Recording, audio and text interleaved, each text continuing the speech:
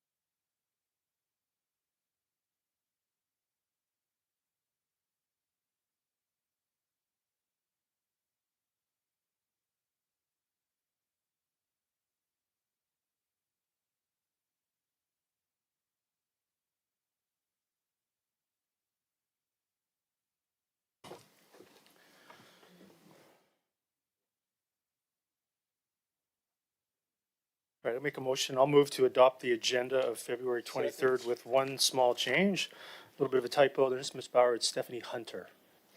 So seconded by Councillor Ferguson. Anybody wish to discuss the agenda? Councillor Richter, go ahead. I'm sorry, I didn't catch that one. Which one? There's a typo on presentation D1. It's Miss Stephanie Hunter, not Hunt. Okay, thank you. Call the question on the agenda. Go ahead, Councillor Richter. Yes, I would like to amend the agenda by deleting item 1.2 under P.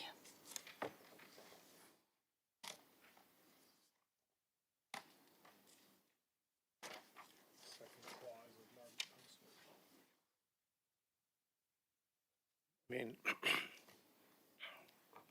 little unusual. I'm not thinking I've seen that before, modifying other members of council notice of motion. So you can certainly move that amendment. Is there a seconder to that? Councillor Richter, if you could propose or repeat your amendment, please. Yes, under P on the open agenda, item number E, or I2, sorry. I2, not P2. I2 under P. I has no items. Maybe you need to be more clear.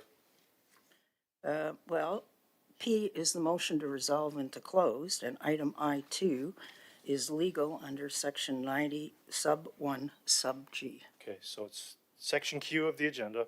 You would like to remove item I2. Okay, just a moment. Yeah, I2 on the closed is what I want to remove. So everybody's clear, that's section Q of the agenda, item I2. Is there a seconder to remove that? I'll second that. Seconded by Councillor Kunst. Any discussion? Seeing none, call the question on removing that.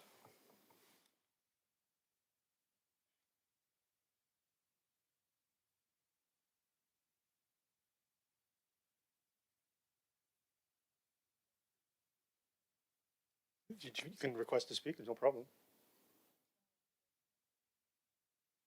Do you wish to declare conflict? What's that? But yeah, go ahead, Councillor Martin. So your microphone is on. Yeah, go ahead. Yeah. Oh, you don't. Okay.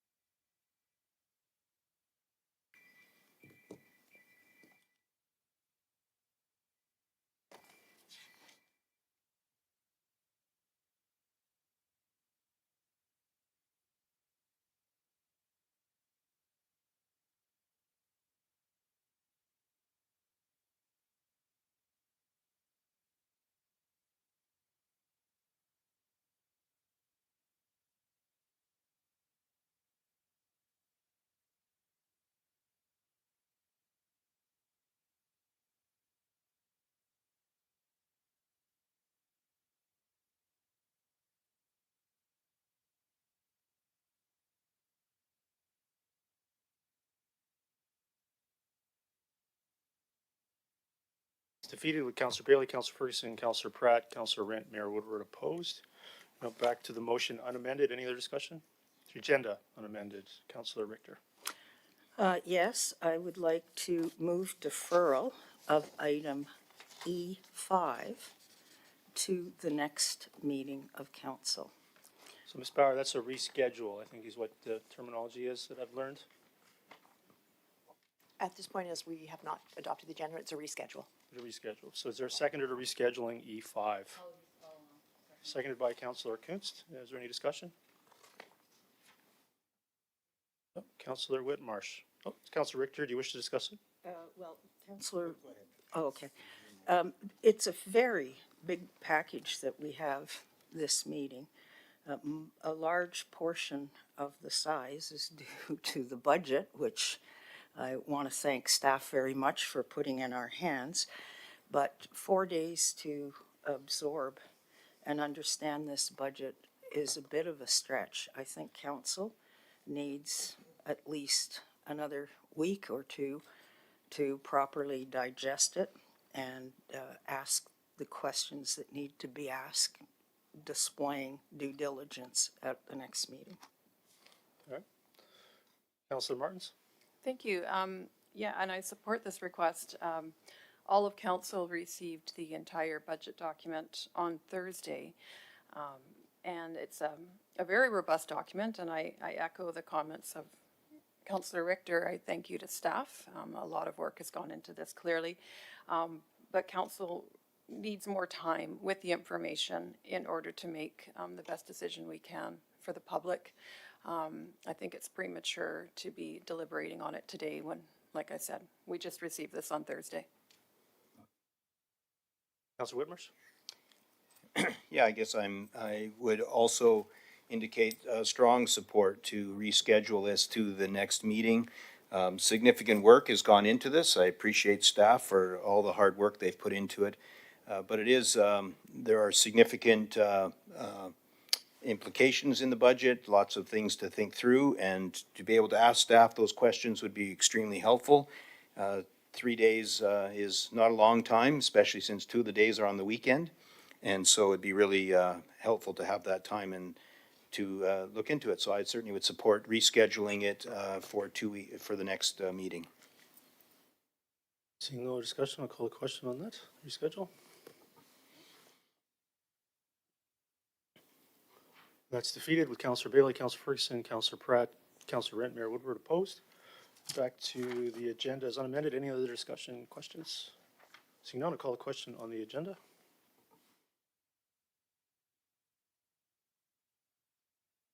That carries. Councillor Richter opposed. Get a motion to adopt the regular meeting minutes of February 9th, moved by Councillor Rent, seconded by Councillor Bailey. Any discussion on B1? Seeing none, call a question on B1.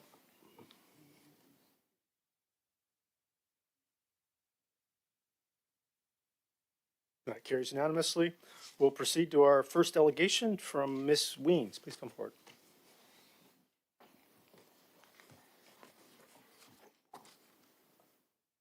Okay, haven't used this new system yet, so we'll see how it goes. All right.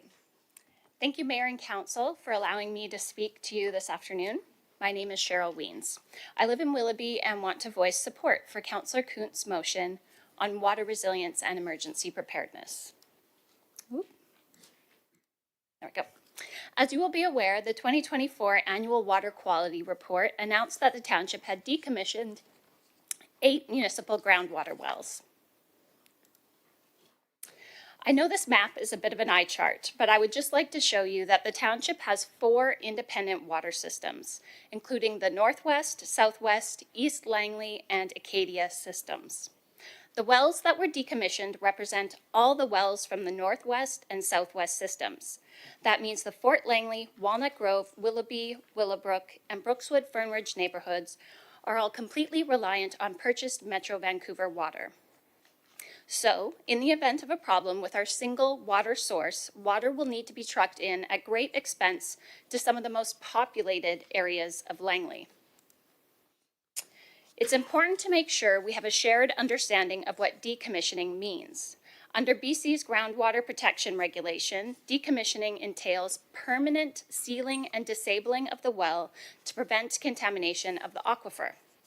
Once this step is taken, reactivation is not legally or technically feasible. Now, if the concern had been contamination risk, I can confidently say that our municipal wells were maintained by trained and competent staff who were overseen by Fraser Health. If the concern was preventing further groundwater decline, like we see with some aquifers like Hoppington Sea, then there are better ways to achieve that admirable goal. By undertaking development of a water sustainability plan, the township could look at ways to improve water sustainability and protect our aquifers. Examples include incentives for more rainwater harvesting systems, daylighting streams, reducing parking minimums, and expanding environmental development permit areas. These are a few examples of ways to conserve and recharge our groundwater that don't put the most populous areas of the township at greater risk of losing access to clean drinking water. And those examples would come with co-benefits, as opposed to an additional $4.1 million annually in additional water purchase costs. But today I actually don't want to focus on the financial impacts. I'd like to take a look at the non-financial impacts of choosing to rely solely on purchased Metro Vancouver water. Those impacts include, 1, a loss of important skills. Township water operators understand how to test and treat groundwater to ensure it is safe for drinking. This is an incredibly important skill set to have locally. 2, climate-related vulnerabilities. The Metro system draws from surface-fed sources that are increasingly vulnerable to climate-related threats such as low snowpack, wildfire smoke, turbidity, and algae blooms. The likelihood of needing a backup source is only going to increase over time. 3, pressure will be harder to maintain during periods of high use. Think of a large structure fire in the middle of a heat wave. And 4, seismic vulnerability. But don't take my word for it. Here are the words of a Fraser Health environmental health officer. Having access to multiple water sources is critical in managing hazards such as the loss of a primary water source. To help ensure a safe water supply during possible emergency events, i.e. earthquakes, having access to this alternate water source is a critical component in managing potential hazards. And the words of a former senior water system operator in the township who said, "Wells are way more earthquake-proof. They have vital couplings. They have a lot of movement. So a well would most likely survive an earthquake. And even if it didn't, a well is a very easy repair. You get a rig out there, you can pull the casing, put a new casing in. A simple repair. Repairing that pipeline underneath the Fraser River, that isn't happening in a day or two." These are just some of the reasons why I'm speaking this afternoon in favor of Councillor Kuntz's motion. That motion asks you to, 1, obtain a staff report on the costs and timelines associated with reestablishing municipal groundwater supply. 2, obtain a staff report on a proposed plan for public education and engagement on the issue. And 3, publish an updated water emergency response plan. The current plan published on the township's website was drafted in 2019 and still refers to the joint emergency program with the city.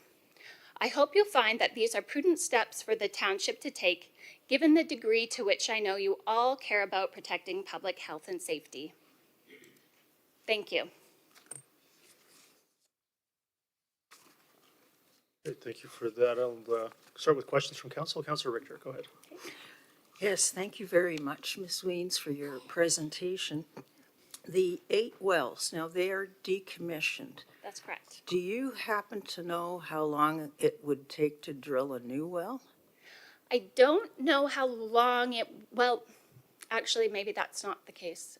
So there was a recent situation in Sunshine Valley where they relied solely on surface-fed water sources, and they knew climate change meant that that could be a problem. They ran out of water anyway, and then they had a water emergency for 6 weeks. 4 of that was to dig a new well, and 2 was to get the system sort of equilibrated once things were up and running again. So I suppose a few weeks, a month-ish. Okay, so In a that month-ish, ballpark. all right. Yeah. I didn't fully understand that we had 4 water areas. That was an Yeah. interesting topic. Of course, what is it, 3/4, if not more, of our population lives on the western side of True. the township. Yeah. There are, what, 2 or 3 systems serving the western side? The western side, so there's the northwest system, the southwest system, and then Acadia is like central Langley. It's like 29 properties, so depends if you count that western or Okay, not, but I so- would say 2. 2. Yeah. All right, and if we wanted to keep a backup water supply on that west side of the township, which I think is a good idea, how many wells should we have there for emergency? So I think ideally you'd at least have one well that could provide that backup supply to both systems, since they're independent systems, as far as I've been able to read. And so I don't think that will be a problem in Fort Langley can have a highly productive well. It might be a bit more challenging in South Langley, so there would need to be some feasibility studies done on that to Okay. identify a good location, because, yeah, the So- aquifers there are under strain. I'm thinking real ballpark figure, at least one in each of those areas? Yes, that would be sort of the minimum. Minimum, Yeah. okay. Thank you for your presentation today. Thank you, Councilor Richter. Councillor Kunst? Yeah, thanks for your presentation. Can you talk about what some of the other communities that also rely on Metro Vancouver water, how they're managing their wells, or if they have wells, or, you know? Yeah, so, let's see here, I do have a slide that has a bit of a jurisdictional scan on it.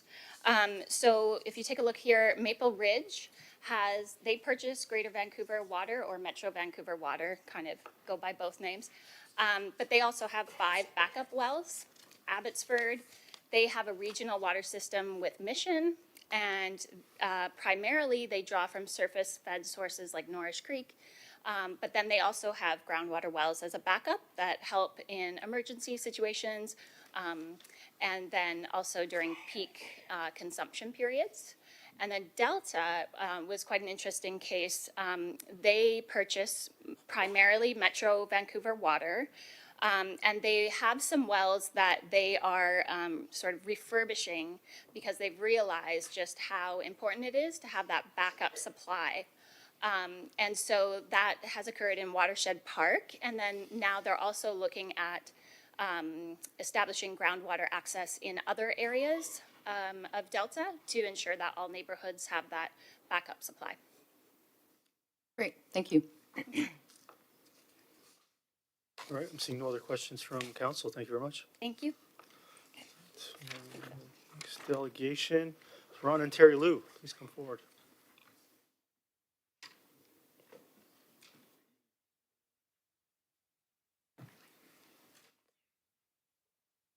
Thanks for coming. Thank you very much, Mayor Eric Woodward and council members. Thank you very much for inviting us here today. It's our pleasure to be here. On behalf of the BC Bats, we would like to acknowledge the Township of Langley as a certified bat-friendly community, and we'd like to congratulate you for this remarkable achievement.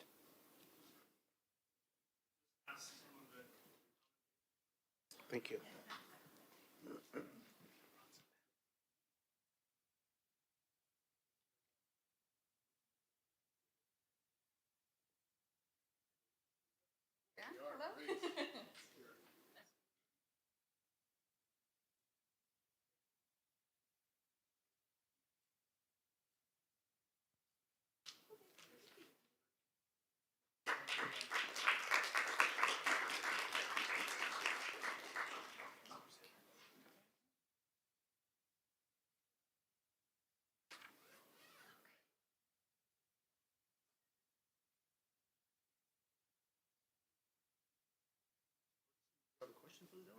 Yes, I have something to say. Please come back. Well, Ron? Please come back, Ron. You have a question from council. Ron and Terry Lee, the trainers, you know, today, when I noticed you were coming today, I really thought seriously of dressing up at Batman and talking to you from the county. That would have been great. But what I did want to say that I've talked to you, I've given my cards, that I want to put one of those bat houses on my property there. And I've given you my cards, and I've encouraged anybody else who's interested to contact you and your team, because it's very fast. And there's one other thing. I understand, it may not be in Langley, but it's maybe Pitt Meadows or some by the salt water, that people can sit down on a pier and wait for, covered up or something, whatever, and wait for the bats to come out. Can you tell us a bit about that? Well, yeah, the bats are coming out about dusk, and they'll start coming out in, April, May type of thing. And you can actually go to the library and get you what you call a bat kit, and it has an echo finder in it so that you can actually identify the type of bats that are in your area. And it's a good thing for keeping account. It's great that you're putting in a new bat house, Steve, because habitat is very important for bats today, especially with the climate change. They do recommend now that you put in 2 bat houses at a time, back to back. So when it gets too hot in the front, they can actually move around to the back. So that's a big change. We're very fortunate that we have the men's shed of Langley that are building the bat boxes for us. We do have 4 in stock now, so we'll be able to look after your need ASAP. So that's the state of the bat box build right now. Thank you very much indeed. Great, and thanks very much again. One more question for Ron. Yes. Yeah, thanks for giving us this designation. Also, I think you answered a little bit of why bats are important, but why is it important for people to, for our community to be a bat community? Well, it's really important. You've got to understand, too, it's an important fact that there's over 20% of mammals on Earth are bats. And the bats in Vancouver, British Columbia, are primarily insect eaters. And in the scheme of things in North America, it saves billions of dollars worth of revenue having not to put on pesticides, buying it. It contaminates the crops that you're doing. It gets into the water system. So pesticides is something that we want to really avoid doing. It is very costly. So the bats will eat their own body weight in insects every evening. So when you think about it, and especially areas, one of my favorite areas is Fort Langley. They have a real need for eating a lot of mosquitoes, and that seems to be one of their favorite diet sources. Awesome. Well, thank you for coming. Welcome. Appreciate Any it. more questions? Thank you very much, Mayor. Okay, next delegation is Sunny Hundal.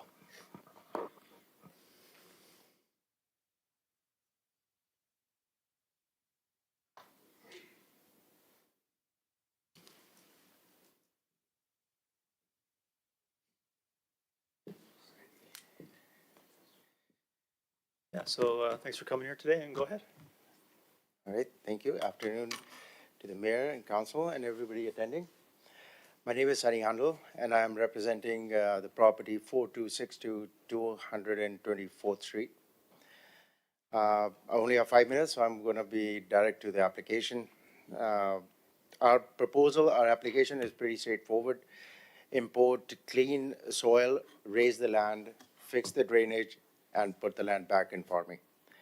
The vision is to have a professional and operational blueberry farm with the horse riding school facility on the property. Now, the zoning remains agriculture. There is absolutely no industrial use, no truck use, and the land use does not change. Now, I want to address the elephant in the room. We are aware of the concerns the community has, and we heard them, and they are genuine and legit concerns, and we are taking them very seriously. Anybody who hears over 60,000 cubic meter of soil, approximately 8,700 trucks, that does sound very significant because it is a significant number. However, I would request you to understand the volume we are talking about is obviously very significant, but it's not driven by profit. It's driven by the engineering, by the environmental report that confirms that this is what it takes for this size of a property to lift the land out of saturation and convert it into a viable for crops. So the neighbors who are watching today, listening today, and the council, I want to talk about one of the biggest concerns that we heard is about the trucks. Now, we take it, as I said, very seriously. That's why we have a very strict and enforceable plan, the truck management plan. The trucks will operate Monday to Friday, 8 to 3 p.m. or 9 to 3 p.m., whichever works, and absolutely no trucks on the weekends and the holidays. And the trucks will only use 224th Street, 40th Avenue, 232th Street, and 216th Street. Every single load that comes in will be covered with tarp, and every single truck that goes back on the road will be cleaned, the wheels will be cleaned, the dust will be controlled, and we are going to have certified crew there who's going to ensure the safety and the traffic rules are followed. Now, the environmental safeguards, all the setbacks are going to be followed. They're going to be a clear setup that everybody knows that that's a no-go zone. And we have submitted the grading plans, and they will be followed. There will be no water going into the neighbor's property or on the street. It will be dealt on site because that's the way it has been set up. Now, this project will cause inconvenience, and I'm not going to stand here and say it otherwise. But please keep in mind that this inconvenience is temporary. What we have is a permanent improvement. I don't know how many of you have seen the property the way it is right now, and what they have envisioned is going to be a day and night difference. It is actually going to enhance the neighborhood, and it's going to be contributing to the township. It's going to create jobs, it's going to produce food, and this property is going to be contributing. So the owners have signed the commitment. It's in the folder you guys have. Now, I want to emphasize this is not a symbolic, it's a binding commitment. They are fully aware that they will be held accountable if even a single condition is not met. Now, these guys have chosen to follow this process. They have engaged the professionals, they have submitted the plan, they have listened to the concerns, they have accepted the oversights, while again, fully aware that they will be held accountable if there is any conditions which are not met. And council, out of all the people here in the room, council is aware that not every property owner is following the process. So today I believe that we will be not only making a decision on the soil volume, but it's about whether we support agricultural landowners who are following the rules and regulations. And we set an example that there's no more need to dump soil in the middle of the night. You follow the rules, you follow the regulations, you work with the township, and you get approved. So thank you so much for your time. I really appreciate it. If anybody has any questions, please feel free to ask. A few questions from council. Councillor Coons, go ahead. Hi, Sunny. Nice to see you again. So I guess my concern, knowing the area in Murrayville there, it's very clay-based, and drainage is a huge issue. Yeah. And I know I read through the report, and it didn't leave me with a lot of confidence because some of the words said should, that this, the drainage tiles and all the things that they're going to use should work. And I guess knowing that area a little bit and the infrastructure around there, it has historically struggled with a lot of, when a lot of rain comes, that, the ditch is overflowing. And I heard that from residents that, that's their concern as well. So that's, something that I think. That is true with the area and especially with this property. So right now, if you go on the property, you will see a lot of water.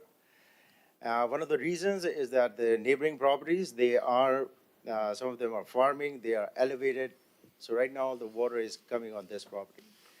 And the plans that we have submitted, that has been amended and gone back and forth with our engineers at the township. And they are more than willing to work with township to make sure it is done properly. Because right now, what I understand is the township, the staff is okay with it. But if there is any concern that you guys want us to go back and get it revised, amended, we will more than happy to do that. So will the elevation be higher than surrounding property owners? Elevation will be not higher or lower, it's gonna be what is required for the farm to be leveled and be able to farming. Because if you go by the report, the soil on that particular property is good soil, but we need topsoil. So some of the areas are a bit low, some are high. So to level it, in some areas, it's going to be, I believe, more than 4 meters, some is not even 1 meter. But that is something which has to be done for any farm to be able to farm it. Okay, thanks for answering my questions. Councilor Richter? Yeah, I don't know a lot about growing blueberries, so thank you for doing a delegation today. I did have a question, though, about 8,700 truckloads. Yes. Which is what this volume is going to amount to, which is basically almost 2 years of truck traffic. Yes. Is that much soil really needed to grow blueberries? That is from a professional environmental firm, and you have the report submitted. And that is what is required for the property to be able to farm. And this 8,700 truckloads is obviously a significant number. But please keep in mind that it's not going to be like 50 trucks coming one day. And it is going to be controlled, and absolutely no trucks in residential streets, not on Old Yale Road, nothing on south of 40th. And they have given a written commitment. If there is any such concerns, if you guys think that you guys can add another condition on it, or maybe if you guys have any doubts, add a condition, maybe you guys can cancel the approval, or if they are not abiding by the rules. I mean, I've been doing this as a realtor, and now I've been dealing with the soil for 15 years. I have not seen one property owner going that far and following every single step which is required. Yeah, And well. we need to, I would say, set an example that there are a lot of property owners who are not worried about the process, and then they are dealing with compliance, they are dealing with lawyers, and the tickets, of course. Yeah, you did say, though, that the trucks were only going to run Monday to Fridays Yes. from about 8 to 3. That is something that could be worked on. It's Yeah. not like a set on stone that 8 to 3 or 7 to 3 or 9 to 3. Whatever works with the township, we are more than willing to work. Well, if you average that out, though, that's like 2 years of truckloads at roughly 12 trucks a day. I have not gone that deep, but we can definitely let you know exactly. But if there is a number that you guys feel comfortable, like maximum 10 trucks or 12 trucks or whatever. So you're obviously, suggesting we just reasonable limit the numbers. Sorry? number of trucks? Okay. Yeah. My last question is, Oh, please. I know that there's red-coated streams, or the ditches are red-coated, which Yeah. means that they're needed for fish habitat. How are you gonna prevent the runoff from the fill going into those streams or into those ditches? So to start with, we are going to have a tape and everything there because nobody can even by accident put anything near there. But once we have everything set up, the soil is there, they are going to have a proper system that the stream, the water course is not touched. We do realize township, it's farming, and we want to preserve that. And I believe it's a very beautiful property, and once it's done, it's fully operational with the horse riding school. It's going to be very beneficial for the neighborhood and the township, because right now it's a dump. Yeah, It's an empty land. I know, but it's just like if you're bringing fill in, you have to be pretty careful that it's not gonna That's what contaminate that's what their anything. job is. That's because personally, I'm not spending money.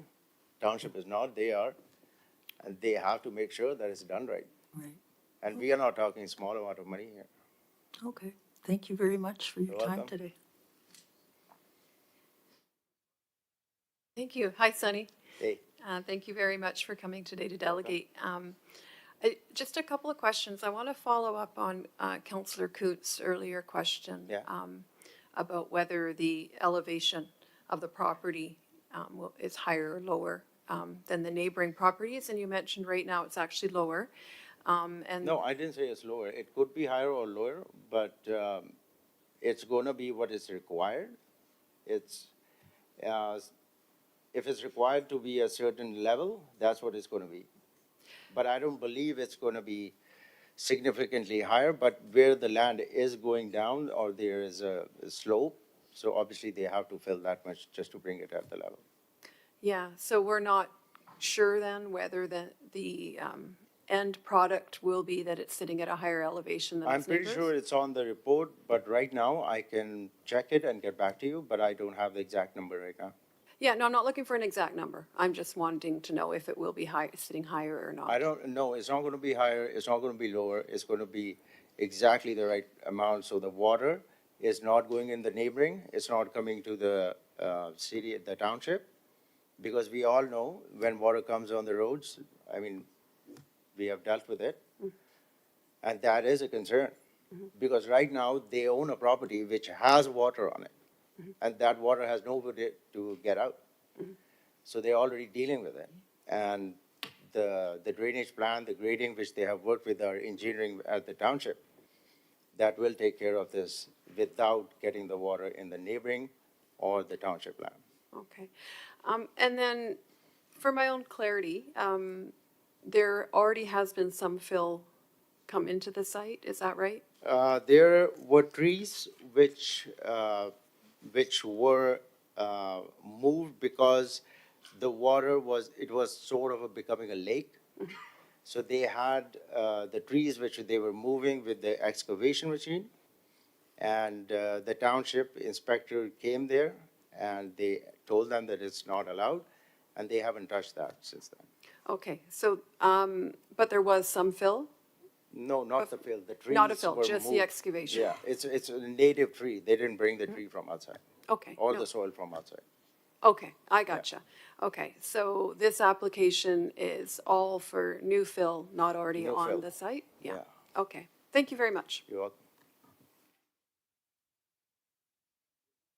Yeah, thank you for coming today and presenting. Sure.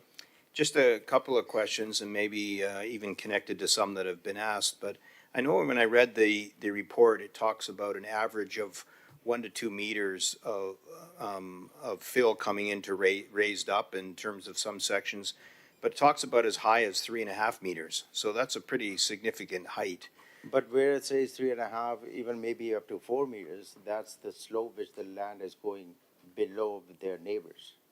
Right. It's not the slope that the neighbor is here and these guys are putting 4 meters on the same level. They Right, are putting the fill just to bring it to the same level, because the slopes in some area are pretty deep. So they have to bring it up, otherwise it won't work. right. Okay, so currently the property is, the neighboring properties are draining into this property, is that? There is water coming in there, The yes. water's coming in. Yes. So at this point, do you have a drainage plan, or is there a drainage plan At thought this of when point- this comes in? At this point, as I said, in some area, it was sort of looking like a lake. That's why they were moving the trees just to make sure it doesn't come all the way to the house. Right now, there is no drainage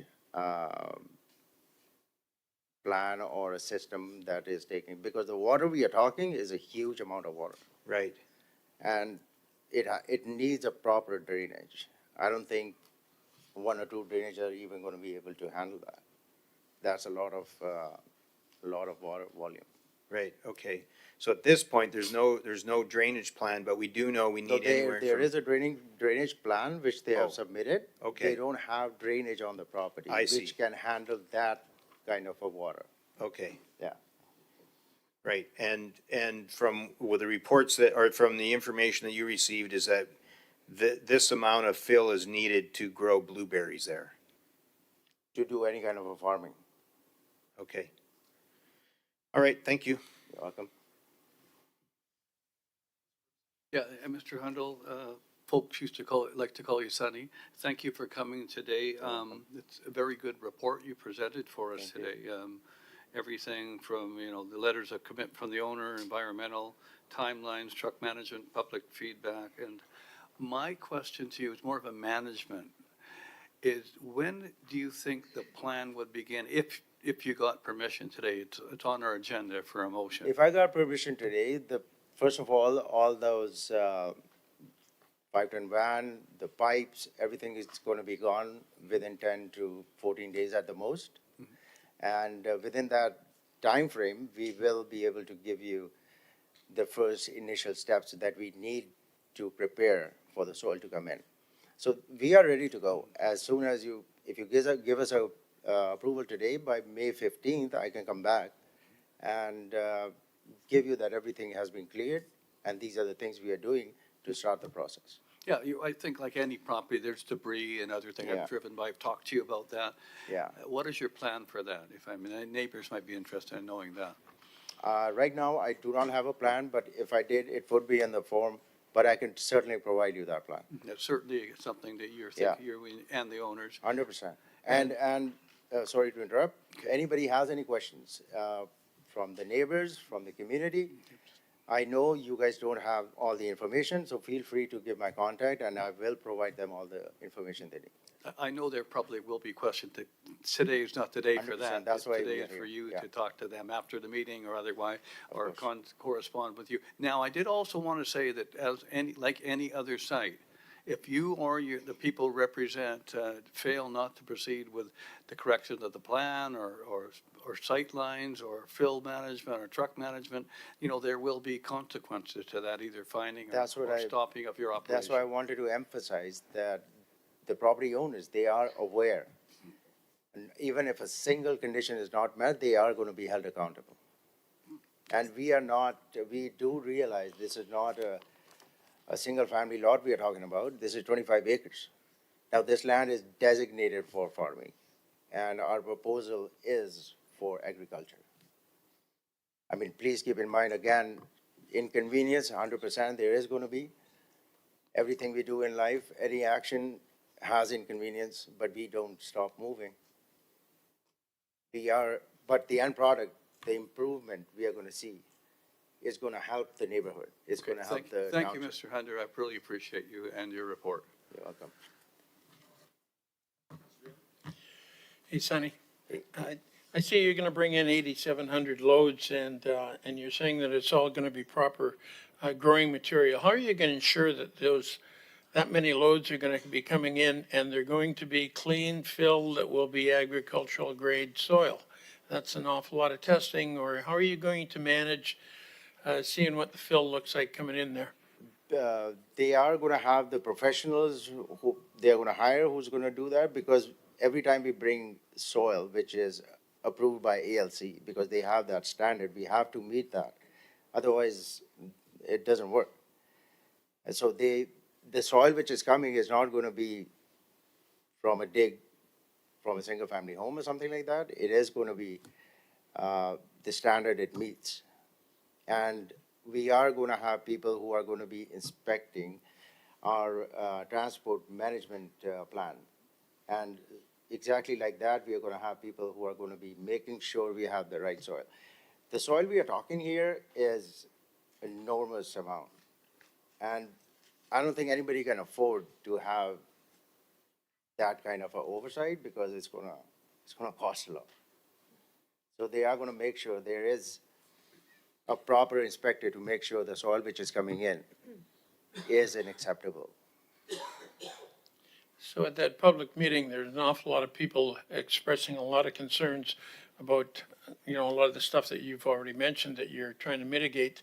And one of them is also, where's the water gonna go that you're pushing off that property now? And some people have suggested that you won't be able to move it out of the ditches and all that kind of stuff in a proper manner. Do you have anything to say, please?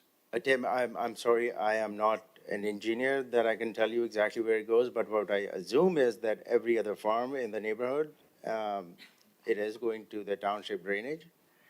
But again, I can definitely let you know. And good thing you mentioned the previous public hearing.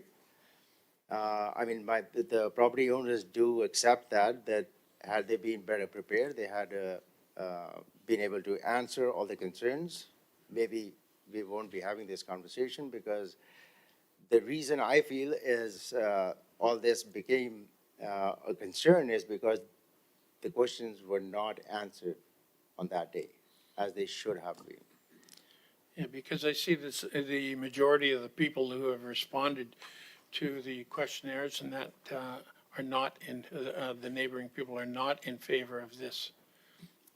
You're right, but again, the demographic, where the mail-outs went, it includes the townhouses, single-family homes, and this particular parcel that has nothing to do with the residential because it's quite far, and the trucks are not even gonna go that far.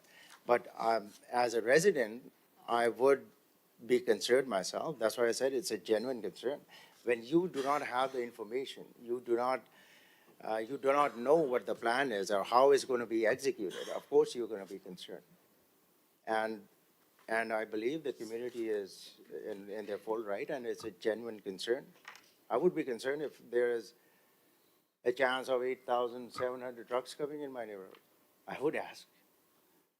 So, but at the same time, we are willing to work, we have a plan, we have submitted it, and it's not that this is the final plan, there's no changes anymore. We are willing to work with Township. If there's any conditions you think will help the community, sort of a peace of mind to them, then we will consider it, we will talk about it. Yeah, I would suggest that you don't have a lot of work to do with us as much as you do with the neighbors and the people who are raising objections to this, and that you might want to have an awful lot of conversations with them. No, I'm available. Any questions anybody has, please direct it to me. Thanks, Sonny. Thank you. Yeah, thank you again, Mr. Hundle. I just wanted to clear up any misunderstanding.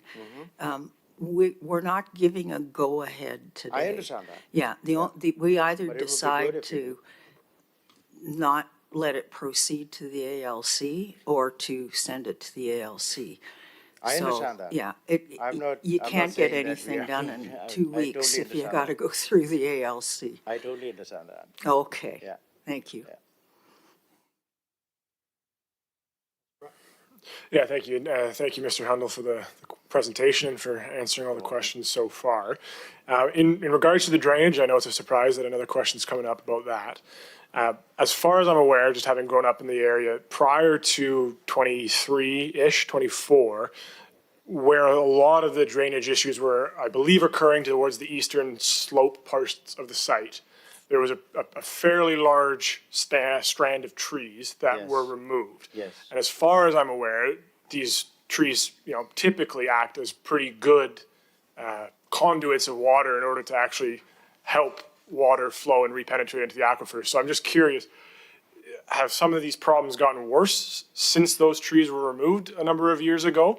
And as the land gets raised to that eastern side and leveled, the water that previously would have flown there and gathered there Right. will be redirected towards the west, towards the ditches that I could see in the Madrone report there, Yeah.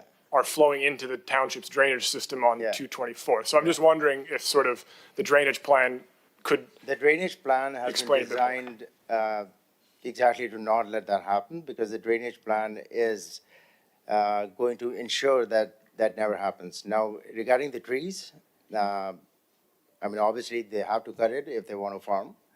And once the fill is there, the drainage plan is in place, there is not going to be any water issue. There was a concern raised that what about the neighbors or the town, the ditches on the township?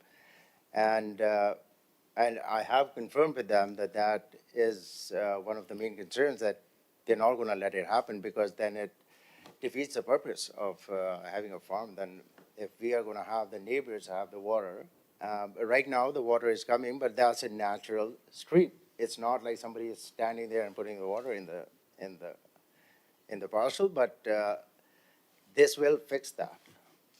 And once the fill is there, you are not gonna have a lake forming on the side. Instead of east, it's gonna form on west. It's not gonna happen. I guess that's what the part that I'm challenged by is that if the water is no longer gathering to the east naturally, it's Yeah. going somewhere. And I recognize and I appreciate that you're telling us here that it's not going to be a problem.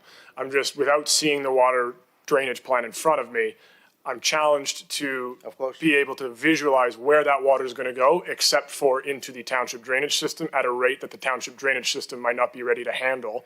And that if it's not going there, it is going to go into neighboring properties because that's where naturally it wanted to go in the first place. One thing I want to make clear is that the water we are talking is not coming from that particular parcel. It's the water which is naturally there.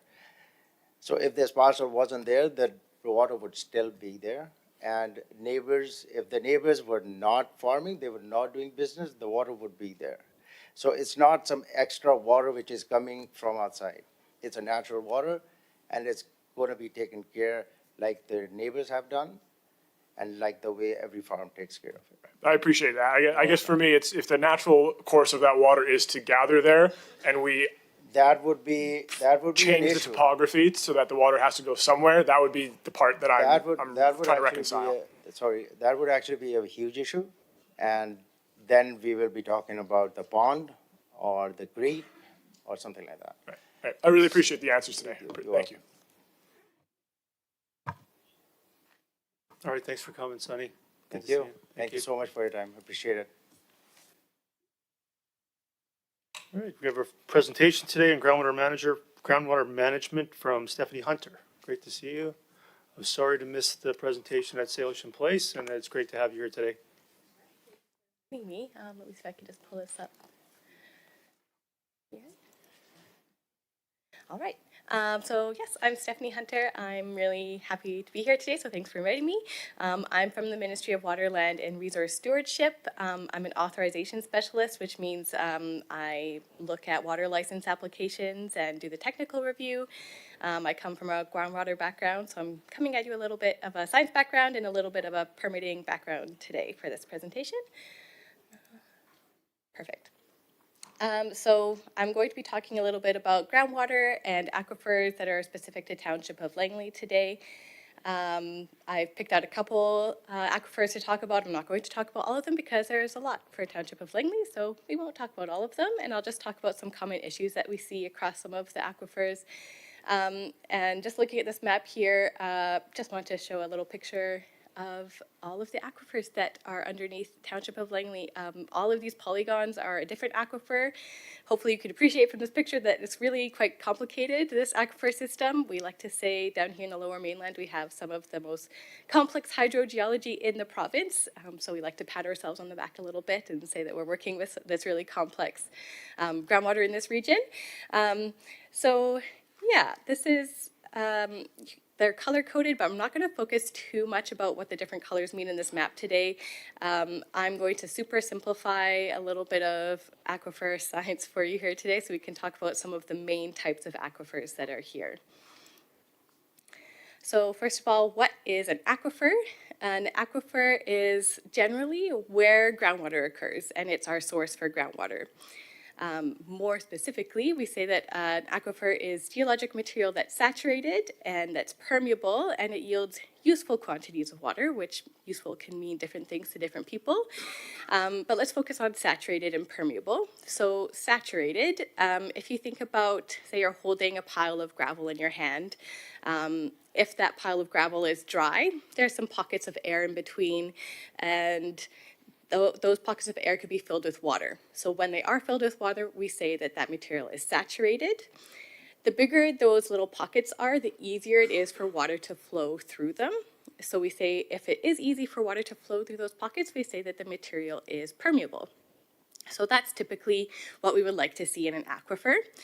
So that's typical of things like sand, gravel, even bedrock if it has fractures in it, that can allow water to move quite easily through as well. So the opposite of that is a material that's not permeable. So something like silt or clay, where the pockets are much smaller, it's more difficult for water to move through there. So we say that that material is less permeable. Not completely impermeable. It's really difficult to find something that completely is impermeable in natural systems. It's typically not possible, but we say less permeable, and we call that an aquitard. So an aquitard it acts as a sort of natural barrier for groundwater. It can help protect aquifers from contamination, and it also just slows down the movement of water through that layer. And for aquifers, I'm going to talk about two main types of aquifers today. The first is called an unconfined aquifer. So that's an aquifer that doesn't have that natural barrier on top. These are typically aquifers that are shallower and closer to the surface of the earth. And confined aquifers are aquifers that are typically deeper, and they have an aquitard on top. So they have some sort of a natural barrier on top of them that separates them either from the surface of the earth or from other aquifers. All right, so this map, there's a few different aquifers highlighted in this map. And then you can see in the really light shading, those are all polygons of other aquifers that are not really of interest to us at this time. The aquifers that are in yellow are ones that have elevated nitrates, so there's some contamination issues with those aquifers. And nitrates typically come from application of things like fertilizers or pesticides, like sort of agricultural practices typically cause that kind of contamination. So I'm not going to focus too much on those ones today. I'm going to focus on some of the aquifers that have declining water levels, which are the dark blue, and then a couple that have some recovering or stable water levels, which are the light shaded blue. All right, so there's a lot going on in this map. This is from our provincial GWells database, which is available publicly online. It's a repository of all the mapped wells that we have, at least the ones that have been told to us. So all the little blue dots, that's a well. This is not, our GWells database is based on information that we get from the public and from drillers, so it's not perfect, but it's pretty good. And you can see here in red is the outline of Township of Langley, and the little purple is the aquifer that we're going to talk about. So this is Aquifer 33, the west of Aldergrove Aquifer. So this is a confined sand and gravel aquifer. There are some Township of Langley municipal wells in this aquifer, and it has a declining long-term trend that we've been kind of keeping an eye on. But you can see sort of post-2016-ish, it looks like the trend in the downward slope has slowed down a little bit, maybe even stabilizing. So that corresponds to when Township of Langley started transitioning away from using as much groundwater for the municipal system. There are 16 current groundwater licenses in this aquifer. That pie chart there color codes them. The blue is irrigation, and yellow is camps and public facilities, and green is commercial enterprise. So those are some of the main license groups that we see in this aquifer. And just so you are aware that we do have a little bit of a backlog of water license applications. So this is by all means not all of the people who are using water. There's not only 16 people using groundwater in that aquifer. That's just all the ones that currently have a license right now. This is Aquifer 27, so the Aldergrove AB Aquifer. This is another one that has some Township of Langley municipal wells. Although you can see also post-2016, that corresponds to when the municipal wells were being used less as well. There has been an increase in groundwater levels since that time. This one, a lot of irrigation licenses and greenhouse and nursery and livestock and animals, so heavy agricultural use in this aquifer. So those are two aquifers that sort of have increasing or not, I don't want to say stable for the first one, but starting to stabilize. Aquifer number 50 is another confined sand and gravel aquifer. This is one that has had a long-term declining trend since even farther back than 1970, and it's still continuing today. And you can see from this one, there's only one current groundwater license in this aquifer. One of the main things that the water is used for in this aquifer is actually private domestic wells. This is an area that's outside of the municipal system, so a lot of people just have their own household wells. And then there's also some agricultural use as well. And I think this is the last aquifer that I'm going to talk about. This one is aquifer 1144, the Hopkinton Sea aquifer. So again, another confined sand and gravel aquifer that's had a long-term declining trend in groundwater levels. So this one is, again, mostly used for private domestic water supply and some agriculture, and there's only one current groundwater license in this aquifer as well. So those are two that we're keeping an eye on right now. So just to break it down into some common themes that we see for aquifers across Township of Langley, sort of issues with water quantity and water quality. So how much water is there, and is the water chemistry of a makeup that we can use it? Typically we want to use it for drinking water. Water quantity, mostly one of the main reasons that we see water used for in Township of Langley is agriculture. This is a map here with the green shading, shows all of the agricultural land reserve in Township of Langley, so heavy agricultural use. And there's also some commercial, industrial uses as well. Some of the issues that we have is unauthorized use, so people who are using water who should have a water license, but they don't have a water license or haven't applied for a water license yet. The province has some ongoing projects that we are looking to try and help identify those users and track them down and make sure they know that to apply for a water license and to get them to apply for a water license, so those are ongoing projects. Another issue regarding to agriculture is just climate change. I'm sure you're all aware that in the past few years we've had some really dry summers.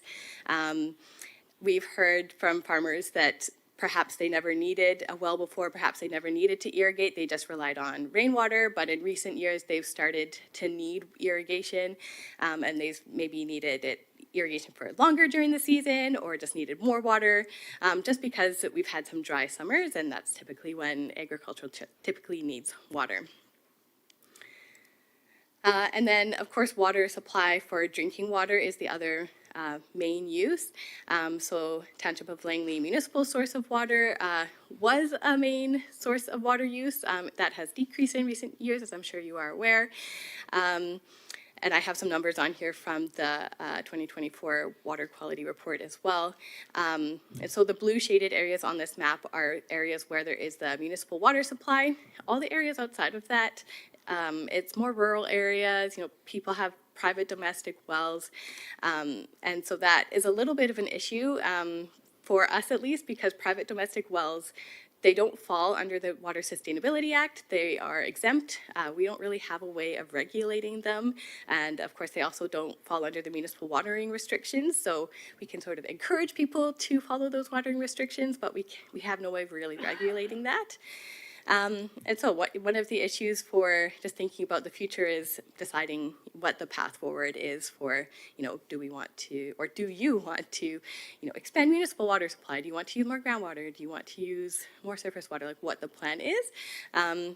So just those conversations are important to start having now before you realize you already need it. So some recommendations that I had, this is from the presentation that I gave a couple weeks ago. We always recommend people apply for a water license if they are using water. Water licensing is one of the ways that we get data about how much water is being used and ways that we can manage the water resource effectively and make sure that everybody gets their fair share. Just recommending people register their wells and conserve water as much as possible.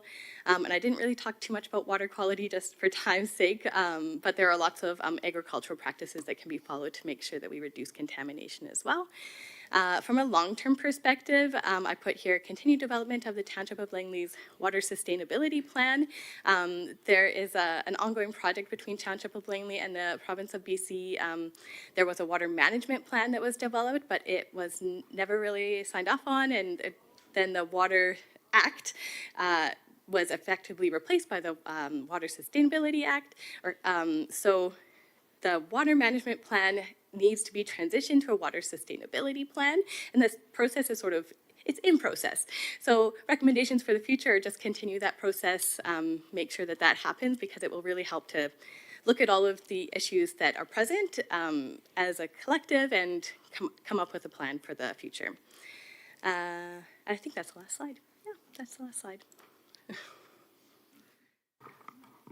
Not seeing any questions from council, so I'll, all right. Councilor Rick. Yeah, that's very interesting. And I'm one of the ones that lives on a private well, so yeah, I've learned to conserve water. But Good. Thank you. by not necessarily accident, but anyway, thank you for your presentation. I had a question relative to some of what our earlier delegate, Ms. Ween, said, relative to sustainability in the future. And given the trajectory for population growth in our community, should we have backup water supplies? And if we should, how many wells? I mean, decommissioning the wells is good for the vulnerable wells that are easily contaminated or easily drained. But how much backup water would we need for a population? We're roughly at 170,000 right now, with projected to be 350,000 Yeah. over the next 10 to 20 years. Yeah, I can't speak to whether or not you should have a backup supply. It doesn't really fall under the Water Sustainability Act. What we more do is determining, how much water you need for now and for the future. So I know Township of Langley has some water license applications in the queue. So just, when we get to processing those, then there will be, lots of back and forth between the technical team on our side and the Township of Langley side to figure out what that number is. And there's usually studies that go into sort of projecting a future amount. So I can't speak to a number off the top of my head right now because I haven't done that background research, and I wouldn't want to say a number that isn't right. Okay, fair enough. Yeah, there usually are studies that go into that, yeah. Thank you for your presentation. Yeah. Yeah, thank you for your presentation. This is my second time hearing it. And when I left the last time, I did have a question about the water sustainability plan, so you kind of highlighted that. What does that look like for us? Do we need a committee? Is that staff? Is that a couple of individuals that are sort of take that on? What does that look like to make sure that we cover that base? Yeah, that's a good question.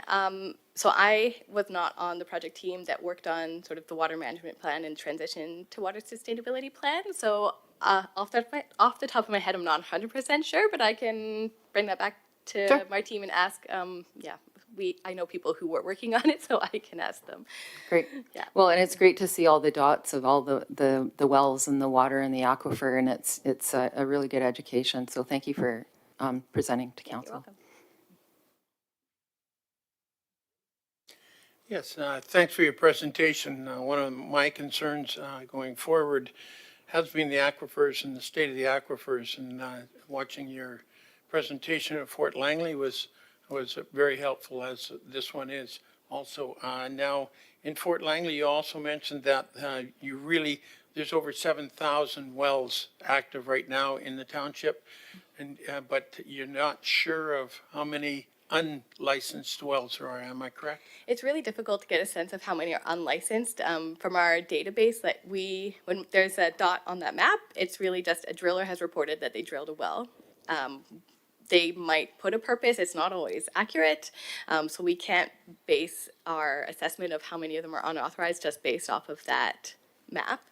So yeah, it's difficult to say the number of unauthorized users. So when someone has a well that goes dry or quits functioning and they have to re-drill, do they have to go for a new license, or is there a process that goes around that?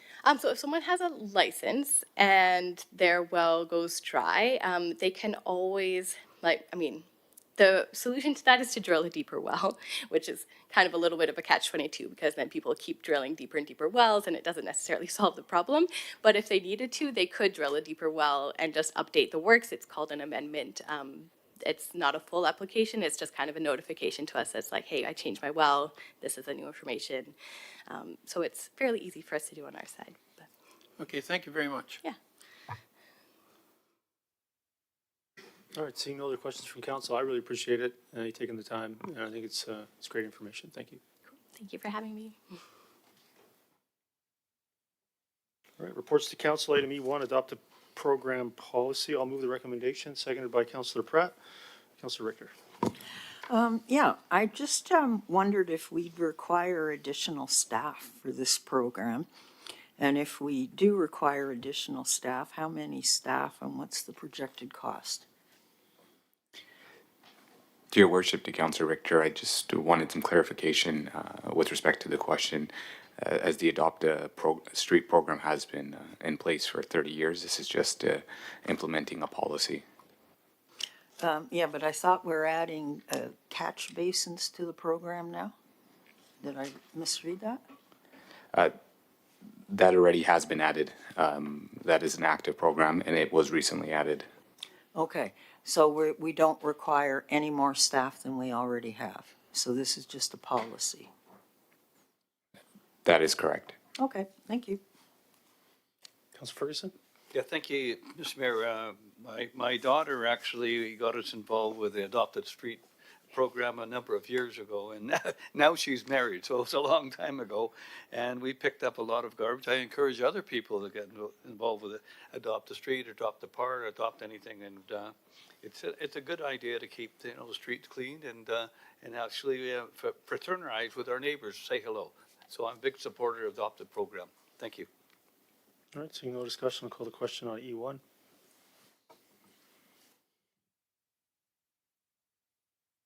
Carries unanimously. Item E2, appointment of chief and deputy chief election officers for the 2026 general local government election, moved by Councillor Rent, second by Councillor Bailey. Is there any discussion or questions? Councillor Richter. Yes, I just was wondering the total anticipated election cost. To your worship, Councillor Richter, I believe the anticipated election cost is included in the draft 2026 operating budget. And off the top of my head, I believe it's approximately 600,000. 600,000. Now, is that more or less than what we've paid in previous years? I believe it's relatively in line with an increase for inflation and some of the costs associated with the machines, voting machines that have increased. Okay, thank you. And it was 616,000. At that, I'll call the question on E2.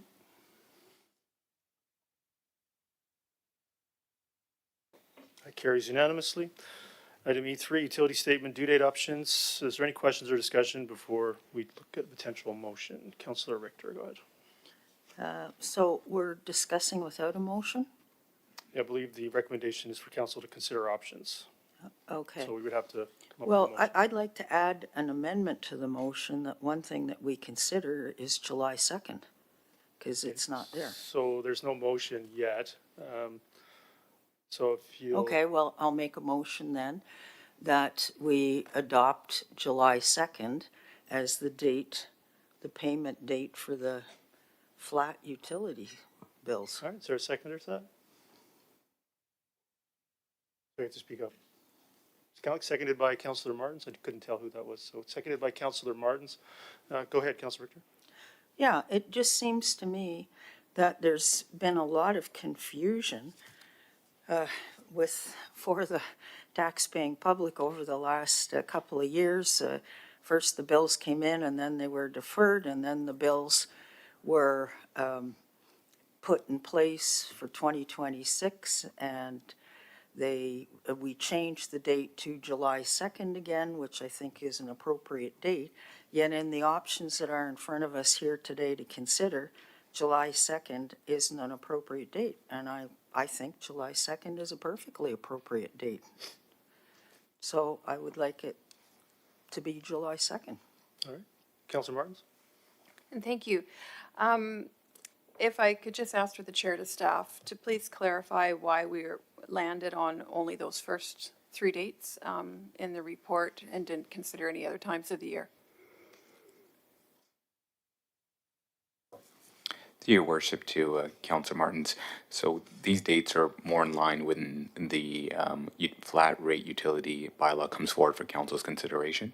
And this is, staff are anticipating that once the bylaw is approved, then subsequently the bill would go out and these would be the more appropriate dates. However, if council provides us direction on different dates, then staff would take that direction. And I believe staff had highlighted in the report the due dates, some of the pros and cons associated with each of the due dates as well.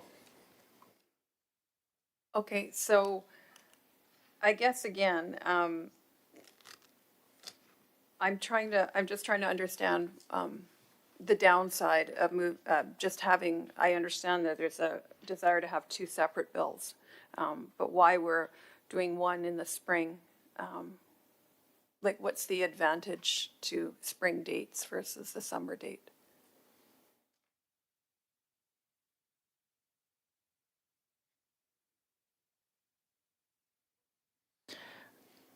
To your worship, to Councillor Martin, so historically this was direction provided by council and then staff essentially responding to that direction and outlined some of the dates with respect to separating the utility bill statements. Okay, so there's no actual advantage to creating a spring date for the flat rate utility bill. Is that what I'm understanding? To your worship, to Councillor Martins, it was council provided direction, and now this provides options for utility rate statements to be separated and provides the option to residents to pay the utilities prior to their property tax statements. Okay, so, because I think where I'm confused is, I thought part of this was the advantage of receiving this revenue earlier in the year from a financial point of view and paying our bills. But I also understand that council approved a motion for borrowing to cover costs that come ahead of the property tax period. So we've already covered off that reason for it. So other than council arbitrarily decided to do the flat rate bylaw in the spring, there is no logical explanation? Is that what I am to understand?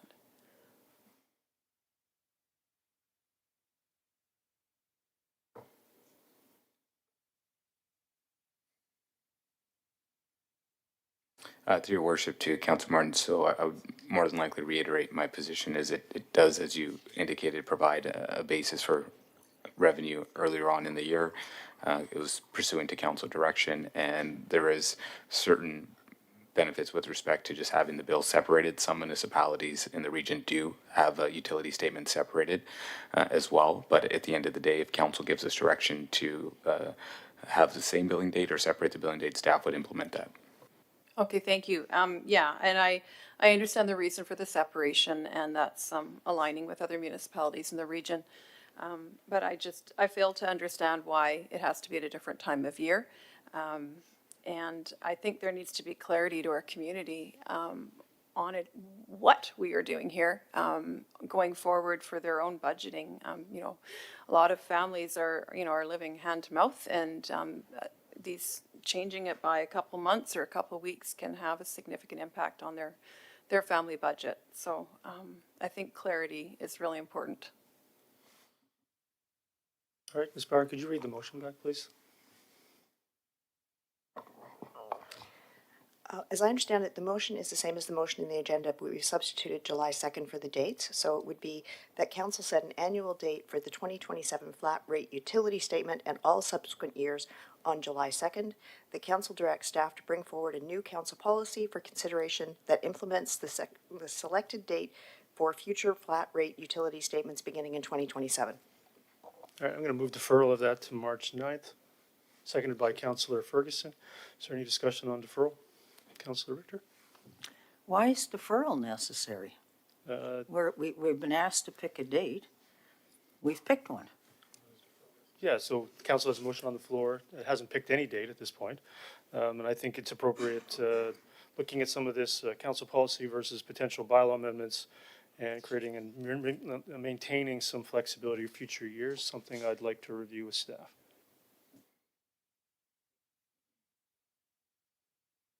And you've picked July 2nd, so Mr. Cooney, can you confirm that the property tax due date actually does change every year? It's not always July 2nd. So you may have picked a Sunday, you may have picked a Saturday for future years. Mr. Cooney, may you confirm that? Yes, we would review that as well and have, in the event that's the direction councils give, we So, would need some flexibility Not to sure have I it can aligned. sort that out here. I think I'll need a meeting or Okay, two to sort this out for so you. the motion that was here was March 15th of the year, March 31st of the year, or April 30th of the year. Yeah, Mr. Cooney, maybe How you would could- that be handled differently? It says just for staff to bring a policy forward. Well, the policy would just simply say on the day property taxes are due. That's not the motion you moved though, so that's why I moved deferral. Okay. All right, so is there any other questions? I'll call the question on deferral.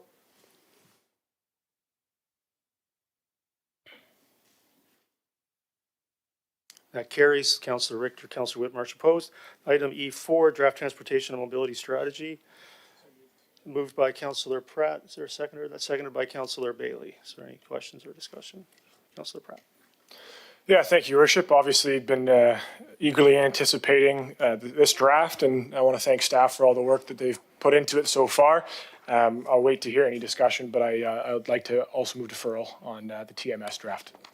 There's no other speakers, so go ahead. Yeah, thank you. I would move deferral to the next regular meeting of council, which I believe would be March 9th. All right, I'll second that. Is there any discussion or questions about deferral? Seeing none, call the question.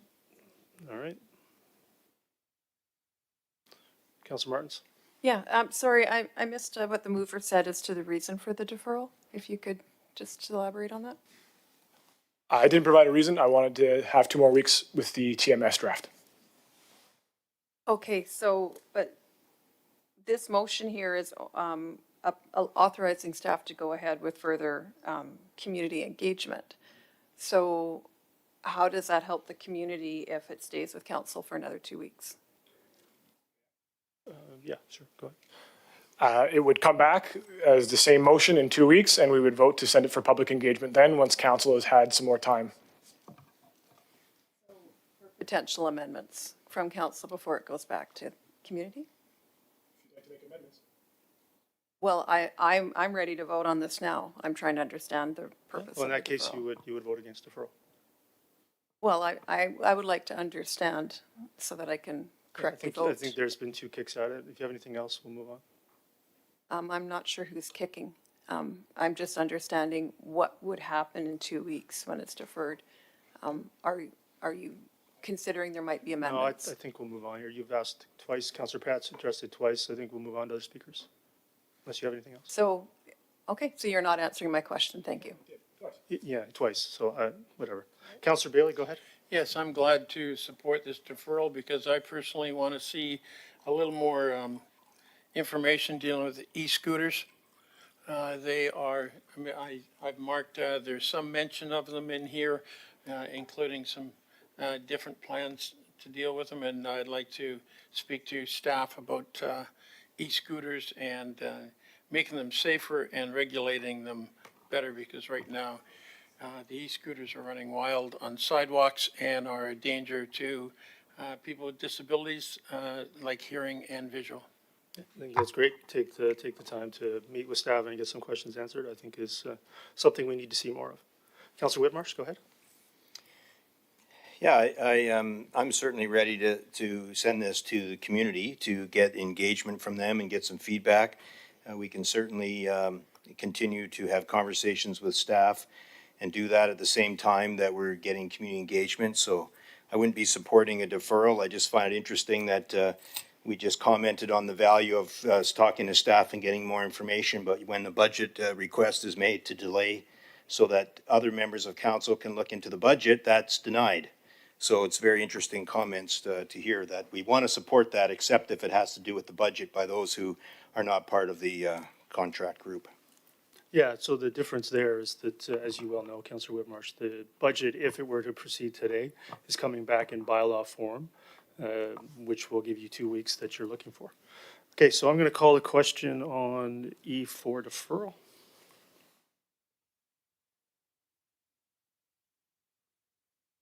That carries with Councillor Coons, Councillor Martins, Councillor Richter, Councillor Whitmarsh opposed. Move on to E5. I'll move the recommendation, seconded by Councillor Rint. Councillor Richter, go ahead. Yeah, I'd like to ask for a point of privilege, if we could have a break right now. This next discussion is going to be quite lengthy. Yeah, that's no problem. I agree. So let's call a recess for a few minutes, return here at 3:05. Great suggestion, thank you. 3 minutes? 3:05. 3:05, okay, thank you.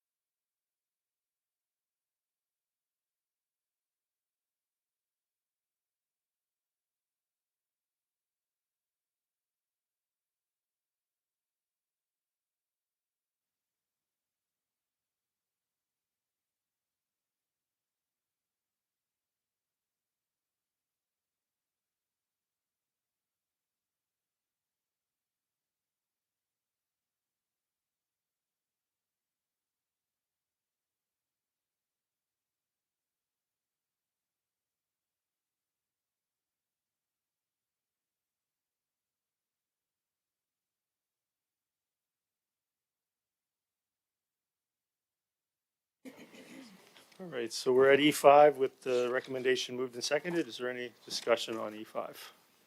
Councillor Martins. Thank you. I actually have 4 points I want to go through with regards to this budget, if that's okay. I just want to say that in advance. I'll just proceed with my questions for staff. Heading to the operating budget with regards to fire.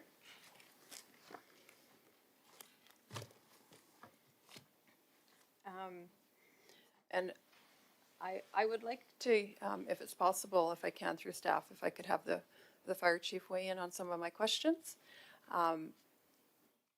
What I want to ask about, a few number of months back, the fire department hosted mayor and council for, I'd call it a workshop or an open house up at the Murrayville Hall.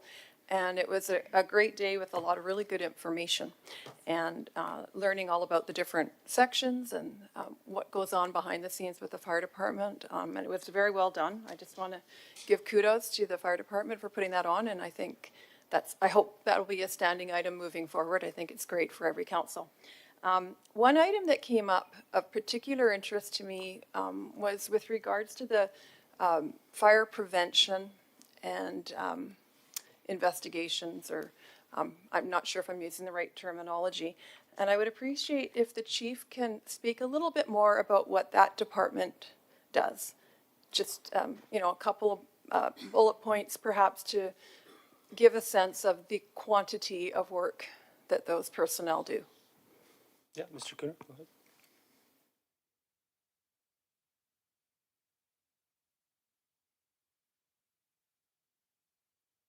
Good afternoon.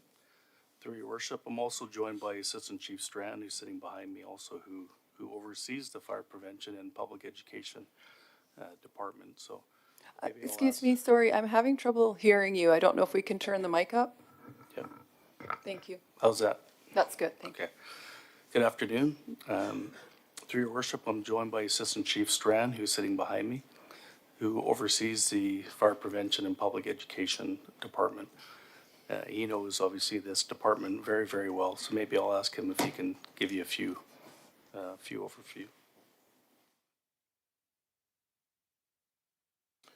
Good afternoon, Mayor and Council. Just through your worship, Councillor Martin's just confirming you're wanting to know kind of our workflows that we do in prevention and education. So we're responsible for approximately 4,500 annual fire inspections a year. So those are our routine inspections. Our in-service duty crews help us with those inspections, as do our fire prevention team. We also have a construction site audit program where we're conducting about 250 construction site inspections a year. That was a result of the Alexander Square fire and a direction from council. We also host public education events in the fire halls, open houses, and community events. And then, as you indicated, the last kind of component of the team is to do fire investigation work. Okay, and could you speak a little bit more about the public education piece in schools, preschools, those sorts of things, perhaps the volume of requests and realistically what you can achieve? So currently, public educations in schools is not something we've resumed since the COVID pandemic. So public education in schools, you said, has not happened since pre-COVID? Correct. Okay. Okay, and how many personnel is assigned to this unit of the publication? I think you said it's fire prevention and public education. Correct. How many personnel do you have working there? We have 6 unionized members and 1 assistant chief and a deputy chief. And when's the last time that the numbers were increased for that personnel? Union staff, the staffing levels remain the same since 2006. And then in 2023, we added an assistant chief of prevention and a deputy chief of prevention. Okay, all right. And thank you very much for that information. The reason I'm bringing this one up is, again, I go back to that workshop that we had, and that really jumped out at me. And speaking from my lens of a former police officer who spent part of my career in community policing and outreach, And there is so much work done in the prevention aspect and the education aspect, whether it's crime or fire. And it's a tricky one because the metrics are not there for what we've prevented. And sometimes it is under-acknowledged and under-resourced as a result. And I feel very strongly when it was brought to light that the staffing level hasn't changed since 2006, and we look at the uptick in the population.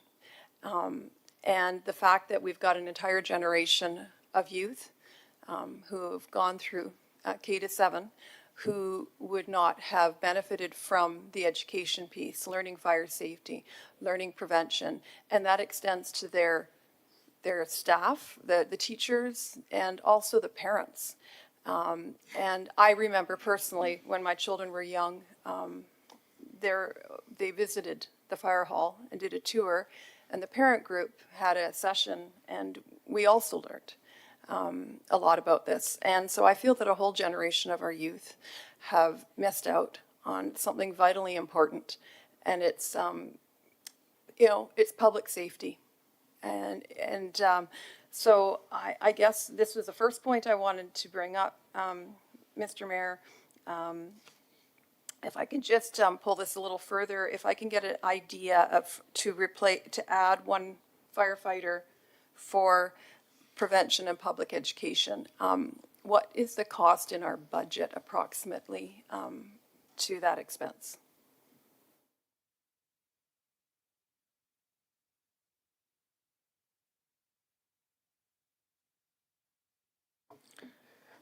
Dear Worship, to Council Martins, we'd have to review the specific position. I believe suppression firefighters estimate is provided in the budget itself, but with respect to a prevention firefighter, we can get back to council on that.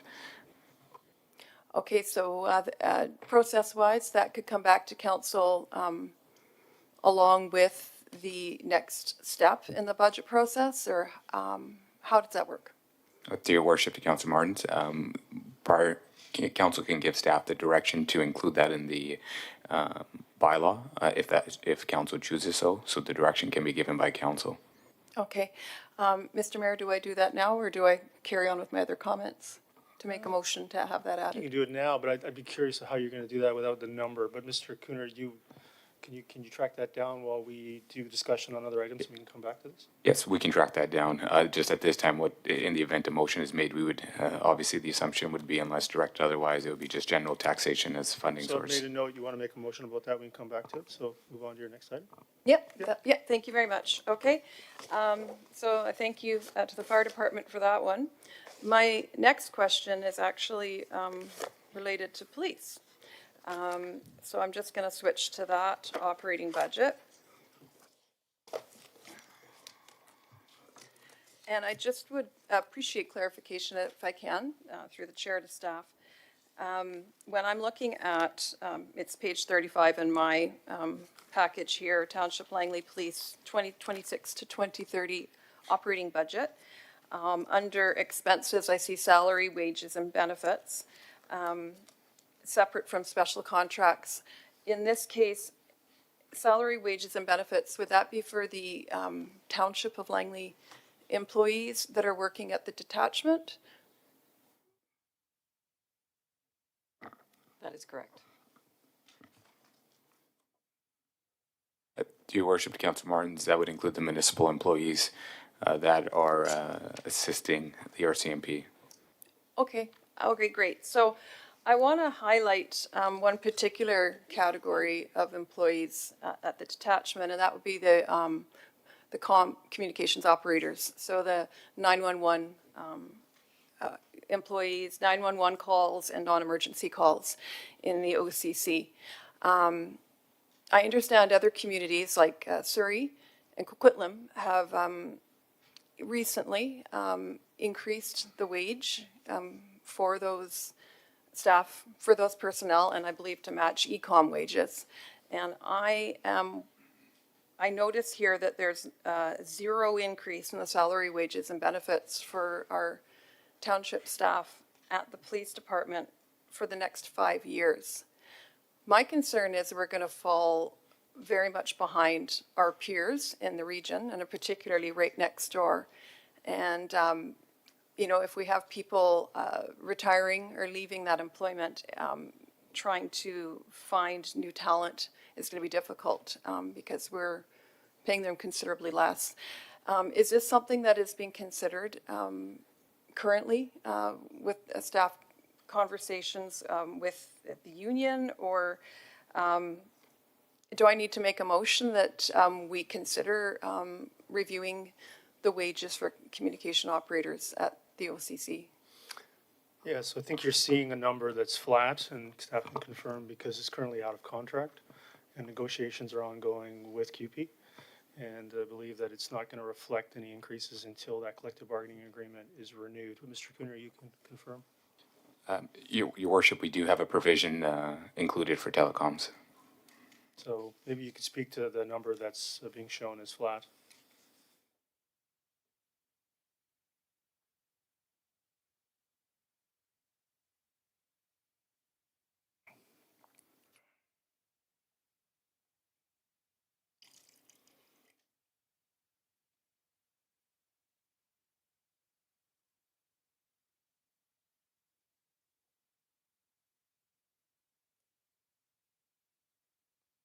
We have included 179,000 this year for the provision. I'm sorry, I'm having trouble hearing. No, it's it's me, not you. We have included 179,000 for the provision this year for telecoms. Okay, so that's a one-time provision, but we're not projecting increases? This is in the base, and we also had some last year as well. Okay. When you see an increase, it's permanent. It's not a one-time. Okay, but permanent, but stagnant. I'm just wondering why we wouldn't have like cost of living increases at the very least year over year with salaries. Yeah, so Mr. Cooner, I think you just need to start from the beginning regarding collective bargaining agreement, how it works and where it's at. Yes, so essentially we do have a provision with respect to telecommunications.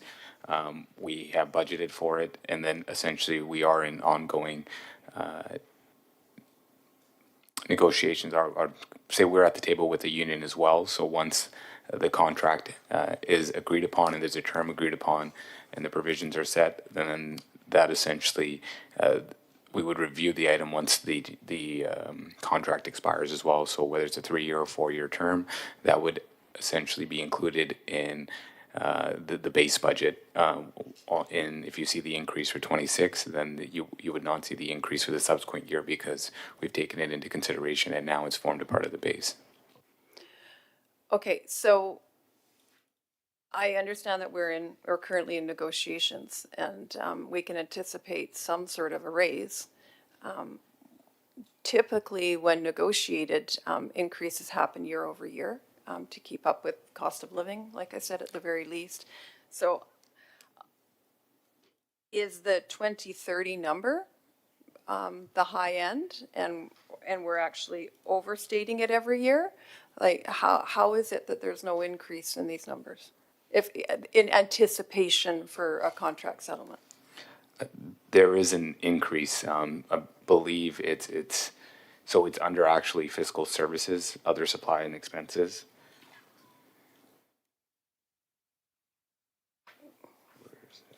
Sorry, where is that item? Is it on the same slide? This is, so the telecommunication item, it's not specifically outlined in the actual non-discretionary adjustments. However, the numbers that we have, there is increase, so it's 179,525. Then there's 6,283 for the subsequent year, 4,845 for the subsequent year, and then 3,900, and then the final year for the 5-year plan is 3,800. So the specific telecommunication job description is not indicated in the non-discretionary adjustments, but that it gets covered under fiscal services. So the 210, you can see the fiscal services, it says 210,000, then the subsequent year it's 179. That primarily is the telecommunications. Yeah, I also see the confusion, and just want to clarify, if you have 76 that's flat across the board, that's being raised by that amount every year. So it's not a flat number, it's being added every year. So it's an increase every year, not a flat number. Okay, and I'm sorry, I'm not sure which slides you or the mayor The- is referring to. If you could just direct me to what you're looking at? Page 36, with respect to police, at the bottom of the page, it says fiscal services. Fiscal services for 2026 indicate 210,000. For 2027 indicate 179,000. Okay. Majority of that cost is for telecommunications. We haven't separated and categorized telecommunication. It falls under fiscal services. And then for the following years, we have internally budgeted 6,000, 4,000, 3,000, 3,000, approximately for telecommunication, just standard increases. But this, the telecommunication does fall under fiscal services, but we haven't separated the line item. Great. So we are then budgeting, anticipating that we will be trying to play some catch up here in this one with regards to telecommunications operators? That is correct. Okay. And what about the rest of staff there? I noticed there, again, flat line. Is there, where would I find the anticipated increases once the contract is negotiated in this budget for the rest of the staff? And in fact, I'm going to generalize that question. I saw that in many departments here, the flat line, and I was a little confused because I was aware we were negotiating.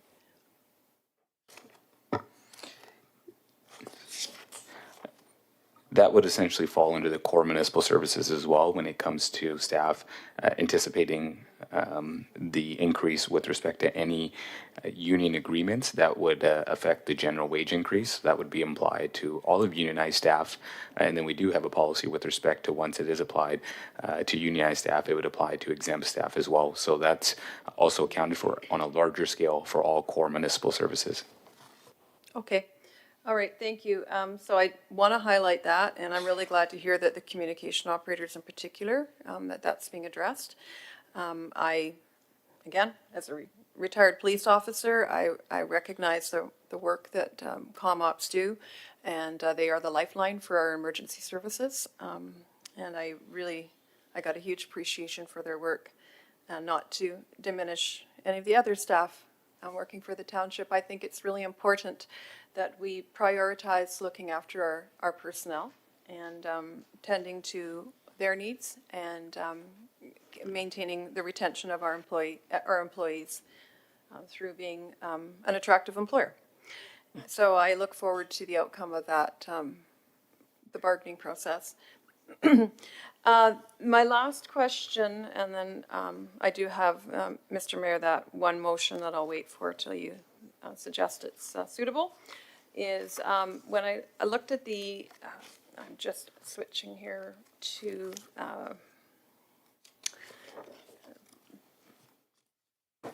the beginning of the slides, the 2026 preliminary operating budget, and I believe the same slide shows up in both the operating and the capital, and it's page 2, and it says budget timeline. And there's dates with different actions to be achieved on those dates. What I don't see is, at our last meeting, I had made a motion for a public open house for meaningful feedback from the public on our budget.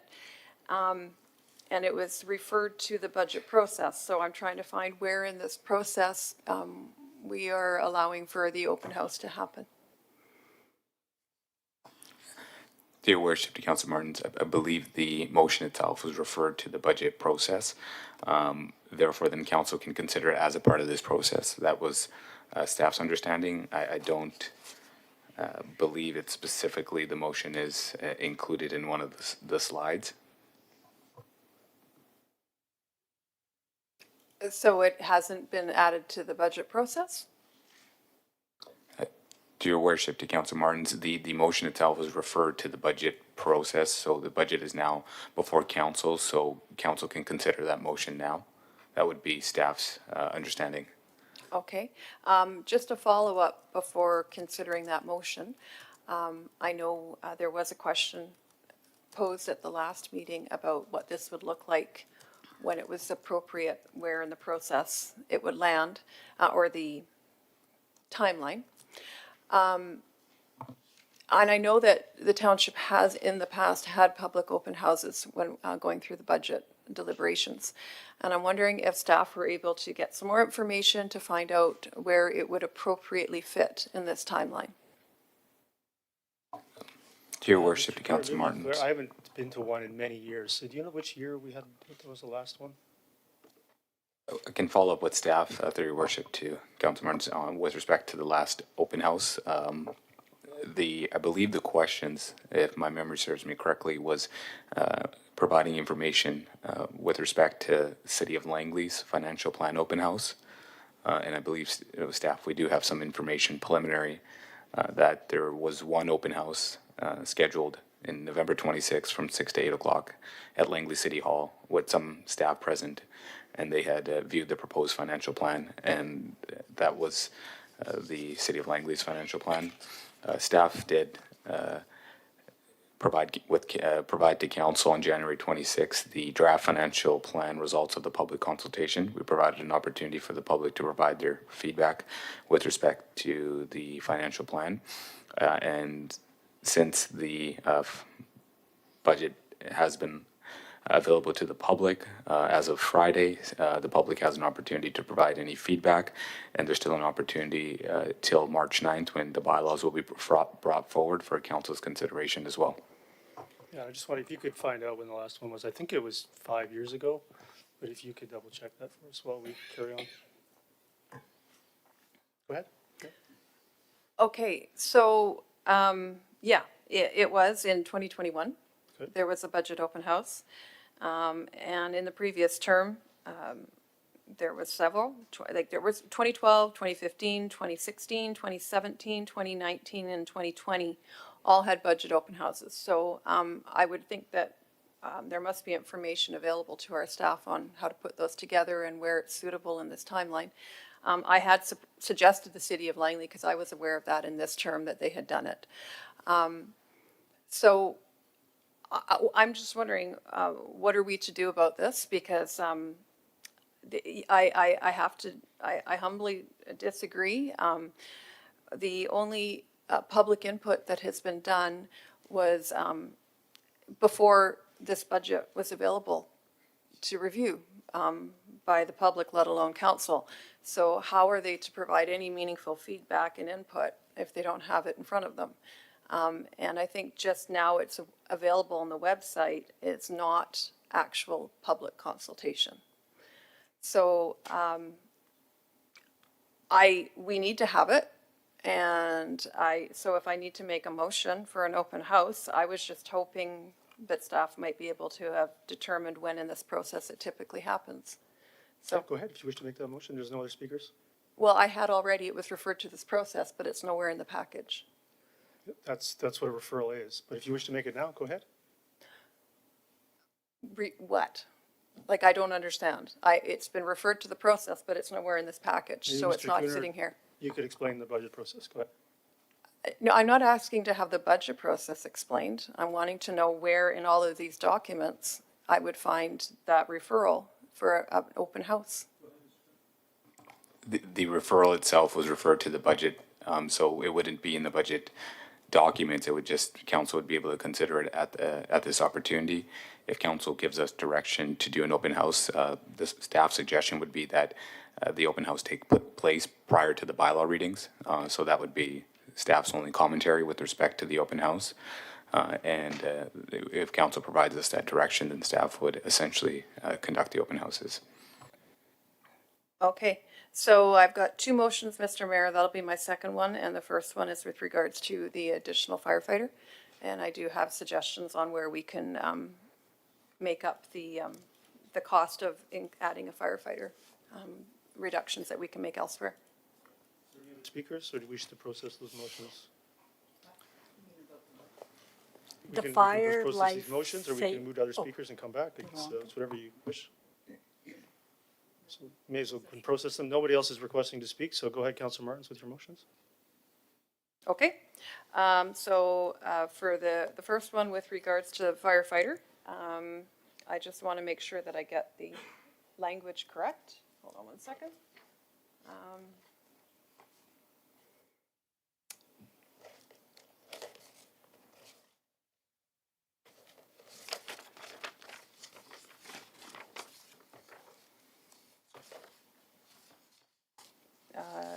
That that council directs staff to add one additional firefighter for fire prevention and education. And I believe, sorry, that would be the end of it. Sorry, for the 2026 budget.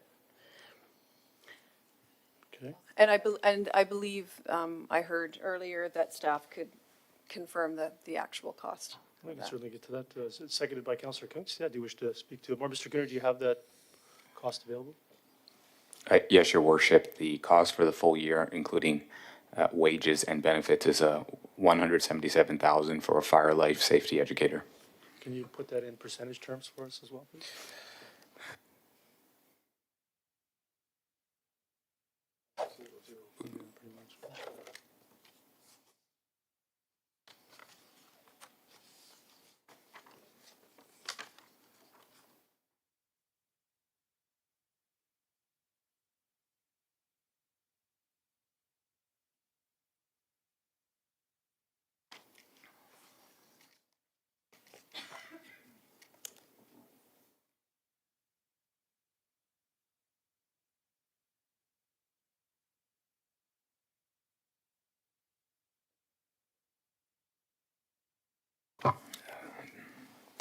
Your Worship, the percentage is 0.09%.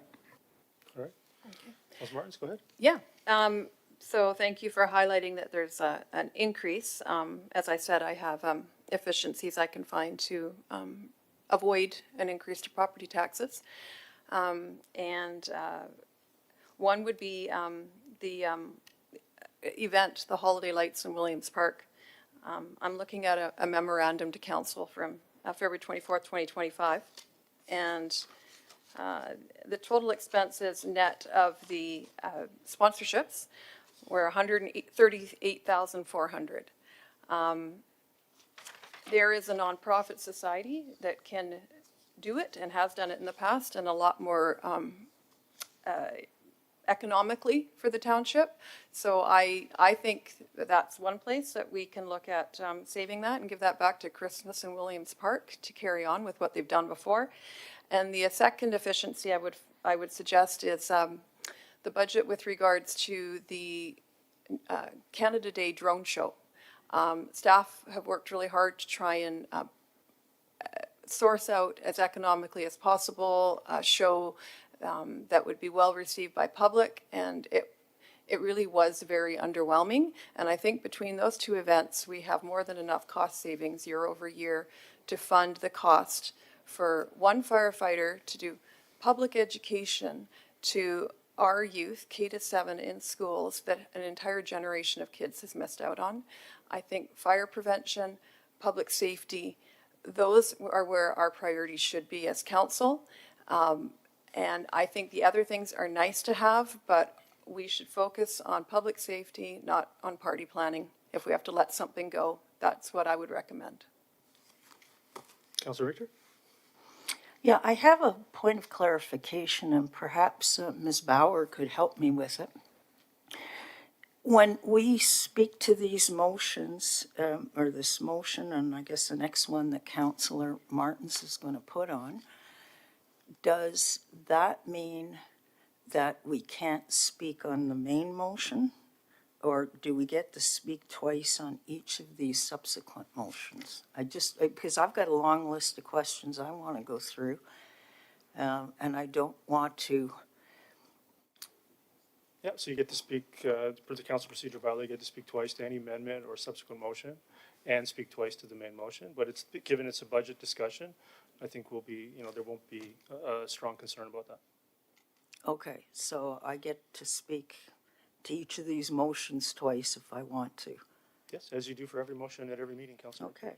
Well, I just want to say I'm very much in support of Councillor Martin's motion on the firefighter. In fact, I didn't realize that we weren't in the schools anymore teaching the kids about fire prevention, because I know when my kids went through the public school system, they would come home every fall with some sort of a fire prevention project that they wanted us to work on at home, like a quick escape route out of the back rooms, etc. And I really think that this is an expense that we need to put into the budget. So I am in support of this motion of Councillor Martin's. Councillor Ferguson? Well, yeah, I don't know if it's something we're either opposed or in favor of. I think it's something that we're looking at for the budget.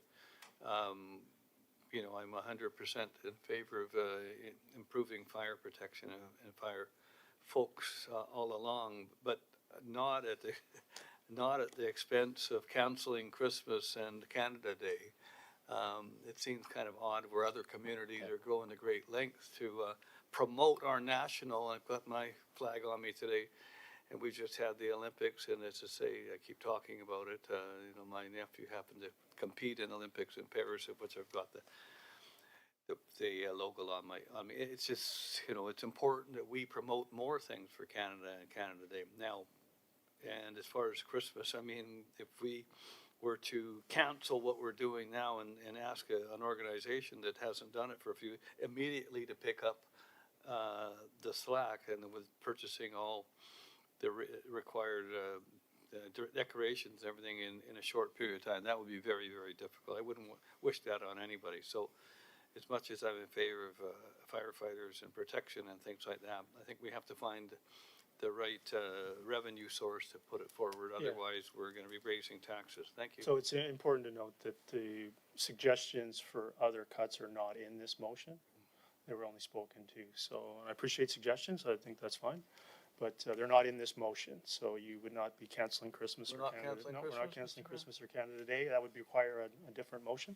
Yeah. I certainly, again, appreciate suggestions, but certainly don't necessarily support those suggested cuts. And if this is adopted, I'd be quite happy to meet with staff and work on some other suggestions to get this through. Councillor Whitmarsh?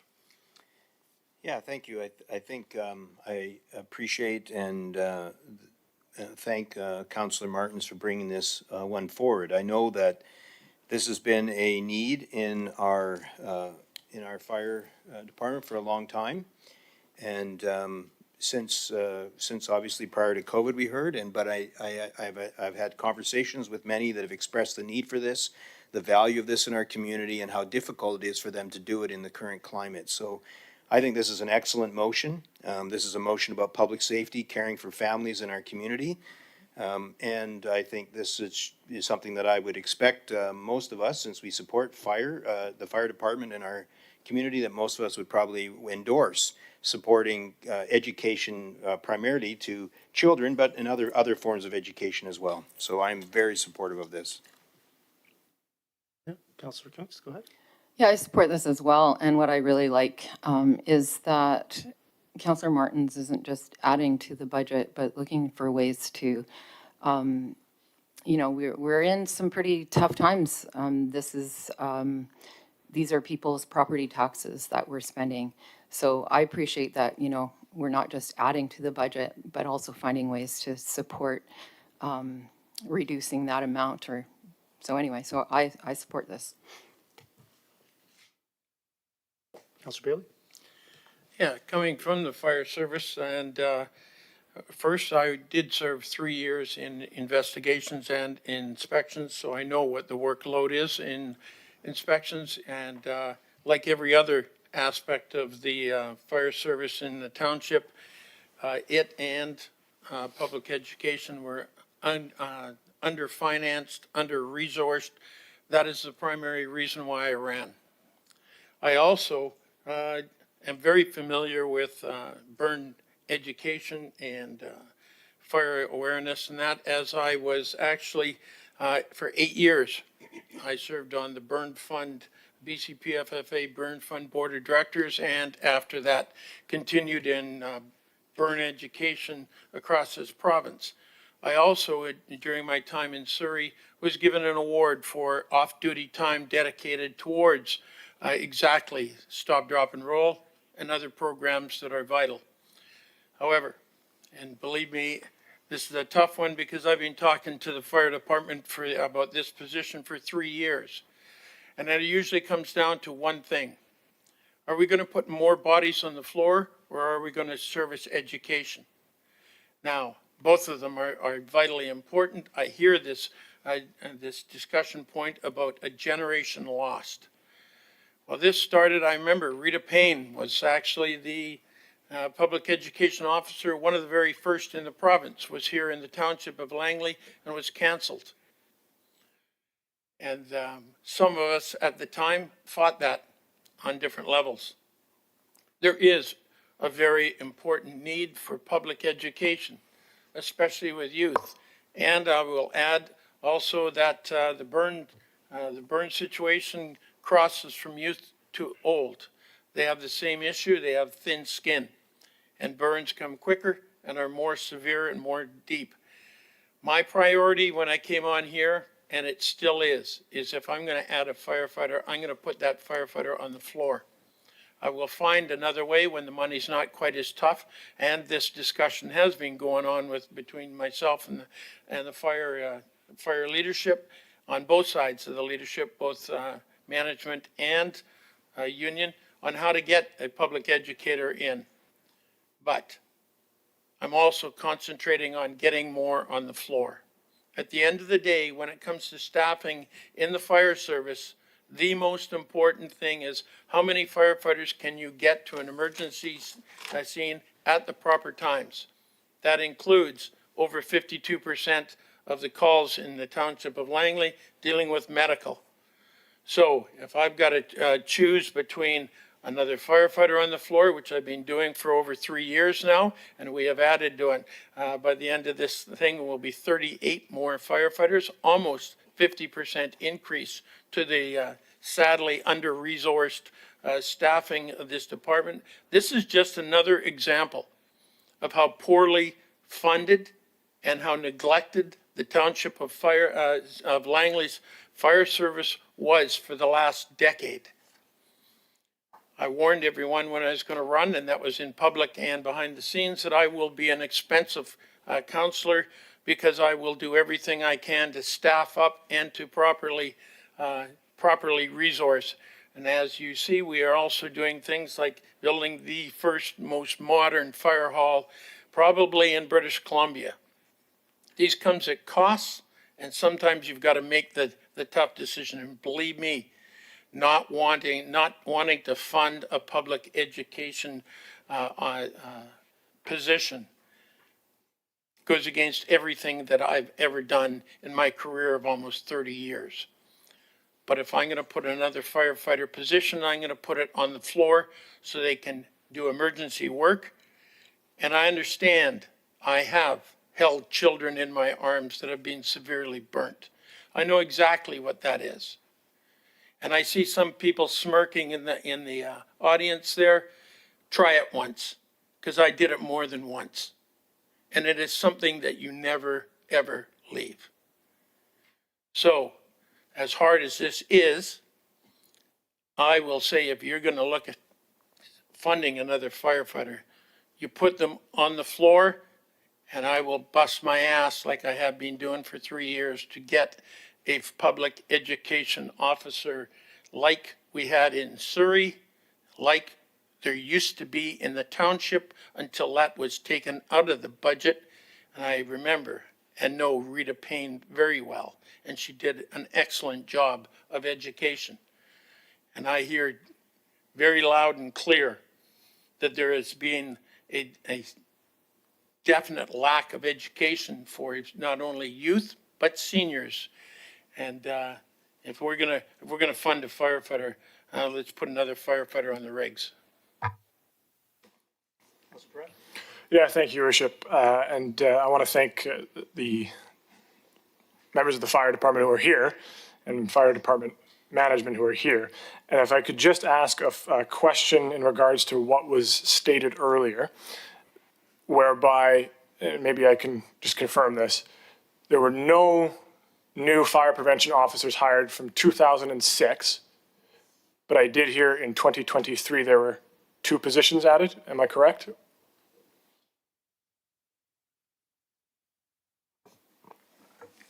Through your worship, in 2023, there was no direct oversight over prevention or training.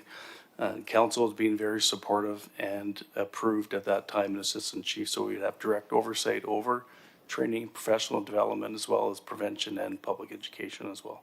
Thank you.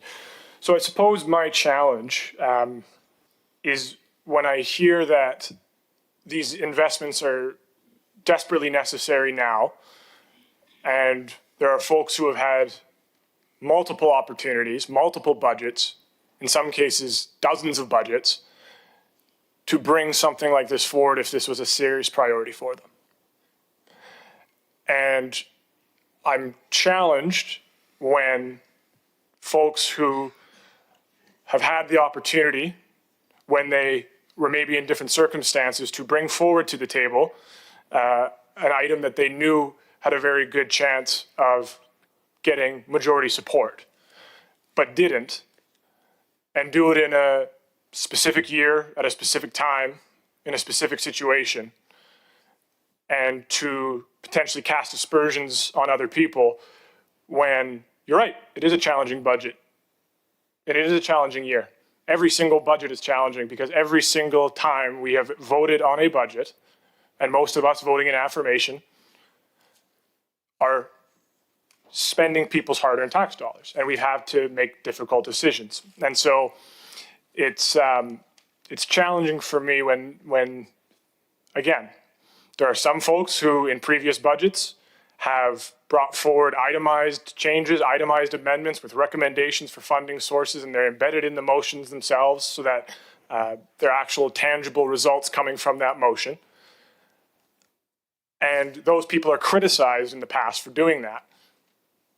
But now, when it's a different situation, there's universal praise for that action to be taken by a councillor. So again, it's a challenging situation to be put in. I appreciate Councillor Martin's concern for public safety. I appreciate her record of being in the public service. It is a challenging motion in a challenging circumstance. Yeah, thank you. Yeah, it is challenging and we do have to make decisions. And I'm not exactly sure what the commentary there was from Councillor Pratt, if he's suggesting I should have brought this forward in the last 3 budgets. Nobody has brought this forward in the last 3 budgets, actually. And it wasn't until I went to that open house that the fire department put on this past year and learned how critically behind we are in staffing this particular section, and that is why I am bringing it up. I am bringing it up, and I'm the first person to do that at this table.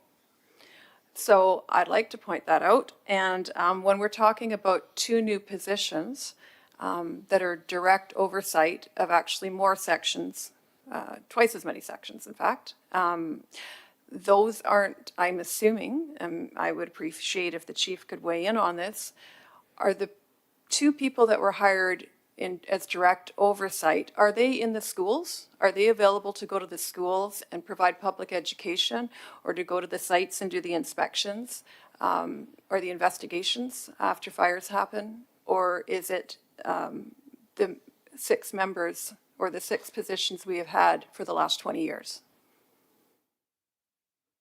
Through your worship, they're not in the schools, but I can tell you Assistant Chief Strand, who's sitting behind me, does play a large role in investigations, et cetera. And I'm not sure if he wants to add to that or not, but just generally.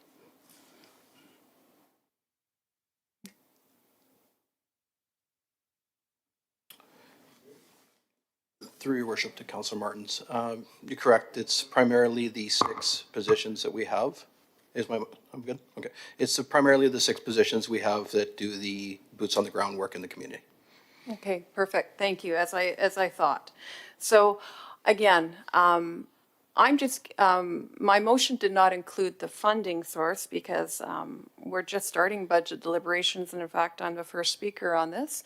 And I think there are efficiencies that can be made elsewhere, and we need to sharpen our pencils and truly look at what we can afford and what our community needs.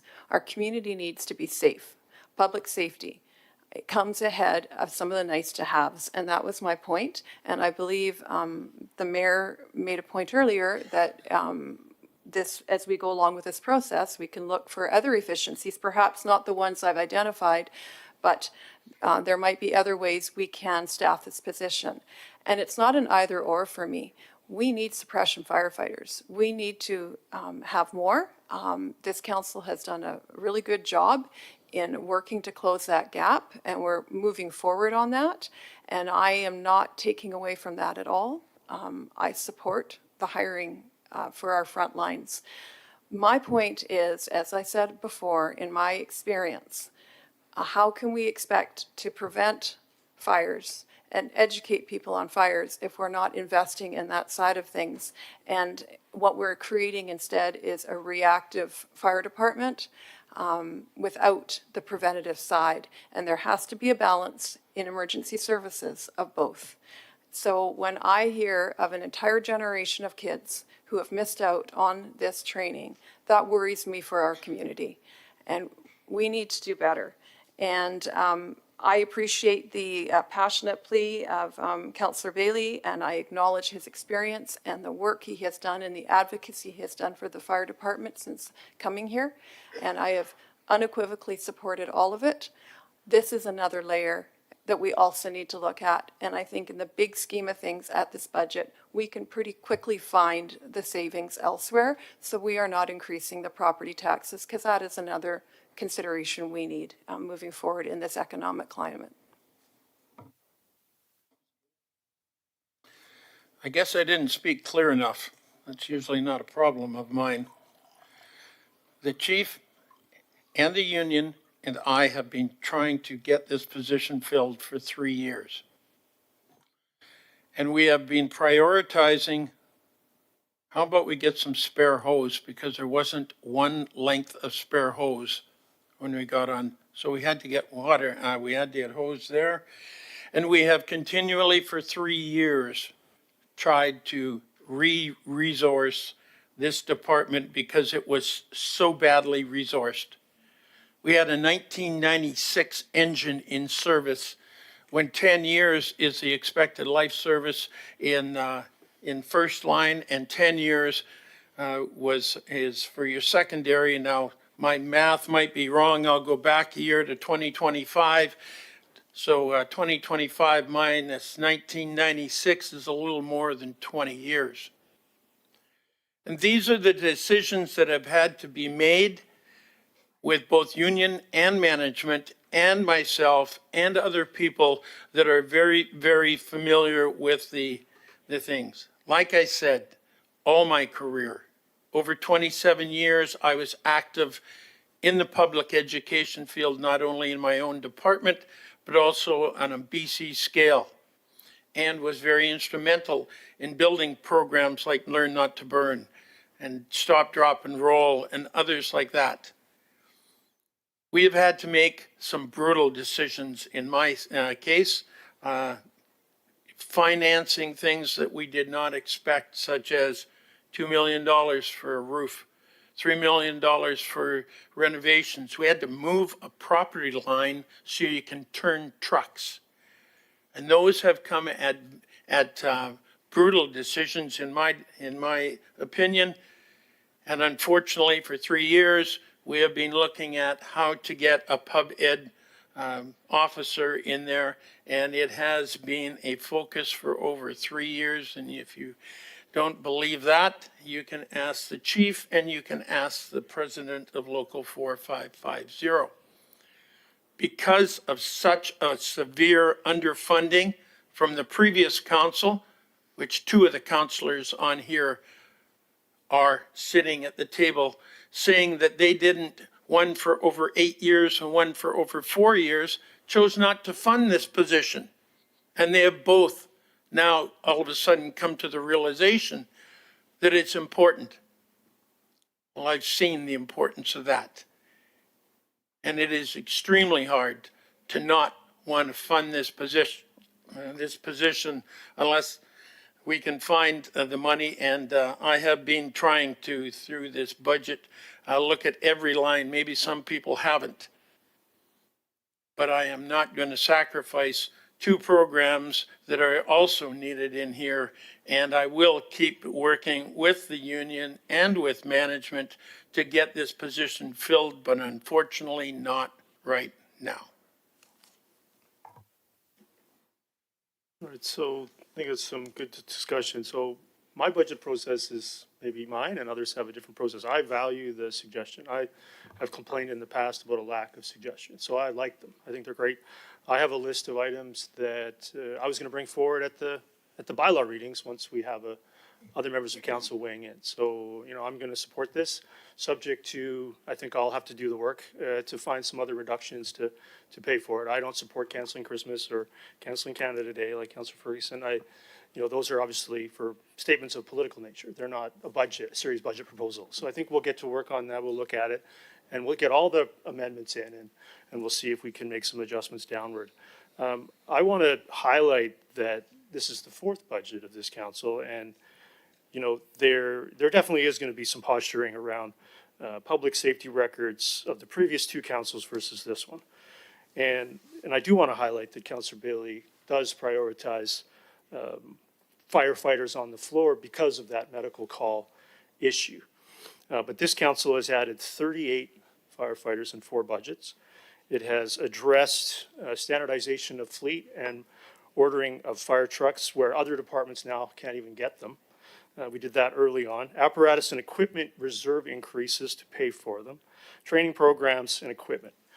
And it's hard to compare where we are today with fire and the state of our fire department, where it was when last council in the last year, the fire department had to beg and delegate to get 4 members on a truck. That's the record of the last 2 councils. And so I am proud of this one, and I'm proud of this suggestion. I think it's good. I have had many discussions with the chief and others in the department at events saying, hey, what else do you need besides this or that? And this has come up a couple times. So I think it's good. I support it. If others don't, I totally respect that. But I think I'm willing to see it go into the budget bylaw, subject to I think what others will have to do, though, to find the reductions. So with that, I'm going to call the question on this motion.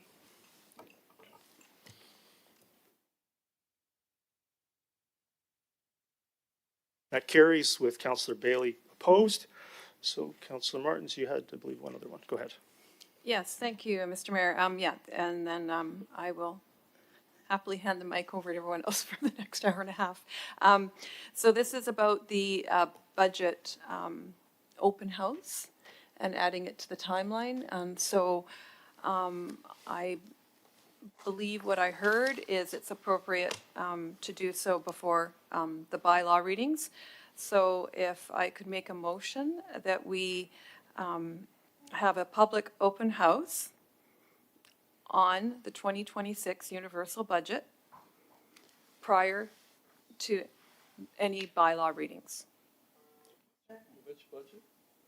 I think 26 was mentioned. It's seconded by Councillor Richter. Yeah, go ahead. Go ahead. Yeah.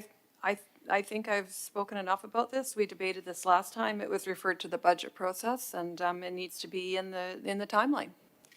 All right. So, Mr. Cooner, did we confirm when the last time the township has held an open house? Was it in fact in 2021, about 5 years ago? That is not staff's understanding. I believe that was during COVID. So 2020 was the last open house.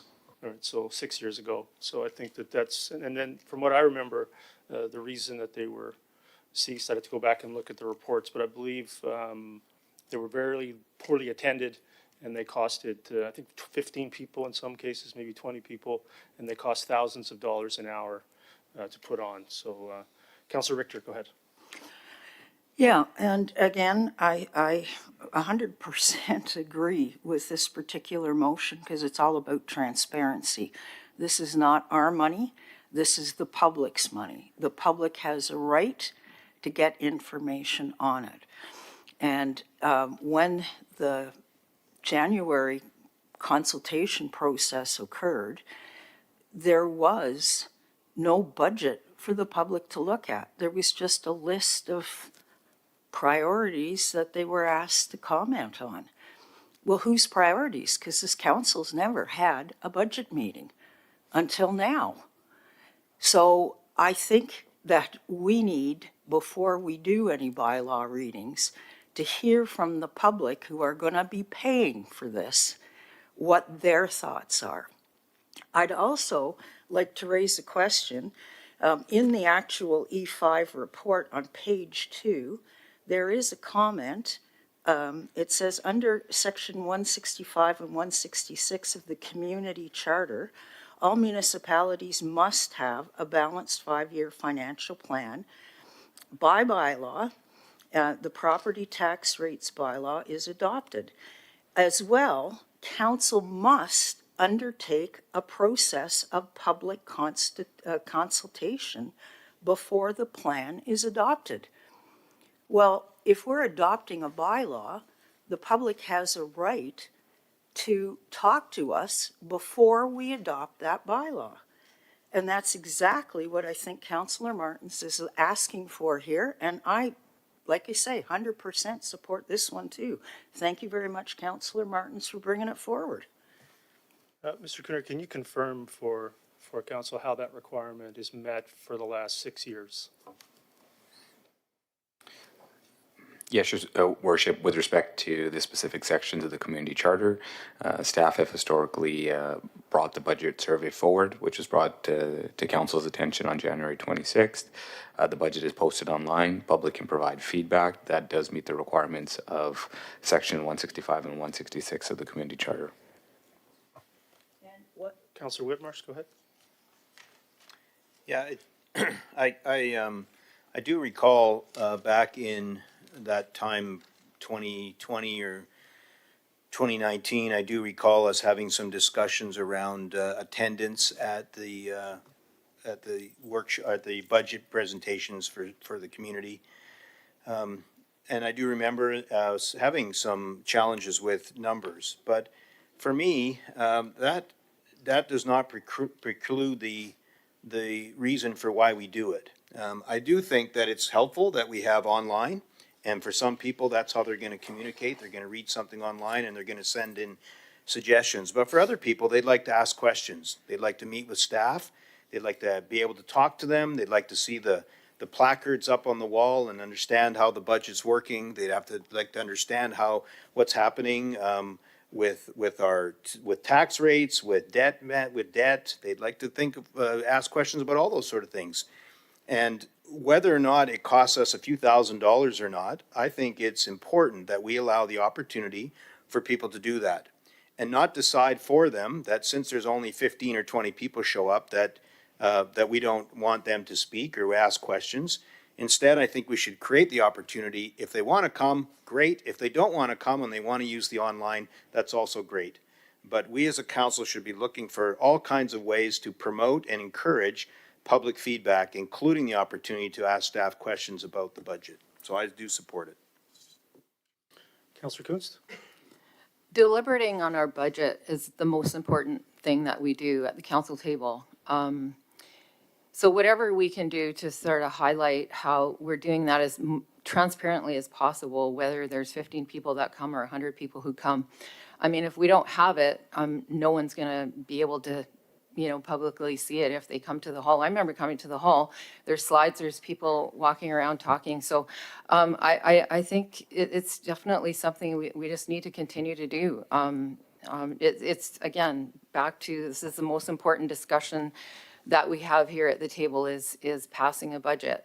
It's other people's money that we're spending. So I just want to make sure that we're as transparent as possible and that the opportunity for this, the public to come and look at the numbers, they have that opportunity. So I'll be supporting this.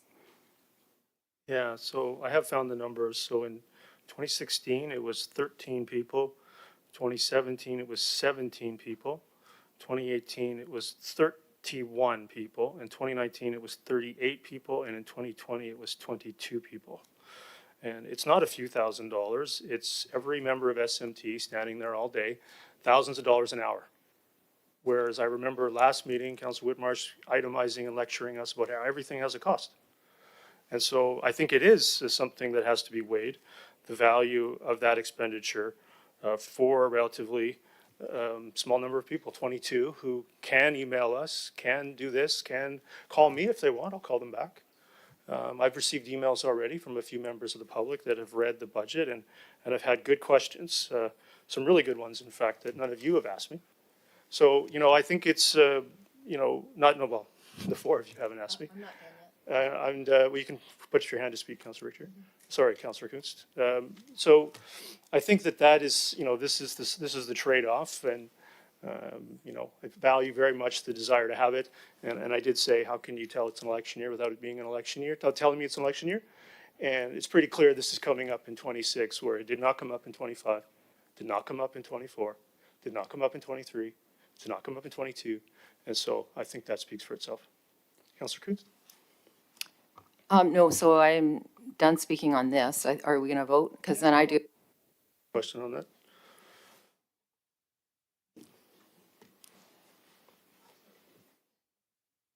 And that carries with Councillor Bailey, Councillor Ferguson, Councillor Pratt, Councillor Rent, Mayor Woodward opposed. So is there any other questions or comments?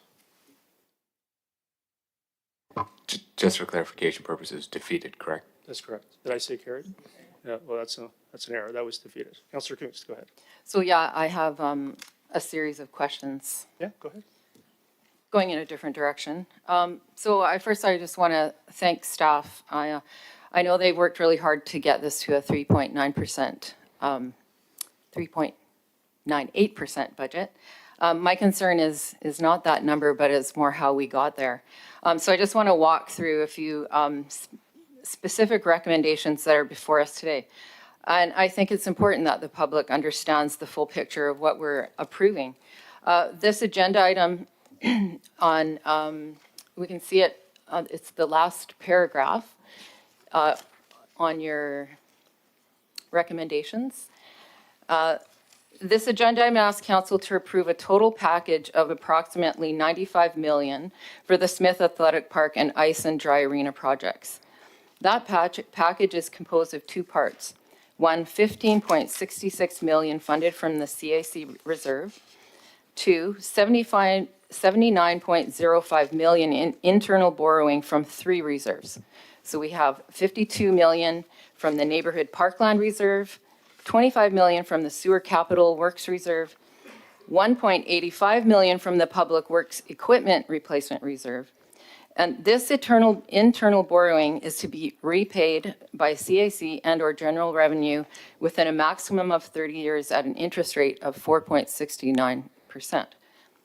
So my question is to our staff is, can you explain what the Neighborhood Parkland Reserve was originally designated for, and what parkland acquisition projects will be delayed or canceled as a result of the $52 million being redirected? Similarly, this with the sewer capital projects and the $25 million redirect from that reserve. Your worship, to Councillor Kunst, I'll start with the Neighborhood Parkland Reserve. So all reserves have an intended purpose, and this one's a bit self-explanatory. The purpose of this reserve is for acquisition of any neighborhood parklands.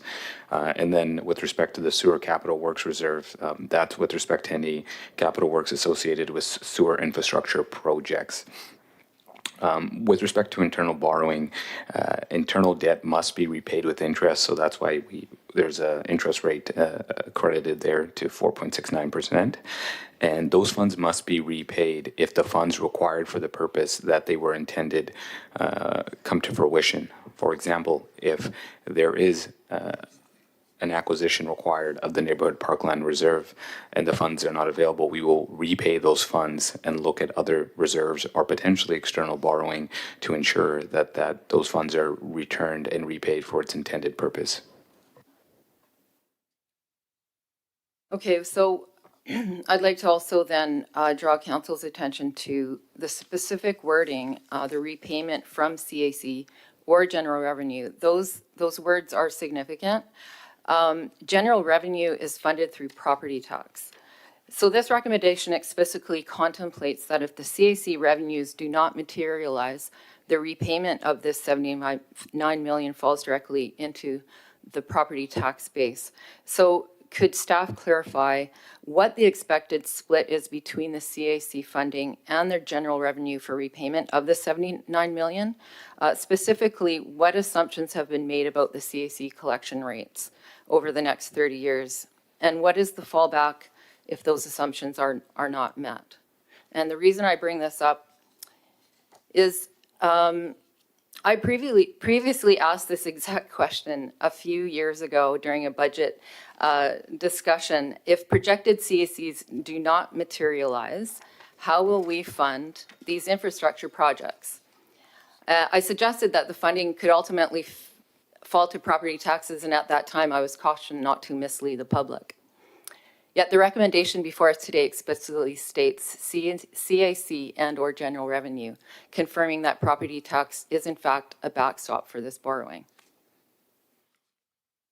So my question, what is the expected split between CAC funding and general revenue for the repayment of the $79 million?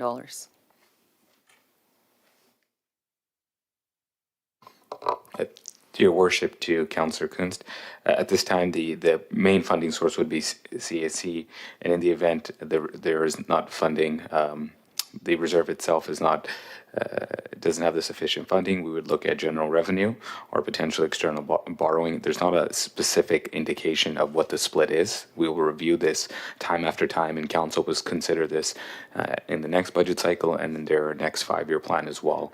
So there's no specific figures we have with respect to how much funding would go from CSEs or general revenue.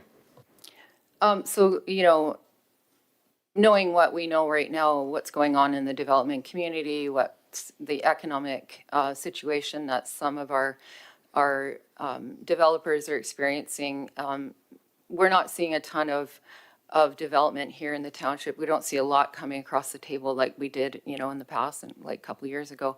Is there a concern that, you know, those CAC and now it'll be an ACC and DCC coffers, will they be able to support the debt and principal payments that are coming online in the next few years?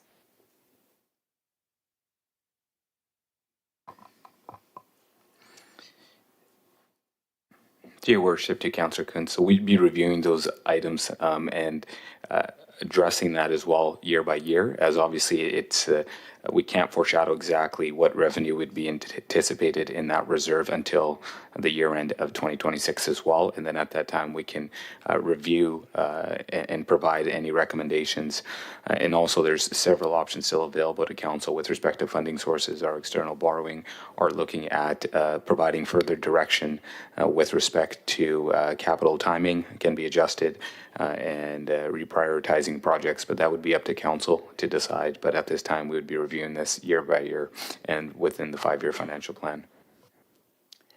Okay, so I just have a last point here. I know that in the past that we've internally borrowing is not something, you know, unusual, but I feel like the number of 95 million in internal borrowing for these two projects, and it doesn't appear in the headline debt figures reported in the capital budget. So I guess my question is it possible for staff to include like a table that shows, because when we add that 92 million, we already have 573 million in debt already, and if we add that, it's closer to 668 million. It just seems like it should be more transparent in a way to show that number, but it's not. So in the future, could staff include a reconciliation table for future budget presentations showing external MFA debt, assumed repayment split between CAC revenue and general revenue, and the total consolidated financial obligations so that the public have a clear picture of where we're at.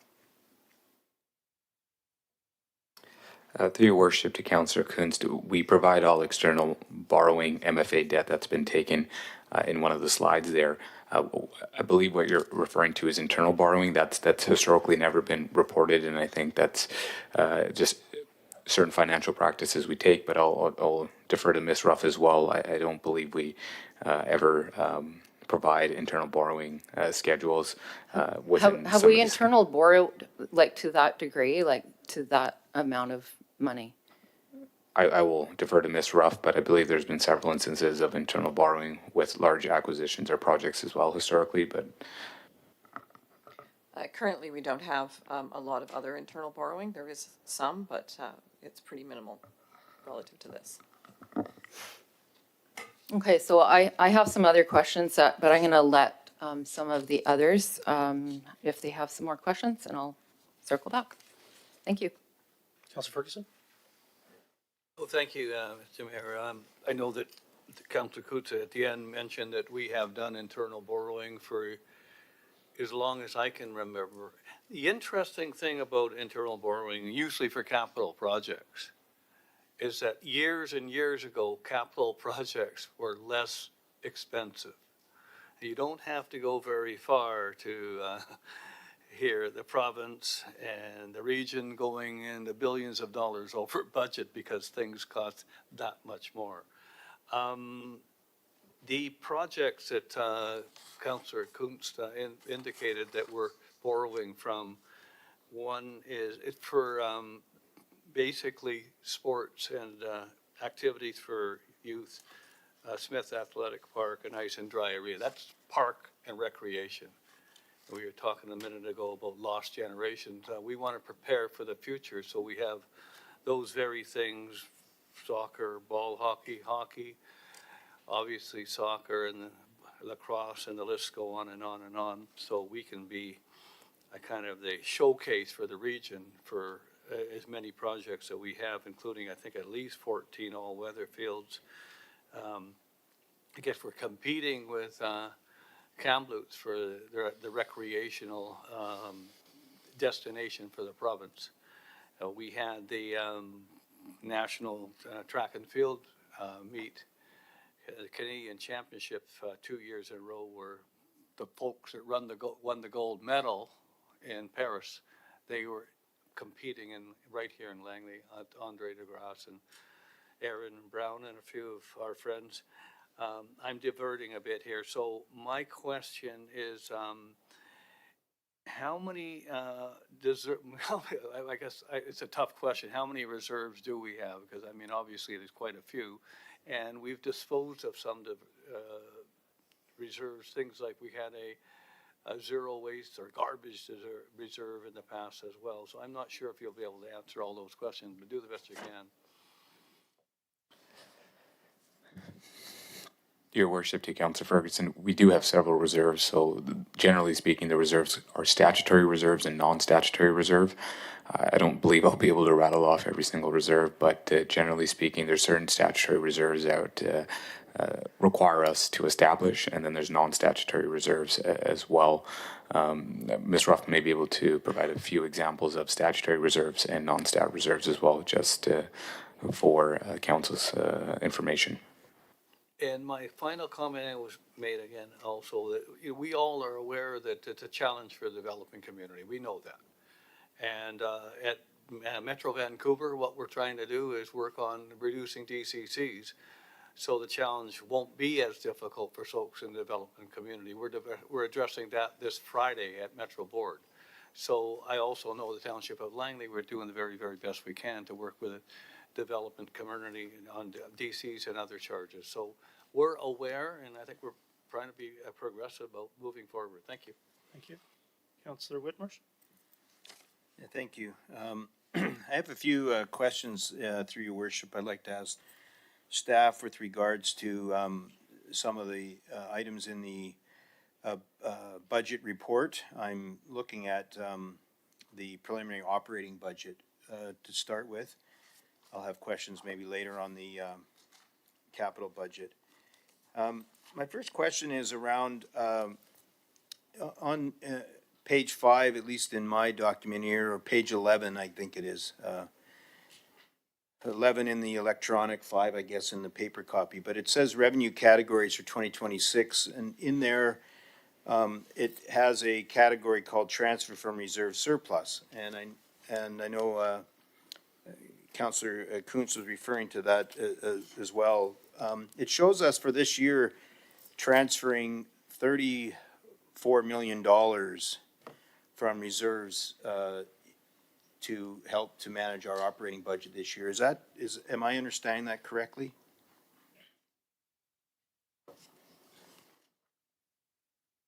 At your worship to Councillor Whitmarsh, that there's a transfer from reserves of approximately 34 million, that's correct?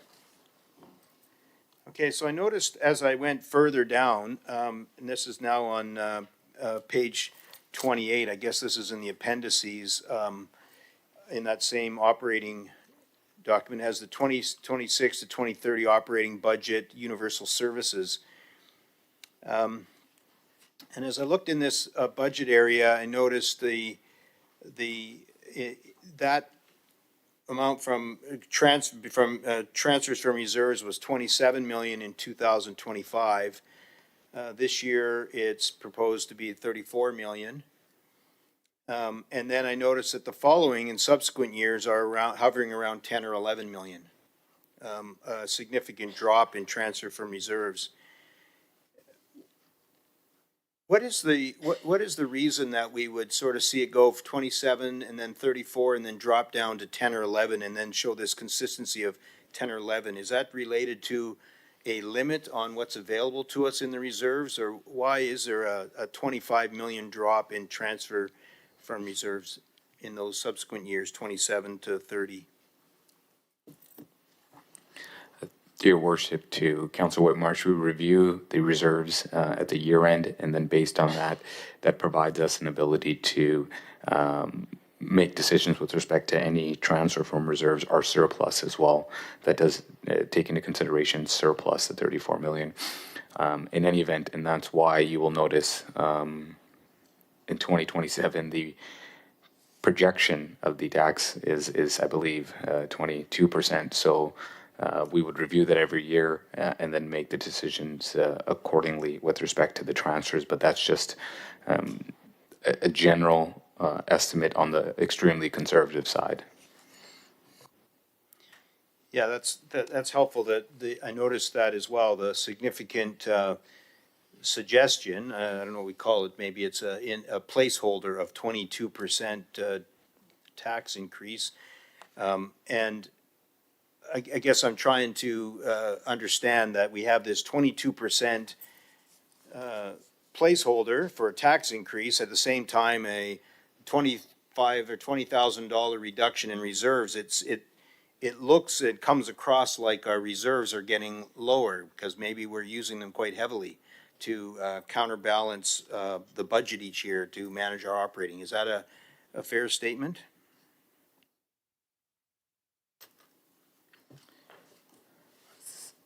Some of the items also in the reserve for future years are not taken into consideration, is also some of the debt servicing that will be covered by the reserves as well. So that's an item to be taken into consideration. And Ms. Bauer, can you bring up that item from last year that I provided you with? Item number 1.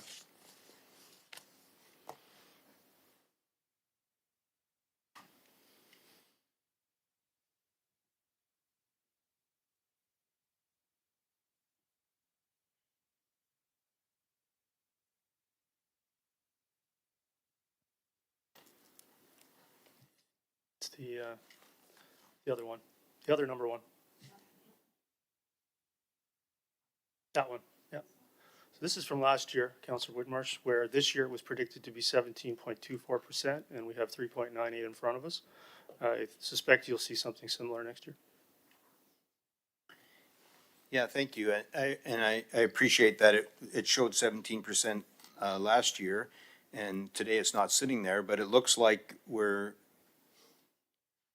covering, helping to lower that by transferring of reserves, and I guess that's my question. Next year, we've got a placeholder of 22%, so it's another 5% up on top of this one, and another large transfer, $7,000 more than last year in terms of transferring from reserves. And then, so at what point is it looks like we're just sort of moving things along one year to the next and keep deferring the actual cost of how it is to operate, the operating costs of our budget. So we'll defer it another year and defer it another year. And at what point do we run out of reserves, I guess is the question. When do we stop being able to contribute $35 or $40 million annually in reserves to keep the tax rate low? Yeah, so I don't even know where to begin with something like that. So, Mr. Cooner, can you please just confirm that revenues go into reserves and then capital program is paid from reserves? And so the more ambitious your capital program, the more transfers from reserves you will see. Can you put it simplistically? Well, I might step back and provide a bit more. I think the fair characterization would be that it's a conservative method not to assume that we will have those reserves year over year, but we'll review them each year. So hence why you'll see the reduction to 10 million. A lot of these reserves, with their transfers to the capital projects reserves or any other reserve that's been established. So these items will be reviewed, and there's a base transfer in any event to a lot of these reserves. But that's generally speaking, it's an item that we'll review, and then council can consider it in the following year. Is it correct to state that, say, development revenues, for example, go into reserves, and then they come out of reserves for capital projects, and it flows through the universal budget? That is correct. So that's what you're seeing, Councilor Whitmarsh, not at all how you've attempted to frame it. Well, we do know that population growth is becoming less. In 2022, we're at about 5.7% population growth. We're now at about 1% population growth. We also know that we have different interest rates than we might have in 21 or 22. Today, they're much higher. The cost of building and development is much more expensive. We know that the number of development applications that we had back in 21 or 22 were significantly higher than they are today. So we do know that there is less revenue coming in or development revenue coming in. So the question is then, is there a limit in the size of the reserves that we get from development or not? Is it an unlimited fund that just keeps growing, or is it limited? I've stated three different ways in which I think it's being limited. And certainly at the table here at council, we see far less development applications than we used to. And that's because the economy is different. It's because the growth rate is much different. There's a lot of reasons for it. So I guess the question is there a limit on the amount of reserves that we would get from development revenue such that we can always count on it at such a high rate that we have been counting on it in the last couple of years? Again, so the percentage rate of population growth is a nice reference, but it's decreasing because the size of the population is decreasing. It's still around 3,000 residents a year, forecasted to be that average, maybe as high as 4 for a number of years. But yes, the percentage will come down because the absolute number is larger. I don't know what to do with some of these questions. Development revenues in the last 2 years were $100 million, doubled from the previous 2 years. So you state that development revenues are going down, and I just don't even know what to say. You're so off the mark and you're so incorrect in these statements that I have to correct them. Well, you haven't really corrected it. You just responded in a negative way. I'd No, that's not appreciate fair, having Councilor Whitmarsh. You stated I'm that just development looking for revenues are answers from falling. staff. You stated with authority that development revenues are falling, when in fact they have doubled. So I had no choice but to correct this because this attempt to continue to paint a picture that isn't factual is something I'm obligated to correct. Yeah, well, the the rate of growth isn't exactly the same. We were at 1.1% in 2025. 1.1% of about 150 or 160,000 people is about 1,600. So that is, those are different. So it was about 3,000 from 25 to 26. I confirmed that with staff a few weeks ago and I put that on social media for those that, want to see that. Metro Vancouver has a population even higher than that at around 162 based on different modeling. And I think we'll have those answers definitively corrected when we get the 2026 census next year. That'll be helpful to have the real information. Like to have another question in the same document, and just maybe more for clarification for me to understand. I know we have in the budget here a suggestion for two RCMP officers. I think that's, two. And the question I had was on page 11 in the document. It talks about authorized strength versus average actual strength.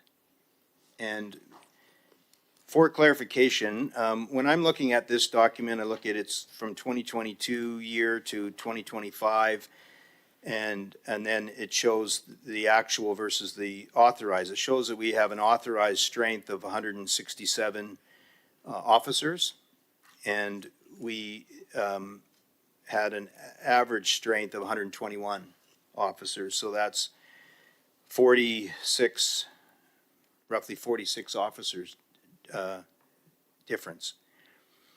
And so maybe through your worship to staff, you maybe explain this, what it means to have average actual strength even though we've authorized more. Is it due to sickness? Is it due to leaves? Is it due to the inability to hire officers? I'm trying to understand why the big gap between average actual and authorized. Yes, through your worship to Councillor Whitmarsh. So the detachment there, the slide on page 11 shows the authorized strength. So that's essentially what's been authorized, and that is what council budgets for. So for example, if council were to add another RCMP officer, that number would go to 168.65. I know there's decimals there, and that's a different discussion, but in any event, the authorized strengths will increase. The actual members and the actual strengths we get would then be reflected on that bottom chart. So we budget for the authorized strength, but what we actually receive with respect to officers would be what we characterize as the actual strength. So whether that, as we are, the police of jurisdiction is the Royal Canadian Mounted Police, so there's an element of depot transfers, and that takes time, and then also certain individuals, whether there's any vacancies, long-term disability, etc. So that the number of 121 is what is actually the boots on the ground and the actual strengths that is within the RCMP, Langley RCMP detachment. Right, okay, so if we have authorized 167, but we're actually getting 121 in this year, I noticed previous years maybe as high as 136, why is it that we would need to add an additional RCMP if we're running at about 40 less than we're funding?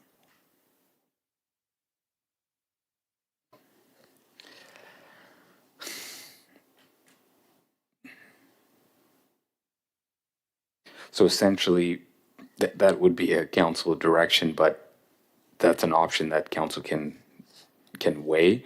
But what essentially happens is if we start decreasing the authorized strength, then the actual strength may decrease as well, just due to some of the vacancies and individuals that are either transferred, long-term disability, etc. So that just may risk some of the actual strength as well. But this has kind of been going on for several years, where council has looked at the authorized strengths, what they're budgeting for, and the actual strength that they receive. We are anticipated to pick up more officers potentially this year just due to neighboring municipalities' transition to municipal police force, but we'll review that as well. But this is an ongoing, to be frank with you, issue that staff themselves are trying to address. Yeah, and I want to, yes, absolutely highlight that this is something to be questioning, because I've done the exact same thing here this week on Friday when I got the budget. So that slide is, I think concerning. Here we are continuing to increase the authorized, but not seeing them on the ground. And this is one of the reasons that we've been doing a structural transfer back to Universal until this is resolved. That we continue to hear every year that SPS transition is going to free up and this number will close. And we have yet to see that and continuing to press to see that.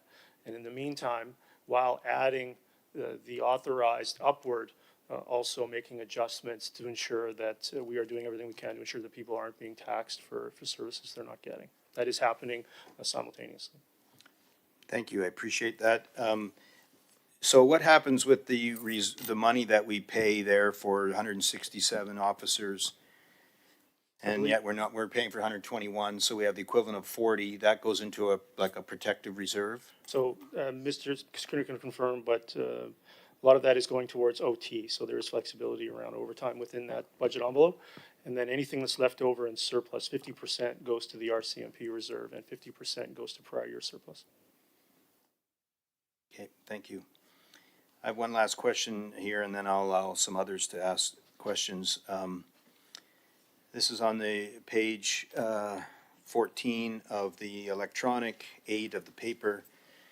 And it says operating impact of township capital and community development, including new facilities. Earlier on, which was the staff, I guess, report, sorry, now I'm moving us around a little bit. It talks about, that's the topic I wanted to discuss, but the paragraph that I'm interested in asking about is actually in these actual report to Mayor and Council, sorry. Page 3, and it talks about other items. And in the other items, it talks about operating costs associated with the opening of the LEC ice and dry arenas, projected to be 1.16 million for the 5-month period. So my question, through your worship, to staff, and maybe it's to Mr. Winslade, is that the operating cost of the facility? And if I was to extrapolate that over 12 months, does that take us to operate that facility is 2.8 million annually? Is that correct numbers or approximate ballpark? That does sound about right, but Mr. Kerr, you can confirm? Yeah, that is correct, and there'd be a consideration as well to ensure that if council does pass this budget, then we would implement that cost as well into the base. So I think that is something that we need to keep in mind as we consider new projects, whether it's this one that's close to being completed, but also, it does mention fire hall here, but also mentions things like the Willoughby Rec Center, the Fine Arts Center, these kind of projects we talked about. We do have to consider fairly significant operating budgets associated with each of those. So it's not just the cost of building, but it's the operating as well. I think it's an excellent point that you're right to raise these facilities. This one particularly is the largest one the township has ever built. It's larger than the main arena itself. And being designed for youth sports and not professional or private teams, it will require an additional subsidy. And I think it's a great point, similar to the considerations of 3.5 million per year taxpayer subsidy in our property taxes for the Aldergrove Community Center, and I believe the $1.5 million that you also did for Salish in Place. Great, thank you. Councilor Richter? Yes, thank you. I have a number of questions. But I think what I'll do is I'll start off first with the debt trajectory. And, Langley is growing, but it's definitely not growing quite as quickly as it used to. As Councillor Whitmarsh just noted, it seems to be that we don't have too many public hearings anymore, at least not this term. But we do need, I think, to take particular attention to looking at the pace and scale of borrowing. And this really deserves scrutiny. So my first question is, the debt servicing in this budget is $47.7 million. And that is located, where did I find that? Of course, I'm the old-fashioned one using the hard copies. In the general services budget, on the second page of the general services budget. And it shows a 44, like this 47.7 million, is a 44.5% increase from the 33 million that it was just last year in 2025. The single line item accounts for 64% of the total budget increase and 14.6% of the operating expenses. By 2030, it's projected to reach 64.2 million. Can staff confirm these numbers and explain what specific actions are being taken to manage the debt servicing trajectory? That'd be great to get a confirmation of where those numbers are coming from. It's this page right here. Where is it? I'm looking in the operating budget. It's under the Universal Services tab, and it's the second page of that tab. And it's the line right down at the bottom. It says debt, principal, and interest. Yeah, thank you. Go ahead, Mr. Kerr.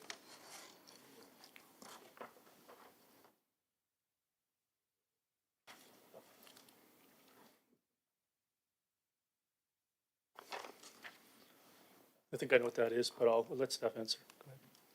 Thank you, because it is our budget, I would think. To your worship, Councillor, what was the question particularly to the debt principal interest? Okay, are these numbers correct? Is it really going up 44.5% from where it was in 2025 all the way to 64.2% in 2030?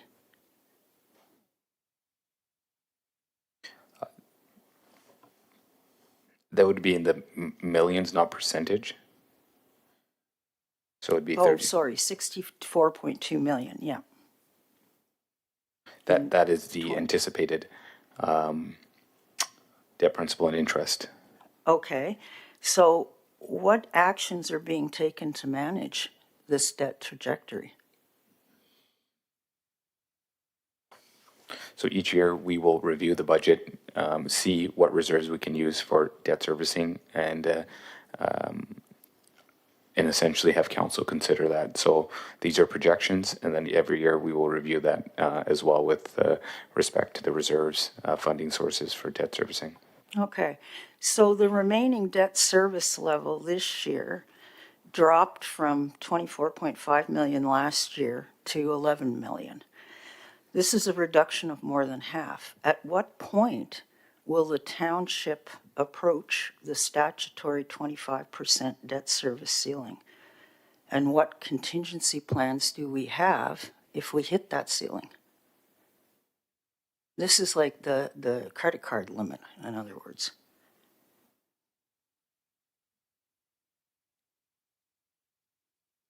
Schooner, I believe there was a slide provided with that number, including the Langley Housing Trust. Yes, that is correct. I believe it's page 12 of the package that it states the debt servicing is estimated at 11 million, and that included the Township Langley Housing Trust debt servicing requirements as well.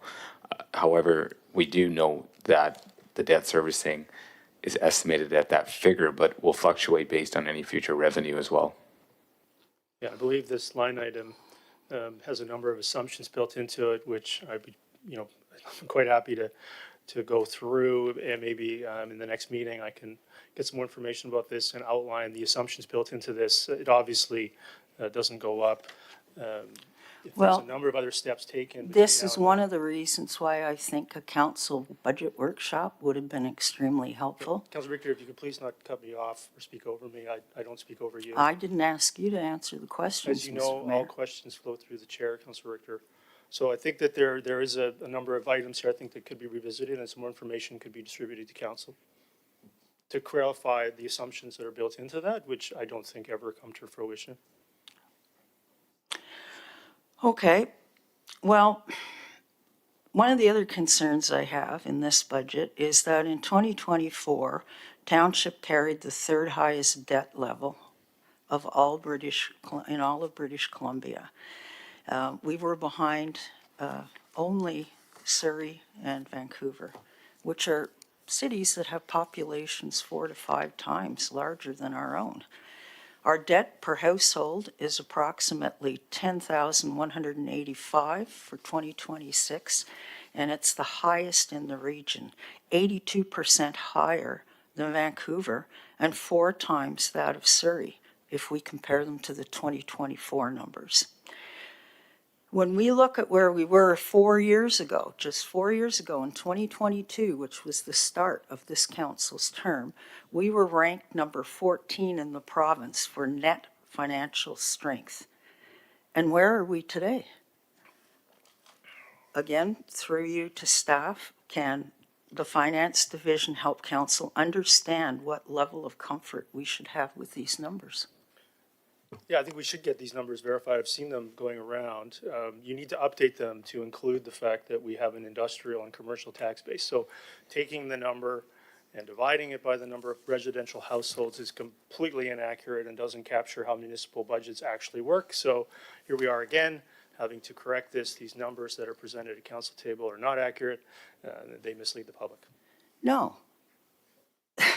I'm sorry, these numbers do not mislead the public. I think these are valid questions that need to be asked. And for you to sit there and say it's misleading the public is what's actually misleading the public. But they don't include commercial or industrial tax bases. Well, so why didn't we get information on that? I'd like to go to a second area of questions now. And this is on something that I'm fondly referring to as the 2027 tax cliff. And I think Councillor Whitmarsh touched on it earlier when he was noting that we're looking at 22.8% differential between the 3.98% tax we're paying this year and what we may have to pay next year. Now, last year's budget projected 8.16 for 2027. I've heard you say, well, it's because of this and because of that, but it's still a 14.64 percentage point increase. Can staff explain the specific factors that cause this dramatic deterioration in the 2027 outlook from one budget cycle to the next? Yeah, I think we've covered that, but we can certainly do it again. And we've covered that where that's a number that reflects the one-time transfers out of Universal from various funding sources. And so that is added back each year. And it's a reflection of the capital program, which peaks and flows. And so if you want the staff to answer it again, I think we all know why this is being brought up, even though you've been on council for 8 terms and know that the next year's forecast Okay, has no meaning. I don't think I need to be insulted right now. I think I'm You just asking know it has fair no and meaning valid you continue to raise questions. it. You know it has no meaning and you continue to raise it. Been on Okay. council 8 terms, Councilor Richard. Yes, I have, and I'm very proud to have represented this community for 8 terms, Mr. Mayor. You know that that number has never been come to fruition the No, following year. I see a budget process that the last thing I would call it is transparent this year. And I see minimal opportunity for this table of councilors to have input into that budget over the process. And it's been all condensed into today.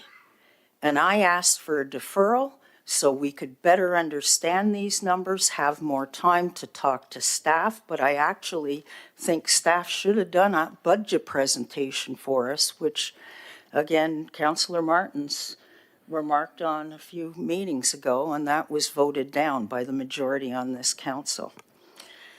Again, you have two council presentations in your package here today. And the process is exactly the same as the last 2 years prior. This was not an issue last year. And or who year said the before that. last 2 years is I a think we good, know exactly why. transparent council budgeting process? I certainly haven't. I think, tell me it's election year without telling me it's an election year. This has not been an issue for a number of years. Then why are you campaigning, Mr. Mayor? I mean, I'm not the one campaigning with these questions, Councillor Richter. Right. Go ahead.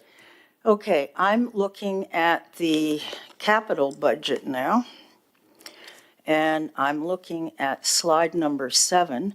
And this goes to a question that I believe Councillor Kuntz may have raised when she was asking about the reserves. Now, the reserves are shown to drop to a revised balance from 232 down to 71.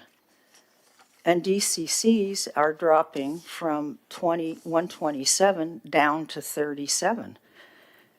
So I don't understand exactly how it is we're bringing this budget down to a 3.98% tax increase, other than on the back of the reserves that this community has, which this council has not had an opportunity to discuss until today. I personally think that's wrong. Yeah, so I think if you look at the slide that I'm looking at right here, the expenditures of 56 million are to improve the community with the DCC revenues collected. Okay, I on understand you page, don't support on that. If I page could finish, 28, Councillor Richter, if I could finish, please. it's my question time, No, it's I- not I'm- yours. You can have as much time as you like, but if I'm trying to, again, answer your questions. If you may not want the answers, but others may. And so if the 127 is decreased by 56 million, a lot of that is due to commitments of the last council, in fact, that we have had to fund and pay for. And so, there's a combination of issues that we inherit, such as a liquidated, decimated CAC program that had to be reconstructed. All kinds of reasons why structural borrowing is required. And so- you came into Excuse me, this Councillor Richter. council term Excuse me, Councillor with Richter. 177 Councillor million of total debt. Councillor Where Richter. are we sitting now on total debt? We're happy to answer that. There's no need to pound the desk. So, for example, the expenditures in this year's DCC program are related to 208th Street. They're related to 80th Avenue. They're related to the connector for the high school. 20 million alone for that project, committed to by the last council that should have been funded by the province. And so it's structural failure after structural failure that we're fixing. And so that is where the expenditure comes from this year, and I would have liked to have seen it a bit lower, but the last council made that impossible. Go ahead. Thank you. I think that council should have considered a gradual phased-in approach, spreading the anticipated increases across, more evenly across the 5-year plan, rather than concentrating it on paper next year. It's like we've taken the debt load and just shuffled it down the road to the next council. That's not fair to this community, and it's also not fair to the next council. And they're going to be walking into what I think is one heck of a difficult position to be in when they have to put their first budget together for 2027. Now, Again, that question reveals that was a structural comment. misunderstanding of how the municipal budget works. And so it's just, I don't know how else to say it. Saying these comments to get quoted in the paper are one thing, but they're not a reflection of how municipal budgeting actually works. well, Mr. Mayor, it's certainly a reflection of the lack of transparency in this budget, because we can't even ask questions and get fair answers. Now, my last question that I'll ask right now is simply to say that Vancouver approved a 0% increase for 2026. Delta is at 2.9%. Abbotsford is at 4.94% with a 2.8% long-term forecast. Our 22.8% raw projection for 2027 is unprecedented, in my opinion. And unless staff can provide an example of a comparable BC municipality that's projecting a tax increase of this magnitude for next year. I mean, they can certainly research that for you, or you could simply do that yourself as well, right? Mr. Mayor, this is why we have an administrative staff to do the job. They're the experts, not me. I'm just raising the But I questions. think it's a good point that you also have raised about other municipalities. So right now, Vancouver is indeed doing the zero means zero. I mean, I'm not sure why it needs to be stated that it means zero. You either mean what you say or you don't. But here we are, City of Vancouver raised taxes 22.1% over 4 years, even with a 0%. We're below that. We're in the bottom 4 in the region this term. We're 4 points above inflation, while 2 councils ago, they were 8 points above inflation. Our own Council, budget that's here in front of and us Councilor Richter, I today. did not cut you off. Could you please not cut me off? Oh, you You're don't making a cut me off, statement that okay. somehow this is a failure because of comparators, and I'm giving you some other comparators that contradict what you're saying with facts. So we are in the bottom 4 of the region in terms of cumulative tax increases. Langley City is at the top, 35%. And even with a 0% this year in Vancouver, they're at 22%. So what we've done is not come up with gimmicks. We've asked the staff to carry on with a historic catch-up in public safety this budget and cut a lot of core municipal cost savings in order to help deliver it. 85% of this term's tax increases have gone straight to bylaw officers, our CMP members, and firefighters. And so to compare us to Delta in 1 year, I think is again a nice quote for the paper, but it doesn't provide a true reflection of what this council is doing. Okay, then I'm going to quote some numbers right out of this budget. In 2025, the budget projection from 2025 to 2029 was a total of 41.67%.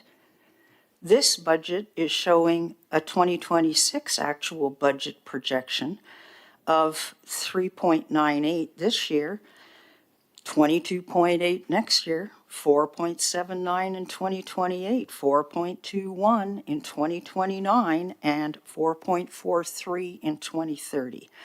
That's a total 5-year budget projection of 40.21%. How is that sustainable? Yeah, we've covered that multiple times now, that we know why you're raising the 23%. Last year it said 17, we're now looking at 4. We both know it's not going to come to fruition.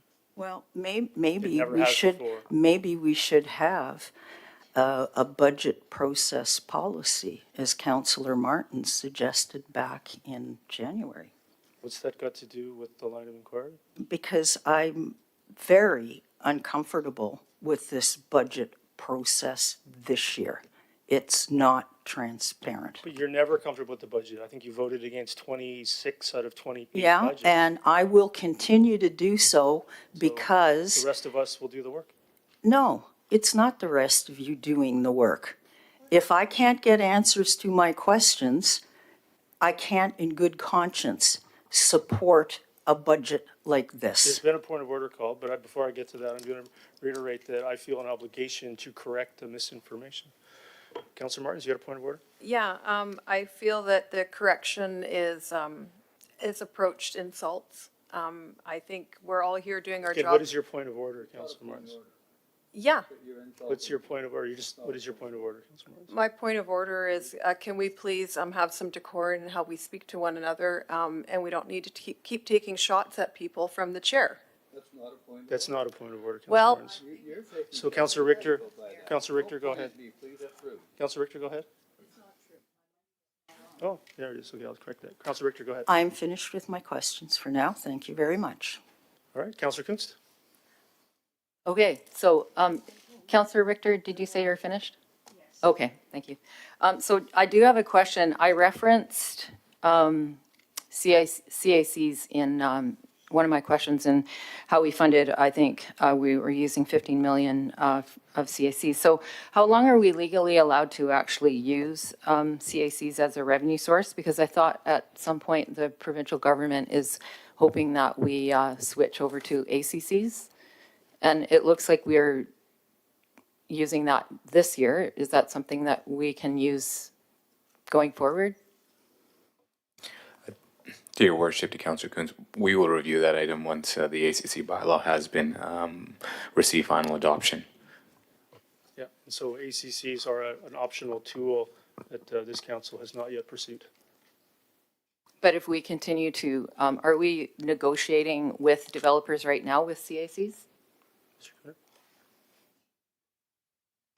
Through your worship, to Councillor Coons, we have an interim CAC policy that council has endorsed. We're using that with respect to any rezoning applications, and that's provided to the proponents. So if that CAC reserve, if we go to an ACC, what happens to the CAC reserve? Does it go into the ACC reserve? To your worship, to Councillor Coons, when the ACC reserve, I believe the report to council was brought forward. I believe there's some direction in establishing an ACC reserve.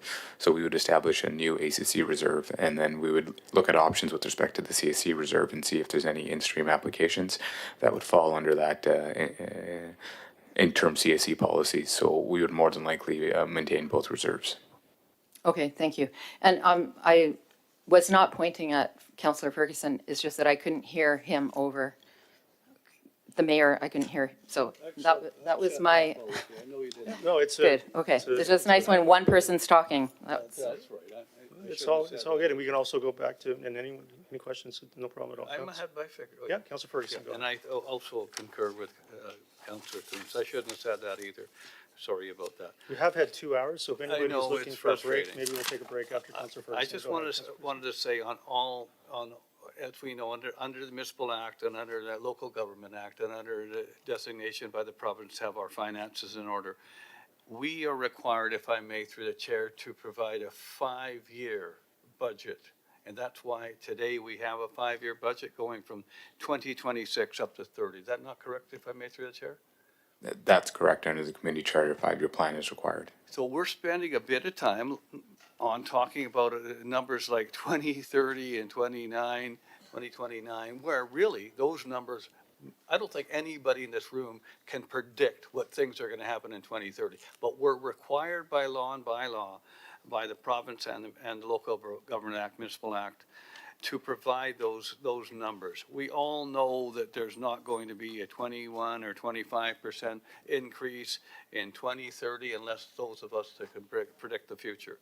But what we do and our staff brings to our attention a budget. They do the best they can. They are as transparent as they can. They're open to questions prior to the meeting tonight. I have met with staff. I have gone over this budget. I've talked to the Park and Rec Department. I've talked to the CAO. That's our role as councillors. And if we have questions, that's what we do. We ask the questions, and we try not to play. I've seen this over the years. Stump the staff. Try to get them to ask them a question that they can't answer, or to be less transparent. So, Mr. Mayor, those numbers like 29, 30, they're very, very difficult to predict, but we have to provide them by law. Thank you. That's correct. So we'll take a 5-minute recess, and we'll resume here in 5 minutes. Thanks.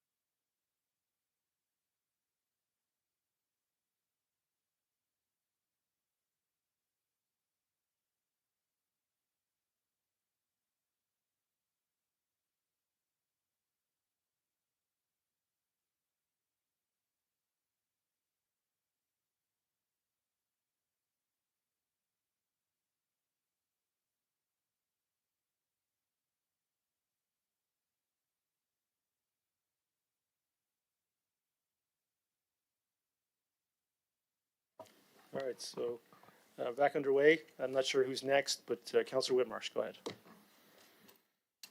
ahead. Yes, thank you. So I wanted to ask a question through your worship to staff around the topic of total liabilities in the township. What are our total liabilities? And I have some numbers, but I wanted to sort of get an understanding from staff as to what has happened with total liabilities. It looks like to me that over 2 years, that we've had a $283 million increase in total liabilities as a township.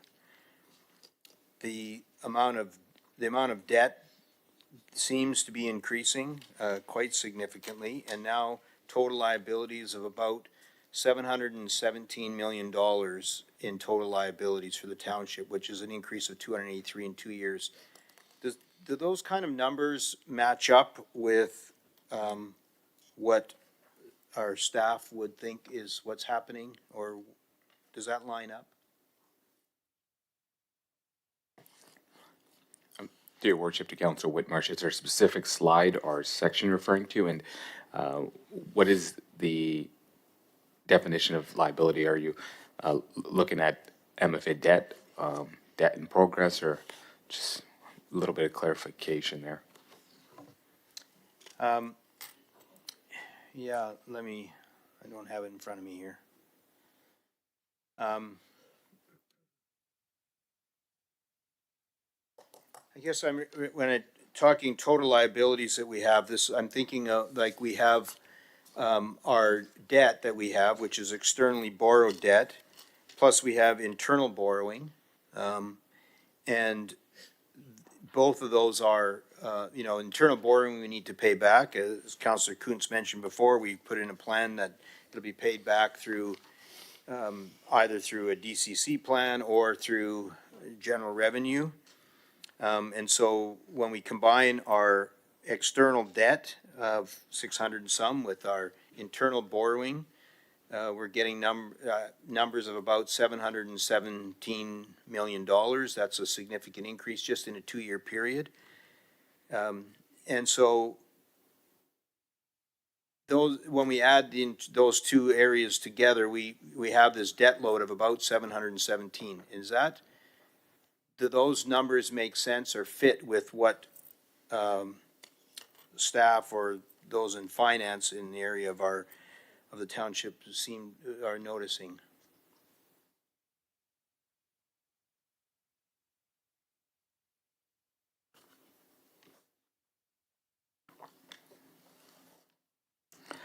Your Worship to Council Whitmarsh, with respect to debt current in progress, I believe we do have a slide that's in the capital budget, I believe slide 10, that states the current in progress debt.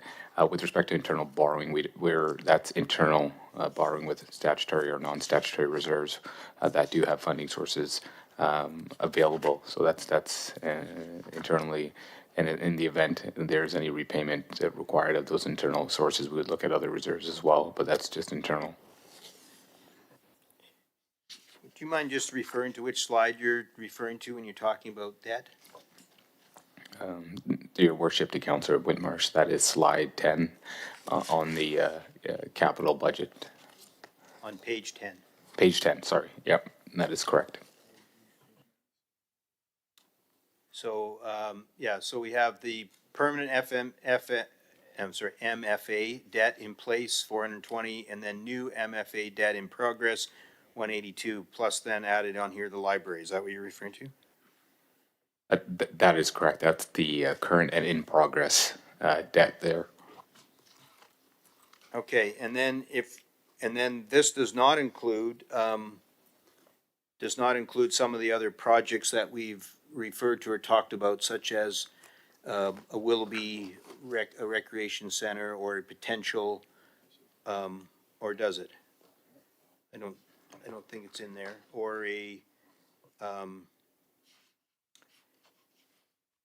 or the cost of the replacement of the Willoughby school, or those items are not listed in this? To your worship, to Councillor Whitmarsh, my understanding, if I'm correct, is that the Willoughby Community Center and the Willoughby Replacement School, those projects have not been approved by council. Is that what you're referring to? Yeah, well, I understood that, so that, I guess I'm just clarifying and confirming, they're not here, they're items that we've talked about, but they're not on this list. This list has over $600 and some million of debt. And then these other items are in addition to, which I know have not been approved yet by council, but they are certainly being discussed. And so they would be added to it. That's correct? If we were to approve those, that would increase our debt by, I don't have the numbers in front of me, but another few $100 million. Assuming that that's the only funding source. Right.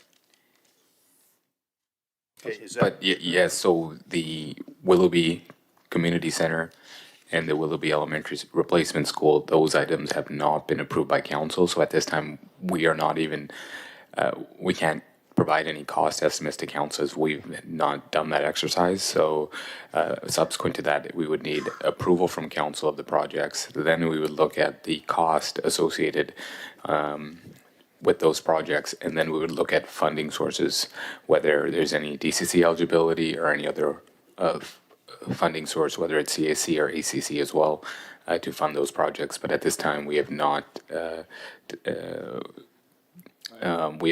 that yet, and those are not included in the slide 10 or page 10 there for the debt current and in progress. Right, okay. On page 12, in the same package, it talks about estimated borrowing limit, talks about 25% of annual revenues. So it says here, estimated at $11 million is what the current remaining debt service room is. Is this all connected to the debt servicing that we currently are projecting of 47.7 in the budget? So is this saying that with the 47.7 in the current revenue situation, we could be sitting at, we could go as high as roughly 58, 59 million? Are they linked? This, dear worship, to Council Whitmarsh, the number referred to earlier, I believe, is debt servicing. I think it's debt principal plus interest. That was referred to earlier. This specifically is with respect to borrowing limits based on the following factors, which are essentially loan interest rates that are estimated by MFA and annual servicing costs of 25% of annual revenue. So based on that, the current remaining debt servicing is estimated at 11 million, which can fluctuate based on future revenues. So then we provided examples at that slide there that if we were to continue to borrow at 20-year amortization at that rate, the borrowing limit would be 134 million, and if it was a 30-year amortization rate, it would be 166 million. That is that does include, as noted on the bottom of the slide, the Township of Langley Housing Trust debt servicing requirements as well. Yeah, I'd like to add it's using an obsolete debt certificate, servicing limit certificate provided to MFA. That's already obsolete. So this is a lagging indicator as well. So again, it'll be great at some point in the future to outline how this is actually going to work in the years ahead. But for now, you have this slide to work with, Yeah, so if we were to approve this budget as it is this an approval or a statement by council that we want to continue to move in a trajectory of debt accumulation? Currently there are no additional borrowing bylaws underway, so I'm not sure what you're referring to. Well, no, there isn't, as we said, not approved, but there certainly is those being heavily discussed and talked about, so. I'm not aware of any bylaws for borrowing being discussed. I think there's capital projects that the community is really, really looking for, and they're looking for people to find a way to fund them. Right, which will probably require borrowing bylaw. May or may not. Oh, that'd be great. Thank you. Because I think this debt servicing slide is an interesting one. It's a lagging indicator. It also is complicated with the transition occurring with the Langley Housing Trust not being necessarily reflected with what the revenues from that trust are also going to account for. So right now, I think the slide is not accurately reflecting the future situation that the township will have at its disposal next term. Thank you. All right, so Ms. Cooner, I think it's appropriate. I think we hear a lot about debt. So I really want to revisit some of this and maybe ask some of my own questions. Ms. Bauer, if you could bring up that reserves and surpluses slide from 2019, please.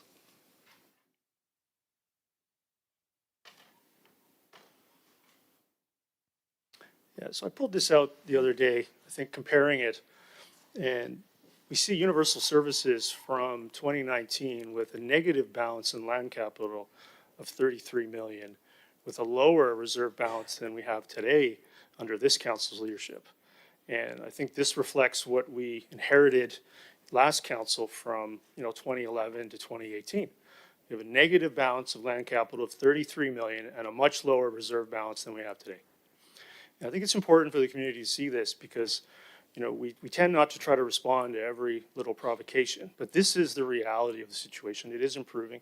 We inherited some very significant challenges with the balance sheet that we assumed in 2022.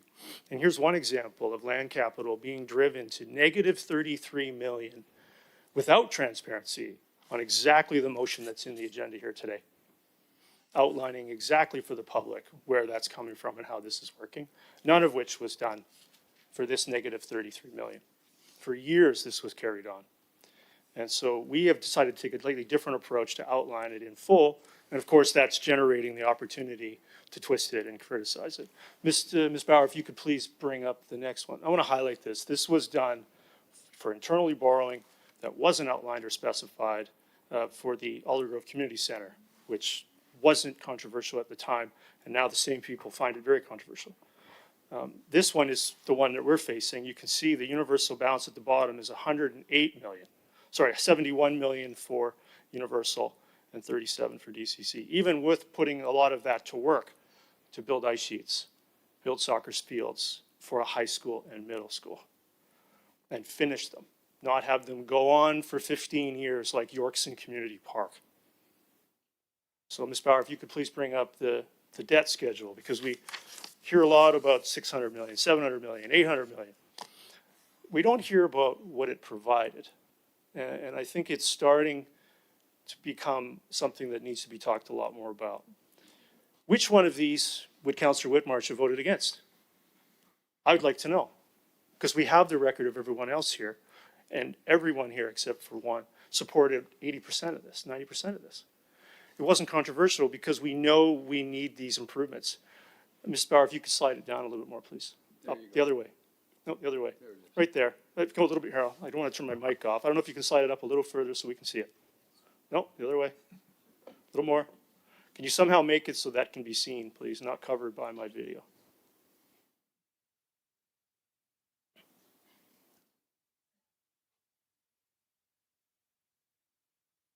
There we are.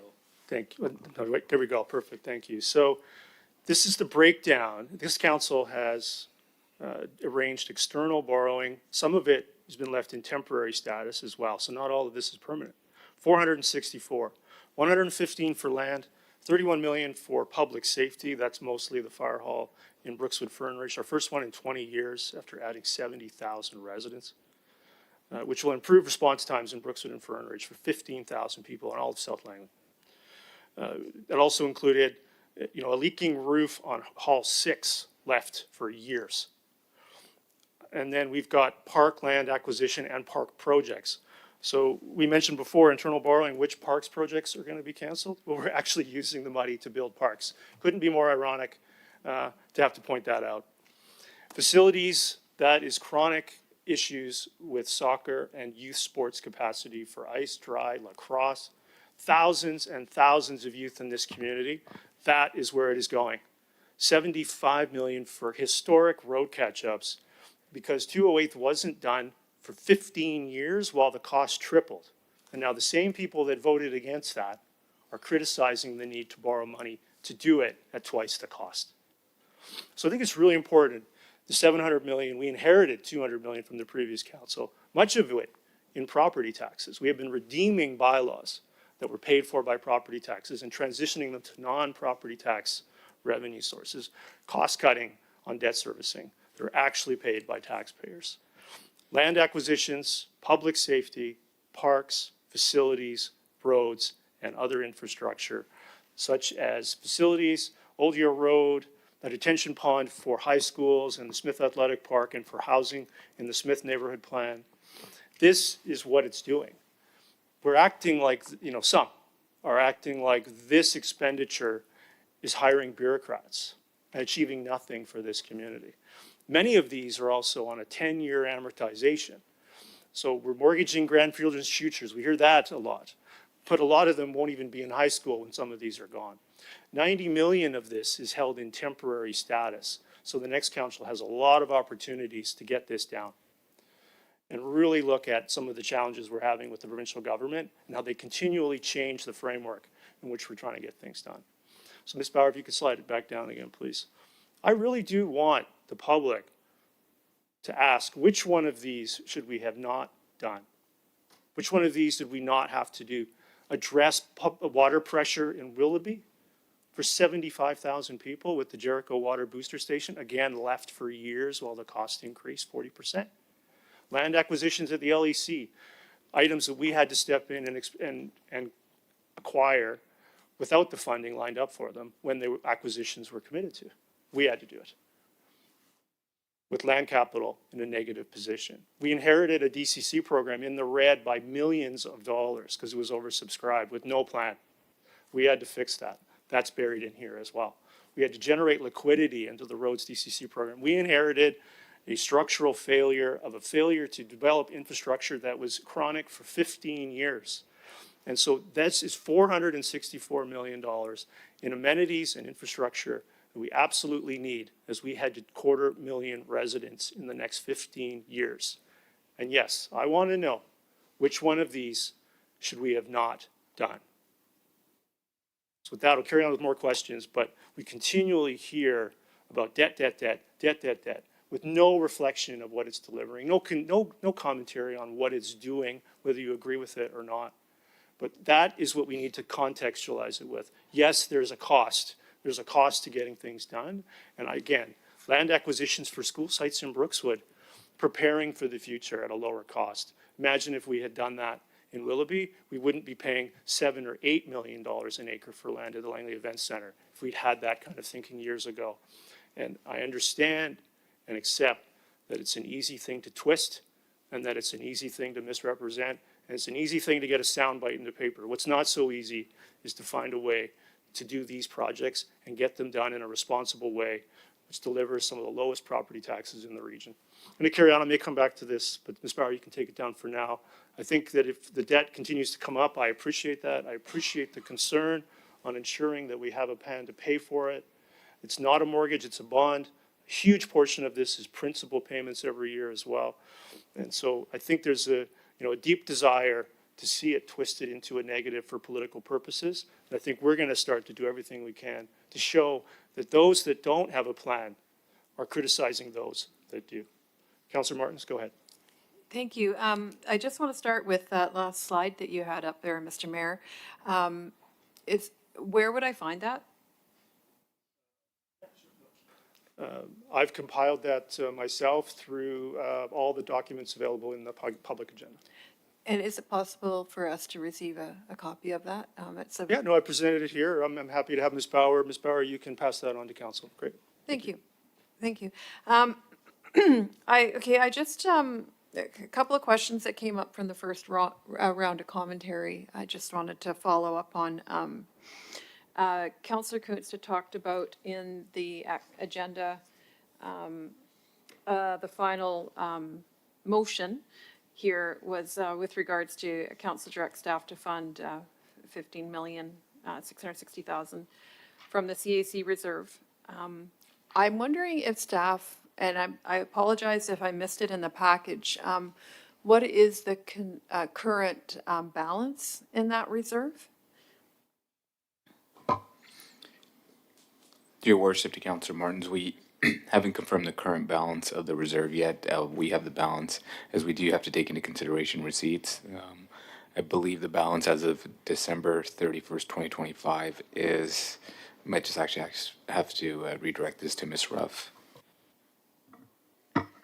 The 15.6 million is the estimated balance at December 31st, but again, we haven't had our audit completed. Okay, alrighty, and, what I'm trying to wrap my head around, I'm assuming that those were, receipts when we were able to, collect CACs, prior to the, court judgment that, canceled our policy, that it was legally unauthorized to be doing what we were doing. So, is that correct, or are we continuing to, collect CACs? No, I believe we've, council in the Township of Langley have collected significant amounts of community amenity contributions since that court case. I continue to maintain it's exactly what I said it is, an absolute nothing burger. So, how are we collecting CACs if we have no policy to charge them? Well, we do have a policy, but Mr. Cooner, if you could provide that, please. To your worship, to Councillor Martins, as Ms. Ruff indicated, the figures there, 15.6 million, are the receipts as of December 31st, 2025. The current policy is the interim CSC policy, which is provided to the proponents. The question posed was, have we collected CACs under that policy? Yes, we have. The council does consider final adoptions as a part of final adoptions on some of the agendas. The figures are provided or within the report of what is being volunteered by proponents, and that's privy to council, and there has been final adoption since subsequent to the decision. Right, and I believe the policy that we adopted is not referred to as CAC, but voluntary amenity contributions, the VAC. So I think that's where my confusion rests, is when we went from one till the next, and are we still collecting under the old policy that's no longer legal? Be careful with the statement, it's no longer legal. Still before the courts. Mr. Cooner. My apologies, I'm sorry, I forgot that. That's fine, but I think that's maybe potentially what some were hoping for. Mr. Cooner, maybe you can provide that, the difference between the terminology. Yes, the interim CSC or interim voluntary amenity contribution, that's the policy that has been endorsed by council, and proponents are provided during the rezoning applications. That's a policy being referenced, but in any event, the reference to the CSC reserve is still, the reserve is still labeled a CSC reserve, so that's why there's reference made to CSC. Okay, is it perhaps prudent to change the labeling? That would be my only question, but I guess what I'm gathering, Mr. Mayor, is it's not fully resolved, so. Yeah, okay, so that's the answer there. Okay, so the other question I had was, there was discussion earlier about the authorized strength for the RCMP versus actual. And let me start by saying I would not ever support reducing the number of the authorized strength. And I do hold out hope that we will continue to receive new RCMP members in our municipality. That seems to be a priority for the majority of people in our community, just based on the feedback we received prior to our budget. What I want to know is, in the budget, it appears to me that it forms part of the operating budget under special contracts. Is that correct?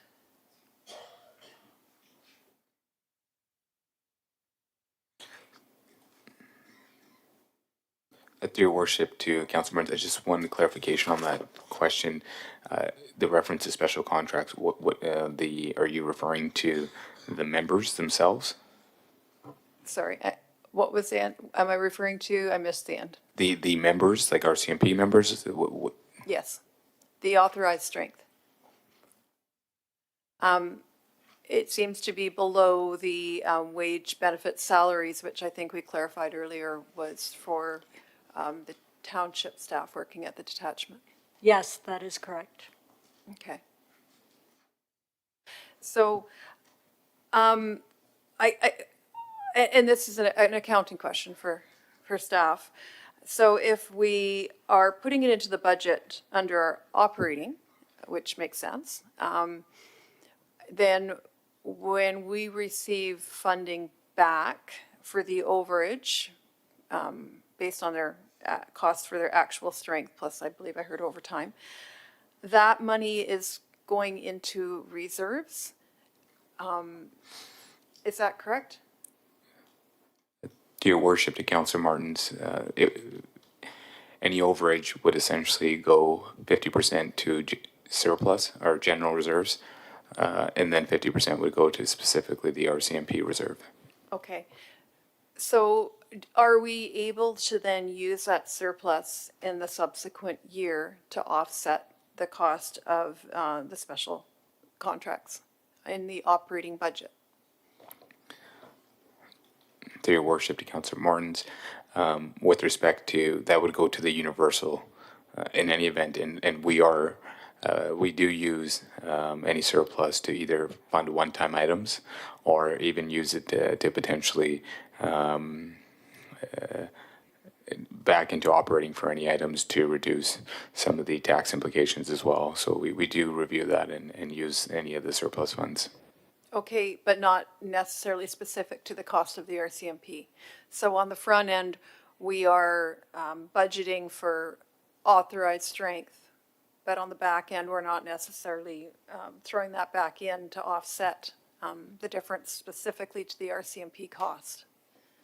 To your worship, to Councillor Martins, as indicated, 50% of that funding is going to the RCMP reserve. Then there's prior year surplus, which is a substantial amount.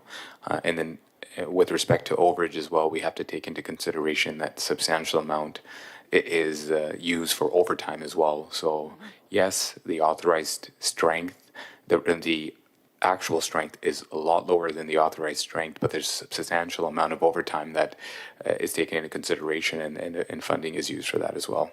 Okay, thank you. I just want to highlight that I hope that funding for policing remains for policing year over year. Okay, so the next, so we've answered my CAC question. I think, and again, so I just, please appreciate that these questions are coming because this is our first time seeing the budget as of Thursday afternoon. And there's a lot of information to digest as a council. So this is generally a question and an observation, and I would like to be told why I'm incorrect in this. So when we're looking at the 5-year projection of proposed changes, we've already talked about that. Next year, we're sitting at 22.8%. And I appreciate the practice of working a way to whittle that down come next year, which I have experienced year over year here in this budget process. But when I look back on the previous draft financial plans in this term, last year that number, so this year it's 22.8. Last year it was 17.24. The year before that was 12.8, and the year before that was 10.61. So what I am seeing when I'm looking at these is a sliding scale upward into the next year of costs. That percentage seems to keep increasing, and it's been pointed out at this table, so I will point it out too. It is an election year. So to me, it would seem really helpful to come in with a nice low property tax number for this year as we head into a municipal election. And I worry that it's going to come back to haunt us because we're kicking the can down the road slowly, and we're slowly increasing that percentage year over year. And I would like to hear thoughts, if I can, through the chair to staff to appease my concerns on that.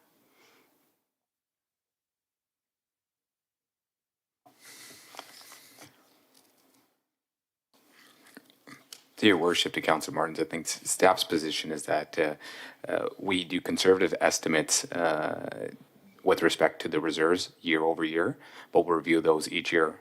As earlier we discussed, that the projection for next year's reserve is 10 million. That's quite a conservative estimate.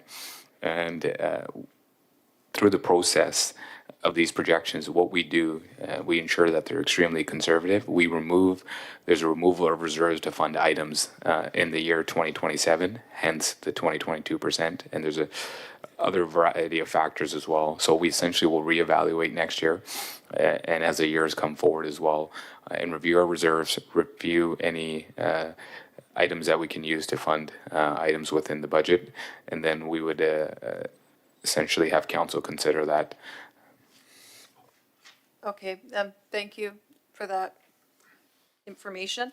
So I am wary of that, and, you know, I do think, and I have made some attempts to broaden out this process, but I do think moving forward, I'm mindful of staff time, and I think it's not very efficient that each of us reaches out to each director or, you know, head of departments to get information. I think it's better if they all come collectively and be present for all of council. I, for one, have really appreciated the questions and the discussion that has come up so far today. And I think that is a way to work at the budget from the outset before bringing it as a motion on the agenda, council. And I think this process does need to change. I'm highlighting that now. I am a first-term councillor, and I have been learning year over year, and I remember last year struggling with this process. So that is why I'm making attempts now I think moving forward, we need to relook at this just for the, you know, the interest of staff time and the interest of us as an elected body making the best decisions we can for our municipality, recognizing funds are finite. That's all. Ms. Bauer, can you bring up slide 10 and 11 in the presentation? They're numbered 10 and 11. They're the regional costs, RCMP, and then there's two of them labeled regional costs, RCMP.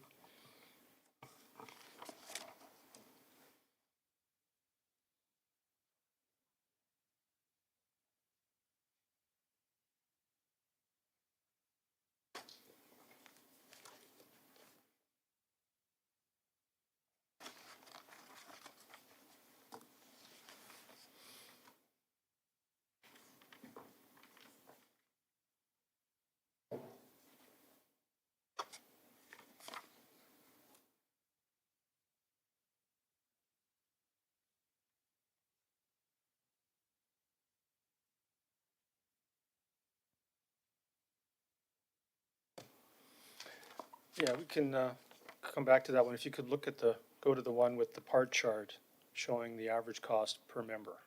It's the next slide. That one there. I want to highlight for council especially, but also the members of the public, that we've seen 38% increase in total cost of one RCMP member since 2022. And it's not a discussion whether they're worth it, not a discussion of whether it's an investment worth doing, none of that. We're adding officers despite this. It's a reflection of this fact has to be, I think, known more widely. 37% increase in member costs in 4 years, downloaded from Ottawa. Again, may be worth it. I think it is. Some may not. But that does end up being a downloaded cost for policing and significant increase in costs. And so that has resulted, this alone has resulted in upwards of an 8% property tax increase this term. And I think it's something to highlight as we continue to press every department to find ways to do more with less. This is a department that is requiring additional funding because of this slide right here. Ms. Bauer, if you could go to the next one up. Mr. Cooner, I don't know who would answer this question, but I want to highlight here, E-Division administration costs have also been a significant challenge over this term with the transition to SPS. Maybe you could give everyone a rundown of how that works and how SPS is increasing our E-Division administration costs substantially. Yes, Your Worship. So as some members of the public and council are aware, that there's Surrey Police Services is the police of jurisdiction in Surrey. Historically, it was the RCMP. When it was RCMP was a police of jurisdiction, they did contribute to the E-Division administration cost. Since now they're not contributing to that figure, they remaining members or remaining jurisdictions that have RCMP within their police of jurisdiction are contributing a higher amount as well to that. So I think everybody hopefully can see that, these costs are, if you have fewer RCMP members in the region, those that are left pay more. And that is also resulting in significant upward pressure. So this term, 85, I'm going to look up the number here. Public safety increases are 80% this term.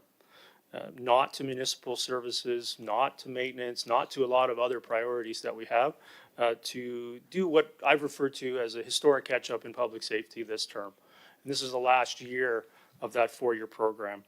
And we were very deliberate about that from the beginning, but we did not anticipate, to some extent, these cost inflations when we started that in 2022 and mentioned it in 2022 a lot and officially started it in 2023.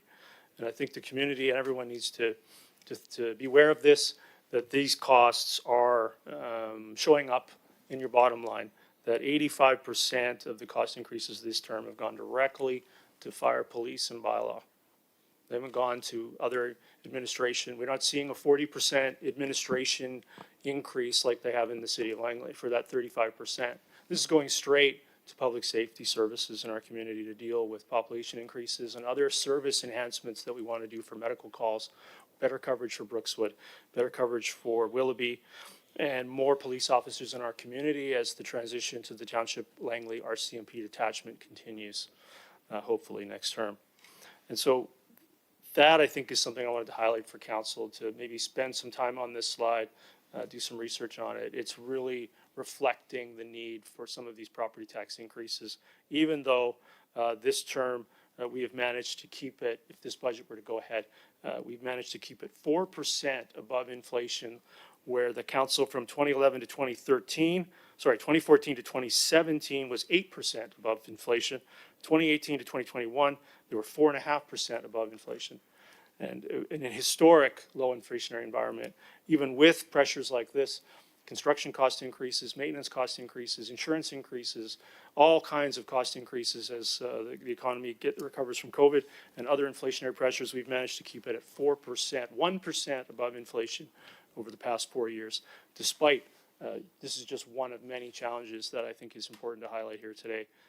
This is a significant cost driver in the years ahead as well, as SPS is officially transitioned out of existence. We'll continue to see these kinds of increases passed on to municipalities that are left with the RCMP. Councillor Whitmarsh, go ahead.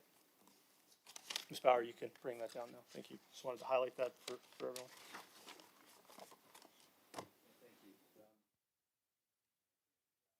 Oh, sorry. Go ahead. Thank you.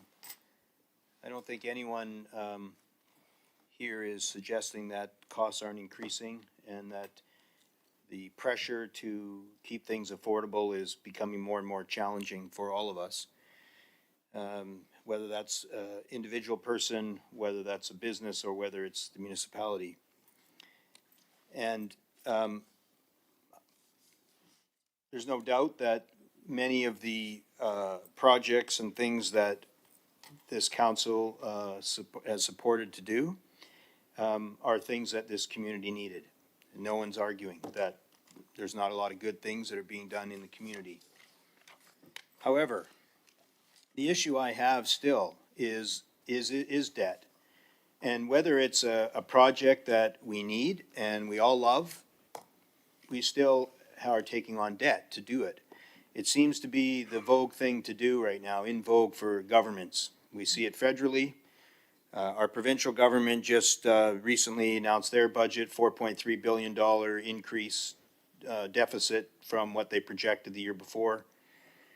So it's in vogue. It's in style of government, is to just do what you want, spend whatever you want, and don't really worry about it. And lots of it is great. Lots of it is very beneficial to our community. And so for me, the big issue is how do we manage our debt? It's not whether or not we have debt, because I appreciate we will have debt. And we want to do good things in our community, and I think this council does as well. But what I haven't heard much of, and what I'd like to see, is what is that plan for debt management? What is the long-range, long-term fiscal responsibility plan that talks about our debt and how we're going to manage our debt as we move forward? Because we are taking on debt, there's no doubt. We look at our own reports and it talks about the debt that we're accumulating. Hundreds of millions of dollars have been added. And you showed a list of projects that you've gone for as a council, and I've been with this council now since November, and I look at many of those projects and I look and say, yeah, many of those, not just some, many of those are very good projects. But we still have debt. It's still an issue. We still are carrying a significant amount of debt.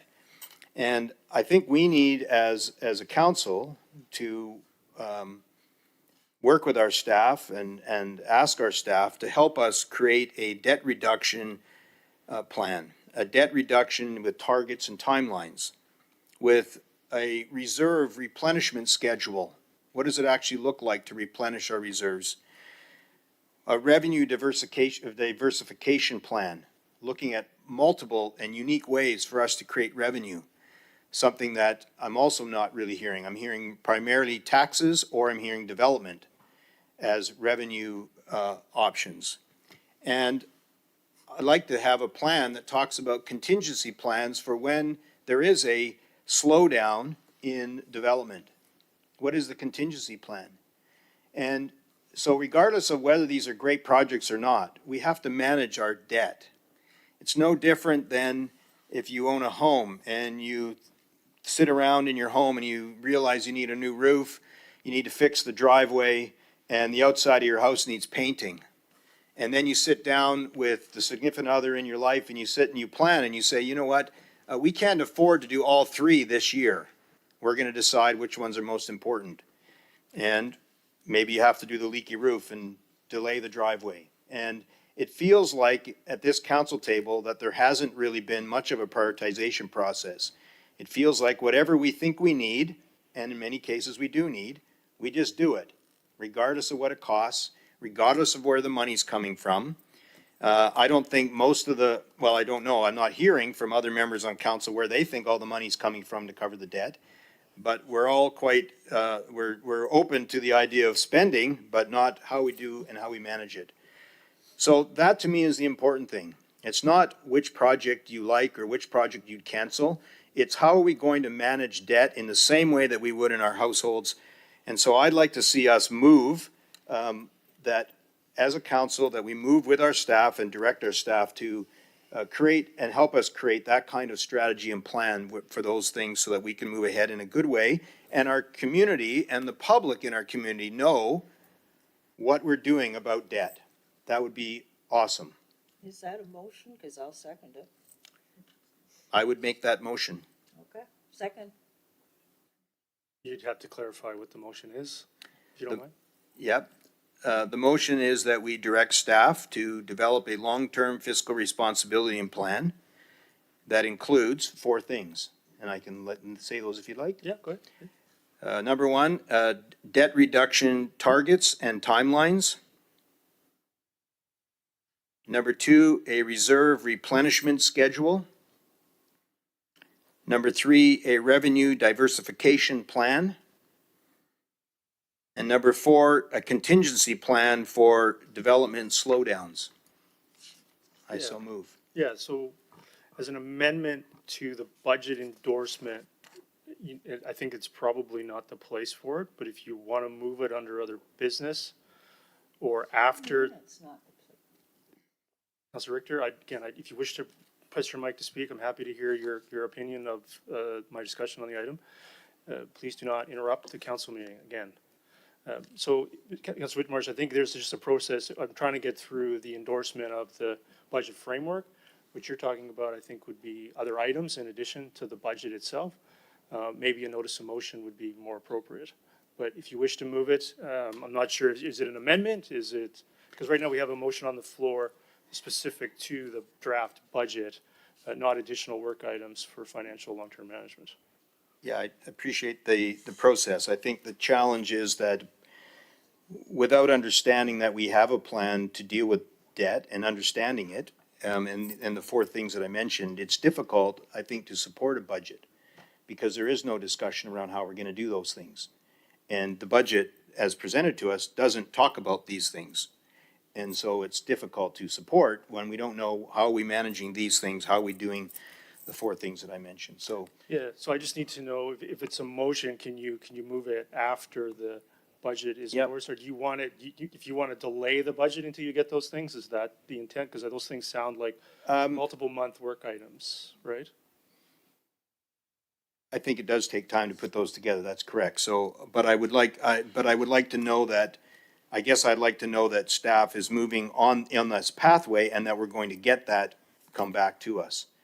If I understand that's happening, then that makes you feel differently about maybe what's happening in the budget, because we know there is also work being done on the four items that I mentioned. Yeah, so I think if we can, if you've moved and seconded, I don't know if we can table it and come back to it after maybe Ms. Bauer can help us with the process, because I don't see it as an amendment to a budget endorsement to prepare a bylaw. But if that's your intent, then that's your intent. But I just want to clarify if that's your intent, is to have it, because it's not really an amendment to an endorsement to prepare a budget bylaw. It's asking for additional work plan items to be started by finance, right? Yeah, I think that's true. Yeah, so if you wish to withdraw it, I'm happy to take it after the budget endorsement is done. If that's okay. I will withdraw it and bring it up later. Okay, I'll definitely make a note and come back in regards to addressing those, I think, reasonable concerns. Yeah. Councillor Pratt, go ahead. Oh, no, thanks, I'm okay. You okay? Councillor Bailey. All this budget talk about hundreds of millions and all that, I always have to try to bring it back into my poor old brain and try to make it so I can understand it. And when it comes to debt and that kind of stuff, I equate it to when I was trying to build a business. I borrowed money. And I worked hard to pay that off. And when I went to buy a house, I borrowed money. And that's what and you know, I love what Councillor Whitmarsh brought up about the house there. You know, sooner or later, if you keep putting things off, you have to fix the roof. You have to buy a furnace because it just has to be done. And we've reached, in my opinion, we've reached that point in time. And that's one of the reasons why I ran. I saw you hadn't built a fire hall for 20 years. I saw you hadn't staffed the fire department properly since 2006. I also saw a culvert on 40th Avenue that wasn't fixed properly because they cheaped out. I also see us building an extension onto the RCMP that included security that was putting at risk cases. Sooner or later, you have to build. And that's one of the reasons that I'm here. And that's one of the reasons why I will incur debt, because there is a debt that people don't like to mention. That is the debt of delay. When you delay and delay and delay, it's going to cost more and more and more to eventually get where you have to get. You have to buy equipment. You have to build culverts that are going to last. You have to do some of the stuff that we've been paying past debt delay. We're sitting there, I keep going back to, look at the debt in just inconvenience to the public with 40th Avenue and that culvert. They didn't fix it when it was hurt. They just kind of pieced it together until it dropped a foot and put people at real risk. And then we had to block one of the only east-west connectors we have by doing it properly and investing the money. So I'm willing to, and I am a taxpayer here, and Believe me, I pay some pretty hefty taxes, even though I don't get garbage, and I don't get water, and I don't get sewer. I'm still willing to pay for those things to play catch-up. And that's what we've been doing for just about 3.5 years. We're not just investing in the future. We're playing catch-up for the past. And that costs money. It costs a hell of a lot more money than it would have 10 years ago to build a fire hall. Or it costs a lot more money to fix 40th Avenue when we did, rather than fix it when it was hurt. When you delay, you just keep accumulating this debt that sooner or later you're going to have to pay. So I'm okay with doing this, and I agree with, I want to know how we're going to pay this off, because I had to do that in my own life, and I like that kind of discussion about how are we going to pay this off. So when I look at what we've done in 3.5 years, I'm damn proud of it in so many ways. And I'm willing to pay that and work hard to pay this off, but to continue to build. I don't see going into another term, if I'm lucky enough to be reelected, I don't see slowing it down. I see we need another fire hall. It's going to cost a lot of money, and we're going to have to borrow for that. Well, I'll borrow and I'll pay my taxes. Again, I realize some people go, oh, we can't spend money because we're going to have to pay. This 4 point some odd percent is a whole lot cheaper than the inflation that we've seen on materials. By not doing that, instead of, I'll pay the 4 point some odd percent rather than pay 25% increase in cost. So I get that we've got to pay this off and that, but I also didn't come here to collect a paycheck. I came here to do things for a limited amount of time and to build. Thank you. Thanks, Gilberly. Yeah, I think it's some good points. I do see the challenge that we've inherited this term, which you speak to, in facility and infrastructure items that, some of us tried to do last term that were now 60% less cost. And so, that has accumulated. I also respect that there's a lot of politicians out there that are quite happy to worship reserves and do pretty much nothing. Councillor Ferguson, go ahead. Okay. I'm going to try to be just short. There's been a lot said today, and there'll be a lot more said. I mean, you begin to understand how things work, and you can knock on every door in the province and the region anywhere, and most people don't know where the money's coming or going. I don't know how municipal government, we have the Local Government Act and the provincial legislation that we can't borrow up to a certain length, where both federal and federal and provincial governments are able to borrow, I guess, as much as they want. That's different at our level. I guess I was going to speak to your NAM, the RCMP. There was a union a number of years ago established by the RCMP, which is very good, and I appreciate that and understand the process. We, as a municipal government, were not involved in that process. We do not sit down at a table with the union and negotiate what the RCMP is going to do. That's all done by the Fed folks or something. Okay, so those numbers that came up and the E-division and all those other things, those are all just placed upon, I don't know how other communities do it, but placed upon us, little old Langley, but I'm sure all the other communities that have RCMP are bound and caught by the same. So those numbers are all true. Now, if you now want to look at the proposed discussion that's come up on money, how far if we were to buy a police car today or a fire truck, those things cost money. So what do we want to do? Do we want line entries on how much it costs for tires or, sirens or how far do you want to go down that line to know what's going on with the money?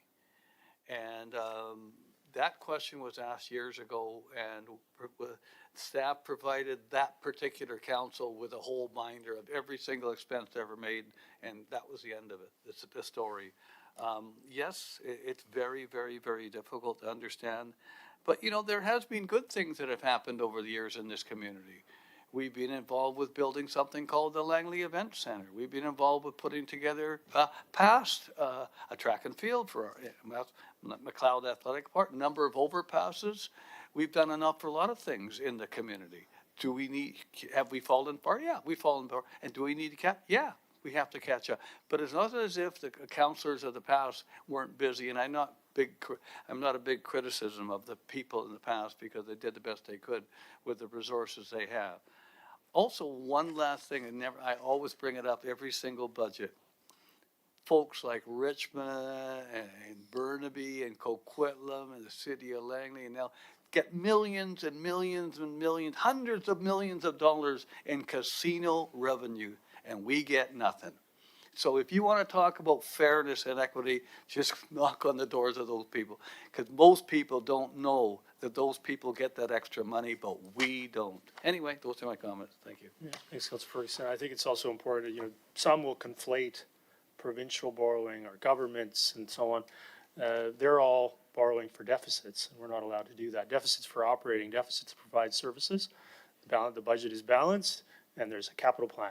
And I think that it would be great if we saw the provincial and federal governments hold themselves to the same standard that they hold local government in terms of ensuring that the books are balanced and that we're not permitted to borrow for operating, and never would we. And so this is a capital plan. And imagine, you know, to have this kind of outlook. Nope, can't afford Site C, can't afford this bridge, can't afford a Port Man, can't afford SkyTrain to Langley, can't afford any of these things. You know, all of those are using debt to fund capital. The challenge with other levels of government is them using funding operating with debt, which I don't know anyone who would like to see that. And so we're not dealing with that here. And I think we're going to continue to see for the remainder of this year, people conflate the two for obvious purposes. Councillor Pratt, go ahead. Yeah, thank you, Your Worship. It's been a really fulsome debate, which is great to see at the first opportunity that we've been able to have the budget in front of us. And I'm happy because this is a first run at it, and there'll be another run at it in 2 weeks. And there'll be opportunity for people to provide us their feedback in the meantime. You know, there are people who have been making calls to action for feedback, and that's fantastic. And so I look forward to seeing it. And for me personally, as I've, you know, contemplated now 3 budgets, and this being my 4th as a councillor, I've had to think about what kind of township that I want to leave behind, no matter what. No matter whether or not any of us are back here in 9 months, no matter what things happen over the next 20 to 30, 40 years. And when I look at the list of things that this council has advanced, which are fantastic and aspirational in some regards and are catch-up and necessary things that should have not been put off in others, when I look at the acquisition sites in Brookswood Fernridge that otherwise would be reliant on developers to assemble and to piece together, which is exactly why we have not seen growth in certain neighborhoods in Willoughby. This council has taken the direction to say, you know what, no, we're going to step up and do these certain things. And I am pleased that over the rest of my life, when I am here as a township resident, if there are not other diverse sources of revenue, which there are, that yes, I will be contributing as a taxpayer to the operations of these facilities, that thousands and tens of thousands of people will be benefiting from. And again, yes, our debt has gone up. And that is building tangible assets. That is not bloating things and in the bureaucracy. That is not the kind of debt that people are equating us creating to other levels of government. And I do find it exciting to think about the township that we will be living in when these projects are done. I also have done my research, and I know how long certain amorts on these loans are. And I know how this structure works. So I'm really pleased to see the budget that we've got before us, and I'm excited for the discussion over the next 2 weeks, and I'm looking forward to March 9th, or whenever we get this back. So I thank staff. I thank staff for being here and answering all these questions, and for giving us the presentation in the budget that we had. And I look forward to the rest of the conversation that we have tonight. And if there are, other points of discussion that we can hone in on certain projects, I'm happy to do that. Yeah, I think it's great. I also want to see no other speakers. I also want to thank the staff. I know this has been a long process. Council has been, I think, adding things to the budget throughout the year that are now in the bylaw, ready to maybe come to council in March. And I really do appreciate all the work that goes into it. I see it, and I hear about it, and I talk to staff about it, and I see the work that goes into creating a budget, especially given the ambition that this council has for the future of Langley. And so I really very much appreciate the flexibility and bringing to us a pretty good budget. And our fourth in 4 years, completing that program for public safety that I mentioned, maintaining the bottom four, one of the bottom four municipalities this term throughout the region. And I think it's a remarkable achievement, given all of the operational items that are in the budget, from fire to police and bylaw and other service improvements, using and finding ways to cut other costs to pay for them. And I'm sure we'll discuss much of this again when the bylaw comes forward, and I'm looking forward to that. People have more time to review it. Please email me if there's any questions. I'm happy to answer anyone who emails me any question. The interesting thing is I could also provide Councillor Whitmarsh with that long list of stuff I wanted to get to, but had to say no. I don't see a way to fund it. And so I could easily provide a long list of things, and I think the suggestion that we're not being realistic, I think, is not correct. There's a realistic plan, it's achievable, and there's a plan to pay for it based upon all the different funding sources that the township has that Councillor Pratt has personally come and asked me, which very few members have. And so I think that that's the challenge we're facing, is some of us are doing the work to understand it, and others aren't doing as much. With that, I really appreciate the discussion here today, and anyone wants to email me any questions, again, I'm happy to answer any questions that there are between now and considering the bylaw. So with that, I'm going to call the question on E5.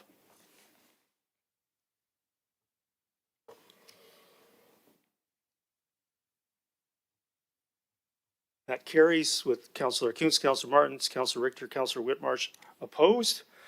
And Councillor Whitmarsh, you have a follow-up motion. Go ahead. Yes, so the motion, do you want to say it again? Yes, go ahead. Okay. The motion is to direct staff to develop a long-term fiscal responsibility plan to include, number one, debt reduction targets and timelines. Number two, reserve replenishment schedule. Number three, revenue diversification plan. And number four, contingency plans for development slowdowns. Second. That's seconded by Councillor Richter. Yeah, go ahead, Councillor Whitmarsh. I think I've spoken lots to it already. I think it's pretty clear that I think we need a plan that's for us to follow and work towards, and understand how we're going to manage debt as we go forward. I think all of us around the table have acknowledged accumulation of debt, and so I think it's good for the public to know how we're going to deal with that, how we're going to manage it, how we're going to create new revenue streams and opportunities. So I think it's pretty self-explanatory. Yeah, no, I apologize. Can you repeat the first one again? Debt reduction targets and timelines. No, that was the second one, I believe. Well, it was just to direct staff to develop a long-term fiscal responsibility plan. Yeah, what is that? Well, it's the fiscal responsibility, and that includes these four things that are down below. So the That shows budget, that we're being fiscally responsible. So the 5-year financial plan doesn't qualify as that. I just want to clarify what you're looking for. So you don't think well, you just voted against it, so you don't think that the 5-year financial plan is that? You want something in addition, so can you, before we vote, can you clarify what it is that is? Yes, I want a plan that includes the 4 items that I mentioned. I don't think they are shown in the budget that we. What was the first one again? I'm just trying to. Debt reduction targets and No, timelines. that was the second one. What was the first one? The first is just the title called, to develop a long-term fiscal responsibility plan. Okay, so that's not the 5-year financial plan. So I just want to, so it's not 4 items, it's 3 that are titled as responsibility. No, there's 4 items called long-term fiscal responsibility plan.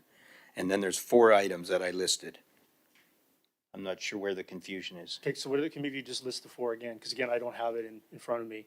Okay. Usually we try to put them on the screen now, but it's totally fine. So what were the 4 again? Number 1, debt reduction targets and timelines. Number 2, reserve replenishment schedule. Number 3, revenue diversification plan. And number 4, contingency plans for development slowdown. Okay, that helps. Thank you. So, and what is a revenue diversification plan? What other revenues are A plan available? for this, how we in the municipality could create other streams of revenue to help us with our capital projects and debt to manage. Do you have to any be fiscally examples from other responsible. municipalities that would help me? Well, I don't have a lot of other examples right here sitting at the table, but I'm sure we could find them. I mean, I'm sure staff would be aware of what other communities are doing. I'm sure there's lots of other revenue options that people could do, whether they get into business, whether they own their own businesses they own as township, as a community, whether they develop land and own apartments and condos that they rent out. I don't know. I'm just thinking there's probably lots of things that could be available, and that's why I'm asking. What would be available as revenue options for our community? Okay. Councilor Richter? Yeah, I think when Councillor Whitmarsh first put it on, it was fairly clear in my mind that it's a financial sustainability and debt reduction plan. That's why I seconded it. Maybe perhaps the clerk could go back and look at the wording that he originally used in the motion that you asked him to withdraw and bring back.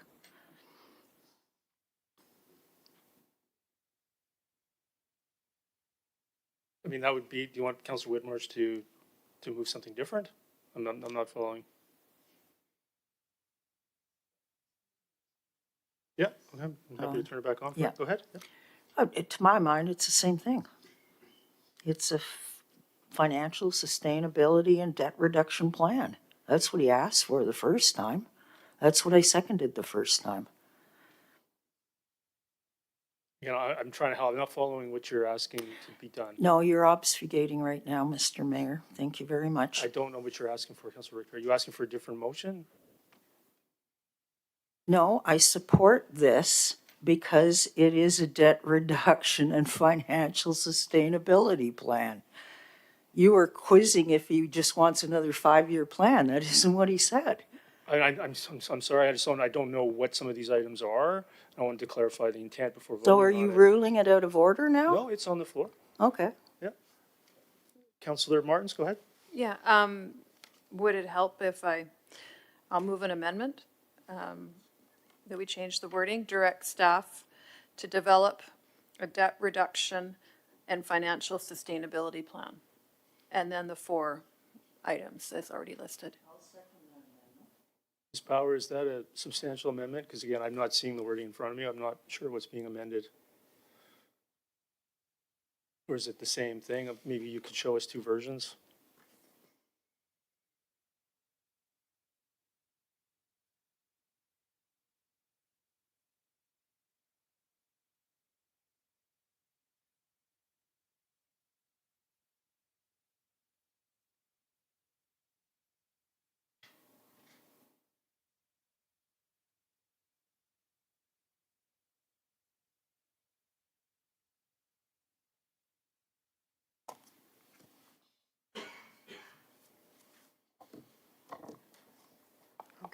As I understand Councillor Whitmarsh's original motion, it was, as you can see now. And Councillor Martins has changed it to I'm sorry, could you repeat that? Yeah, direct staff to develop a debt reduction and financial sustainability plan. Okay.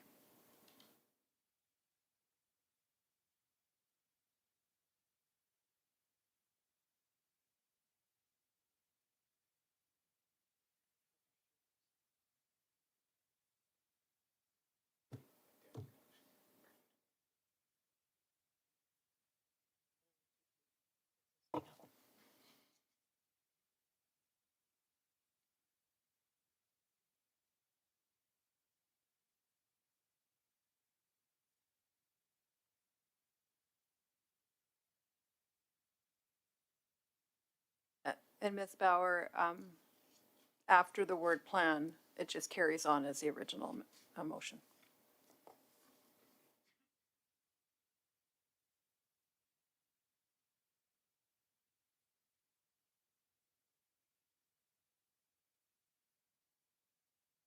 So the amendment, that's the amendment, Ms. Council Martins? I think Ms. Bauer's still working on it. Okay. Yeah.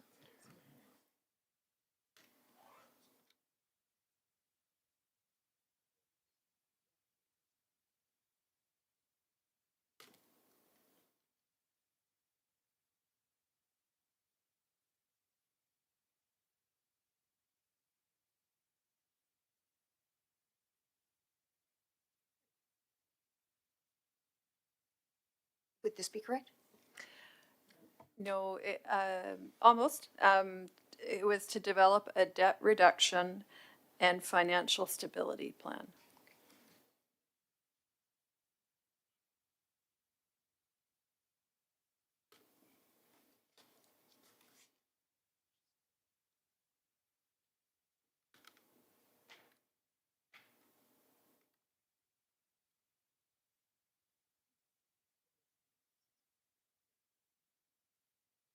So, Ms. Bauer, do you have the original?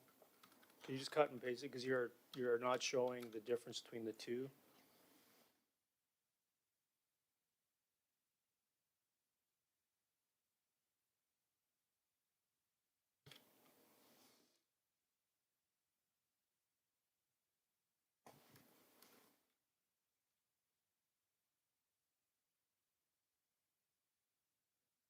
Okay, so the bottom motion was originally moved, and the motion above, I believe, is what the amended motion would be. Is that correct, Councilor Martins? All right, is there a seconder to that amendment? Seconded by Councilor Richter, yeah? Anybody wish to speak to the amendment? Okay, seeing none, I don't really see the difference, but I appreciate that some may, so I'll call the question on the amendment.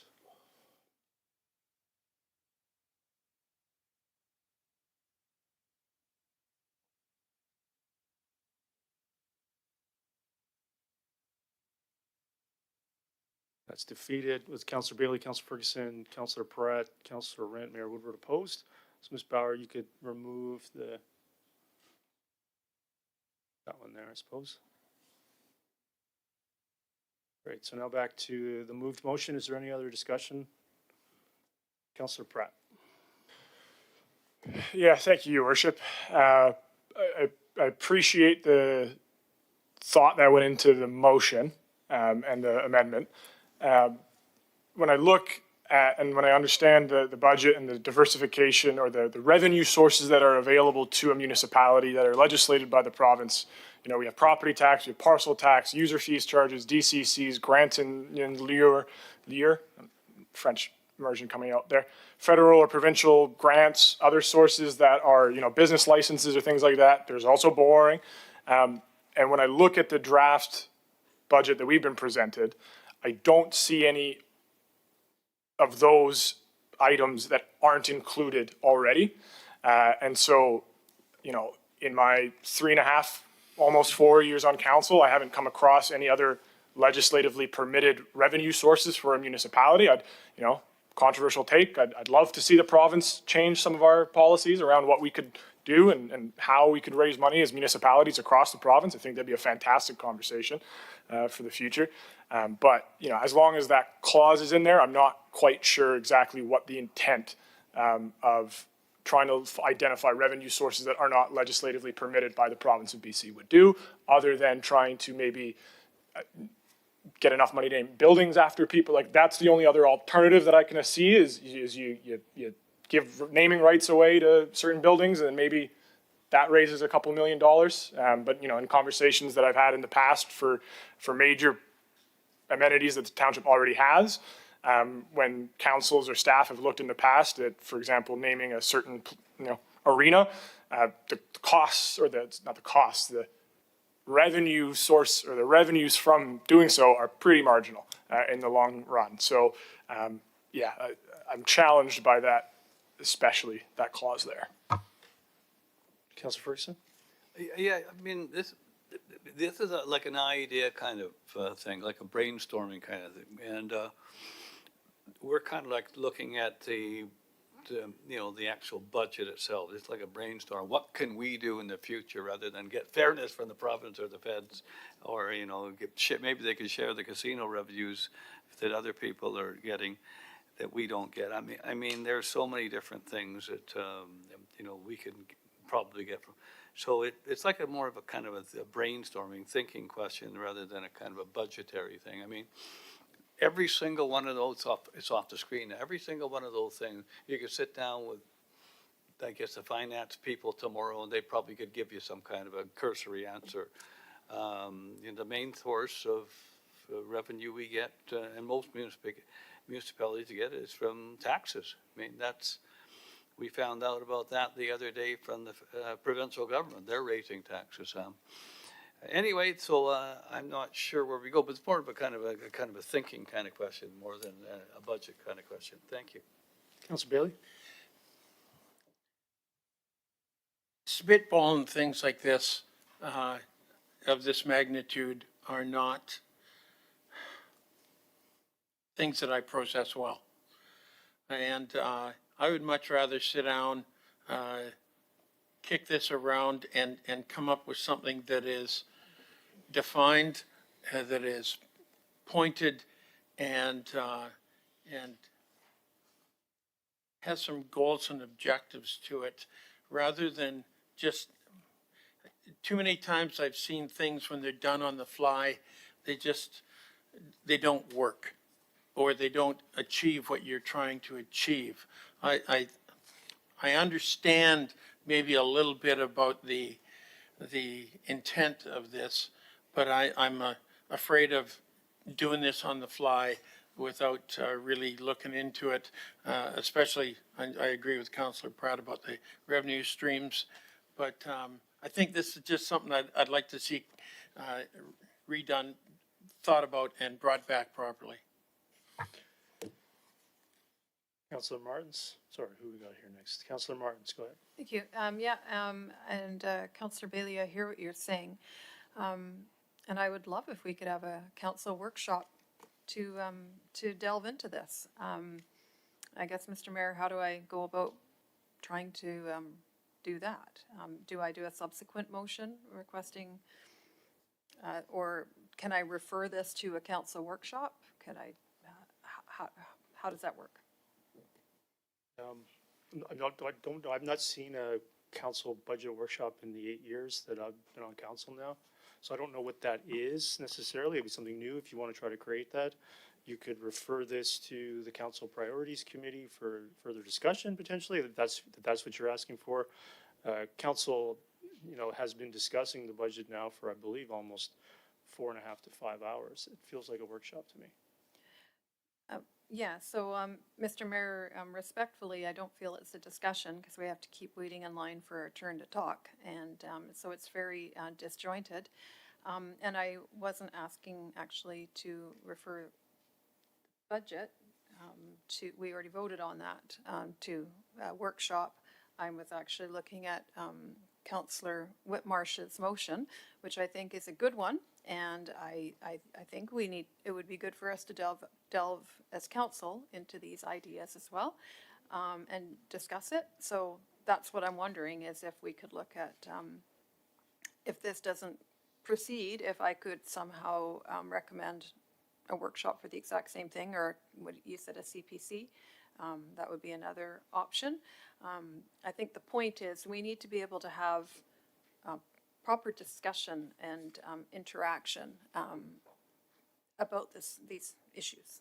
So that's all. I'm just at this point trying to spitball, because I see the intent of what Councillor Whitmarsh is trying to accomplish. I see some pushback from some other councillors, and I just think that if we could have the opportunity to discuss it as a council further in whatever venue that looks like, I think it would be really beneficial. Councillor Whitmarsh? Yeah, you know, I think the main intent of the motion is to have a plan for how we're gonna manage our debt. I think every one of us should want to know how we're gonna manage our debt. I think it's to have a plan of how we replenish our reserves. That seems to be an appropriate, good question that we'd all wanna know. What happens if development doesn't meet the expectations that we have in our budget and doesn't produce the revenues that we want? What are we gonna do about it? What's the contingency plan? And the revenue diversification plan, it's good to know that some of on council are fully aware of everything that a municipality can do. But I think there are some, maybe some other creative things, but I'd like to hear from staff. Maybe they come back and say there is nothing more creative. We're doing everything that we could possibly do. That would be good to know. So I don't think it's this complex. I know people are gonna try and make it political, but it's not. It's meant, how do we manage our debt? And I think all of us wanna know that. And if we have a good solution, then it should be easy to put this together and have it available for us and the public to know how we're gonna do it. Certainly no harm in that. I think there's more to it than that from what this typically would come in the form of a notice of motion, not sort of edited on the fly sort of thing. So I'm going to move deferral of this to the next meeting of council in March 9th, seconded by Councillor Rint. Is there any discussion or questions about the deferral? Councillor Richter. Yeah, I just don't understand why when we would like to defer something, we can't. But when you want to defer something, it always happens. Like, I'm not getting the numbers there. It's called a council vote, Councillor Richter. I think you do understand. Do you not? So with that, I'm going to call the question on that deferral.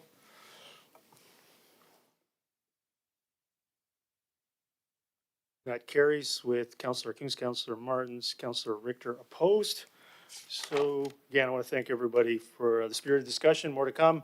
I'm definitely looking forward to summarizing all four budgets and what they've achieved here coming up in the next few months. It's been a long road with the four budgets, and some have done more work than others on understanding it, and I appreciate that, and I appreciate the desire for more information and discussion to be continued. Item E6, 2026 transit-related road. It's moved, seconded by Councillor Rint. Any discussion on E6? Seeing none, call the question on E6.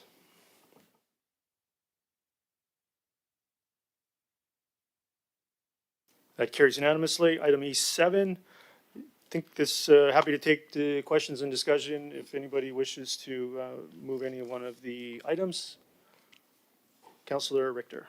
Yeah, I'd like to move the second one. The council directs staff not to refer the soil deposit application to the Agricultural Land Commission and not process it further. Is there a seconder to that?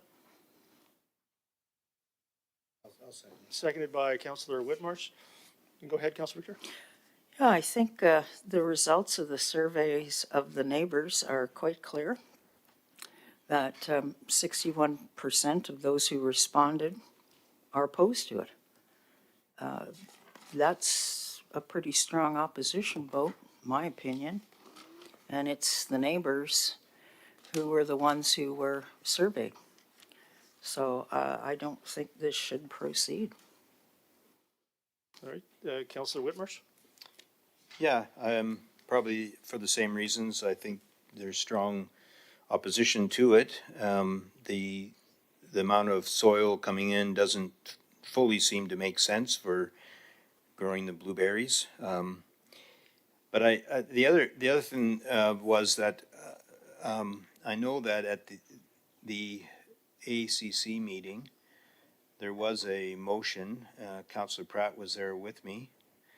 In fact, was chairing the meeting.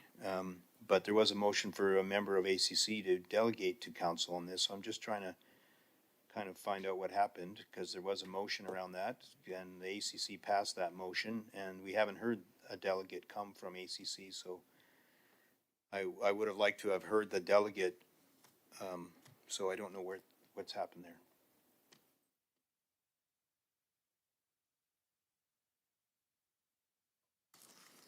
Dear Worship, Councillor Whitmarsh, I believe we haven't received any request at a staffing level for that. We can provide council an update or check with the proponent as well.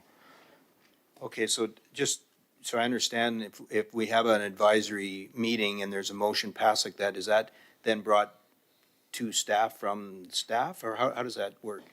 But that would be placed on the next agenda. Okay. It was the January 28th meeting, so I'm just not sure.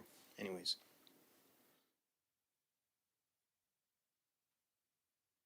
So as my earlier response is, staff's understanding was they were going to put in a delegation request, and they never put the delegation request in. So who didn't? Like a staff didn't, or? The proponent. No. Or the committee member. Sorry, the committee member that wanted to come. Okay, I think there's just misunderstanding when the community members, I think they thought that they would be invited to come. Through your worship, Councillor Whitmarsh, they would request a delegation, the committee member, unless council directs us to invite them to the next council meetings. Okay. That's fine. I thought we would hear about it as. All right, seeing no other discussion, this is on the second item to not refer. Call the question.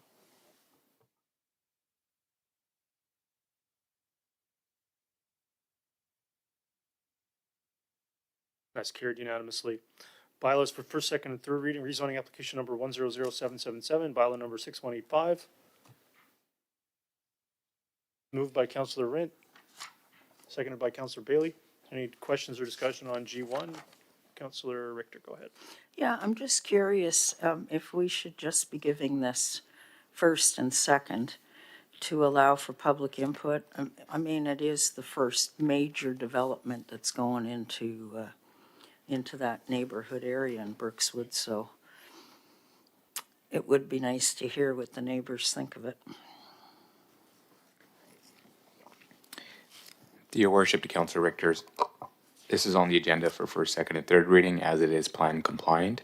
If council were to do first and second and direct staff to do a public hearing, we would caution council on that, as that would not be in line with the committee charter, as public hearings are, council must not conduct public hearings on items that are plan compliant for specifically residential. Well, there's a mix of stuff in here, isn't it? Apartments and commercial and office space. Dear worship, Councillor Richter, you are correct that there is a certain component of it is commercial and office space. However, the majority is residential, 452 apartments. Okay, well, I note that the plan does suggest, or something about a shell space, a recreation center shell space into the functional facility. Do we have an estimated cost on that? And is it included in any budget so far? Dear worship, to Councillor Richter, the proponent themselves would provide a shell space for a satellite recreation center to the acceptance of Township of Langley. Staff have not reviewed any capital requests for this item. This would be something, the shell space that the proponent would be providing. So what exactly is a shell space?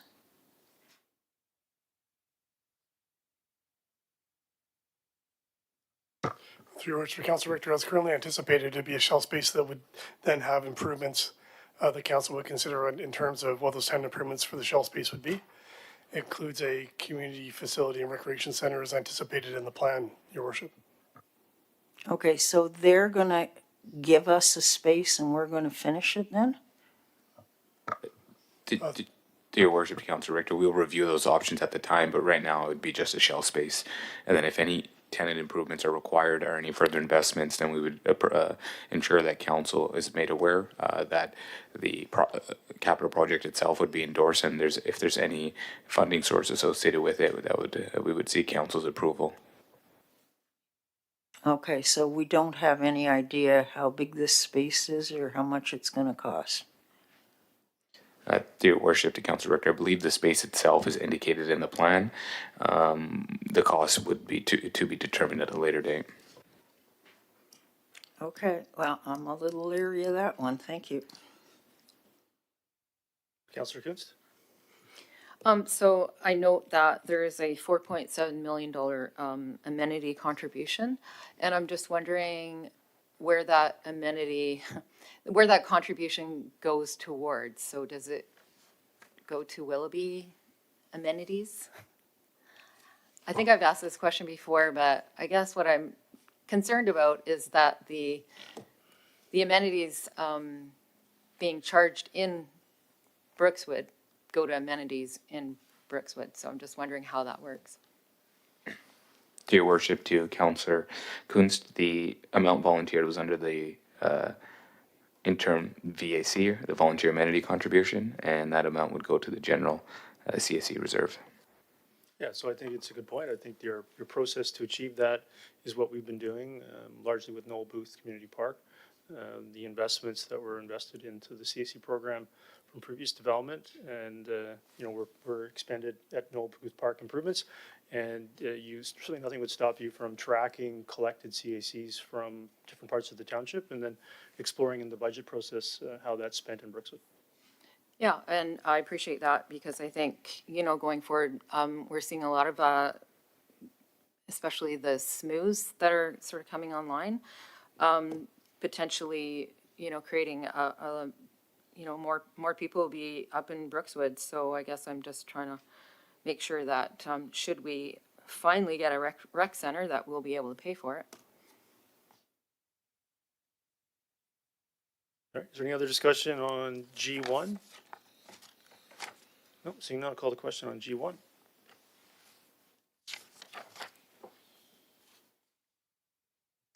That's carries with Councillor Richter opposed.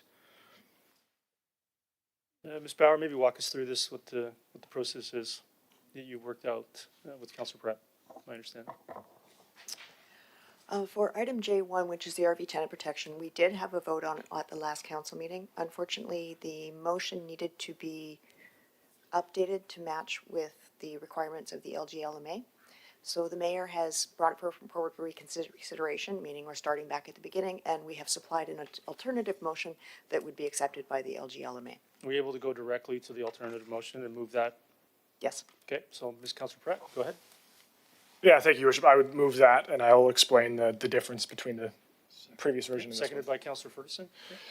Quite simply, LMLGA requires a maximum of 2 whereas clauses. The previous motion had 6, so this condenses those whereas clauses into 2 with the same rationale, and it's the same, therefore be it resolved. Yeah, are you aware that this actually came to UBC, I think, a couple years ago? Or sorry, not UBC, UBCM. Yes, there was a resident who requested that this be brought back to LMLGA on behalf of a family member, and so I brought it back to council for that reason. All right, seeing no other discussion, call the question on J1 as moved.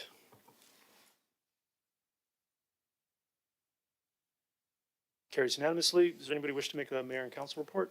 Councillor Pratt. Well, did you want to do one? Yep, Just a quick one.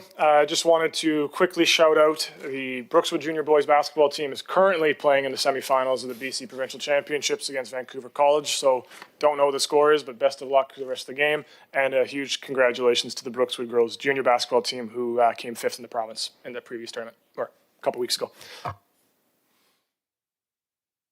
Councillor Ferguson.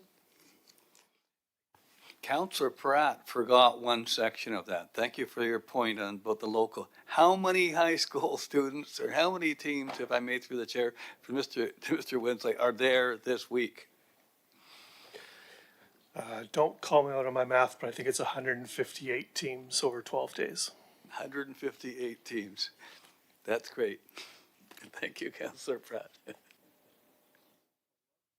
Yeah, thank you. And yeah, it definitely is the best time of the year when we're in basketball season. I just a couple of things I wanted to mention that I participated in the last couple of weeks. One was the Langley Seniors in Action Hub meeting held at the Langley Seniors Resource Society. And they had a presentation on the bus rapid transit, the BRT project. And that was a good conversation, dialogue around the table. And also acknowledged at that meeting, congratulations to Langley Meals on Wheels on receiving the 2026 Seniors Leadership Award for Outstanding Service in Community Education. And that was from the SFU Gerontology meeting. I also had the opportunity to attend the Langley School District Foundation donor reception. That organization's mission is to provide opportunities and support students to overcome barriers, ensuring education is accessible and valuable for all Langley students. And I'm honored to help in a small way with the distribution of Starfish backpacks in Langley North. Students have access to breakfast and lunch programs during the school week, but weekends leave a void for nutrition, and these packs bridge that gap. Students cannot learn when their tummies are empty. So that was a great reception to celebrate the good work happening to help with feeding our youth. And then the last one, of course, was, I mentioned it last time, the LAPS Kennel Breakout, Langley Animal Protection Society. It was a successful fundraiser. They exceeded their fundraising target, raising over $30,000 in donations. And I want to thank you, thank our council colleagues here who showed up and supported the event. The compassionate work of LAPS is yet another example of supporting our vulnerable citizens. I've mentioned seniors, I've mentioned our children, but we can't forget our four-legged friends. So it was a great event, and I look forward to next year. Thank you. Yeah, I just want to comment, some people sit there and talk about us building sports facilities, and they're very narrow in target, but I disagree.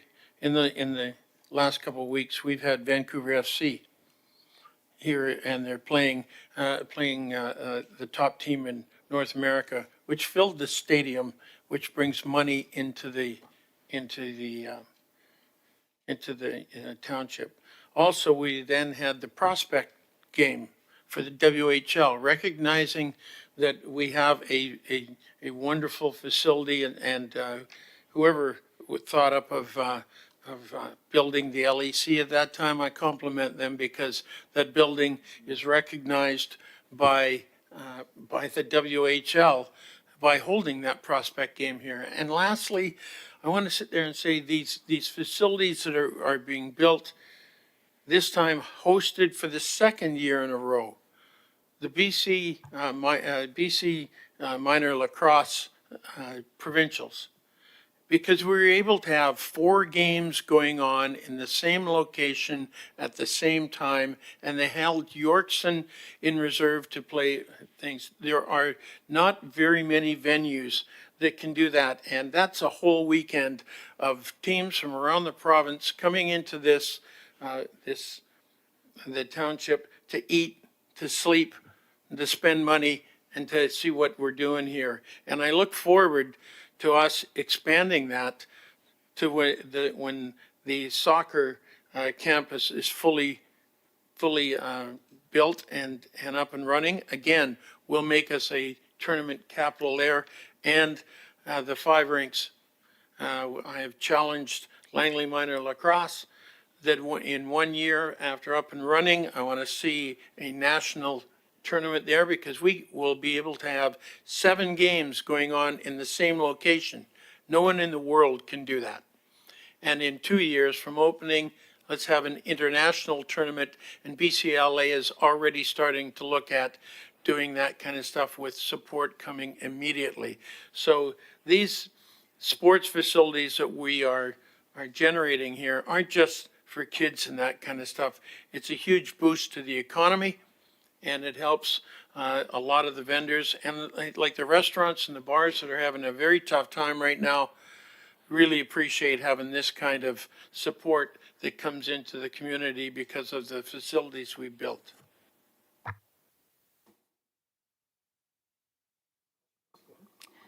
Yeah, I appreciate those comments. I recall Vancouver FC facility in the last term was somewhat controversial, but I was happy to vote for that and see that that's been such a success.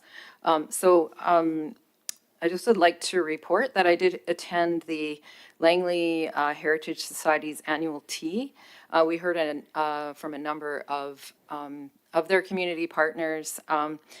Fred Pepin, Tammy Quiring, and Helen Williams from the CNR station. And I note that the BAT people were talking about the Men's Shed organization. And I met with some of the men from the Men's Shed. And it's a really cool organization where they get together, they help different projects. And so it's kind of interesting to hear that they're helping with making the bat houses.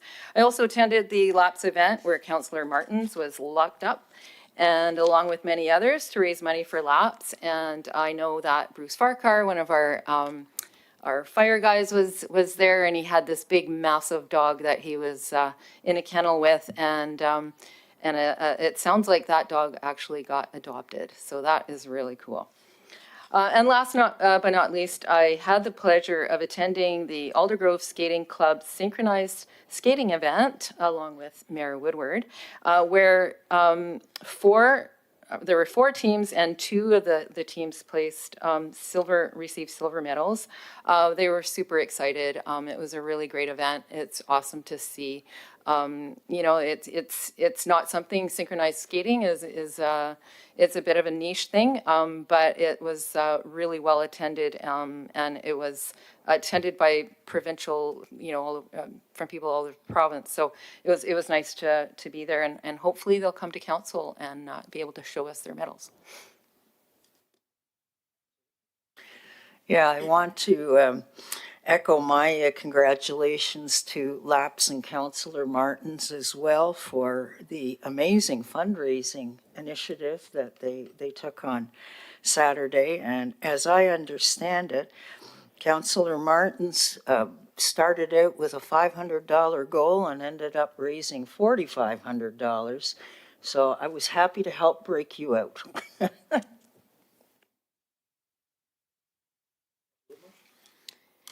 Yeah, just a couple of things. Interesting, we just had the Winter Olympics that just ended.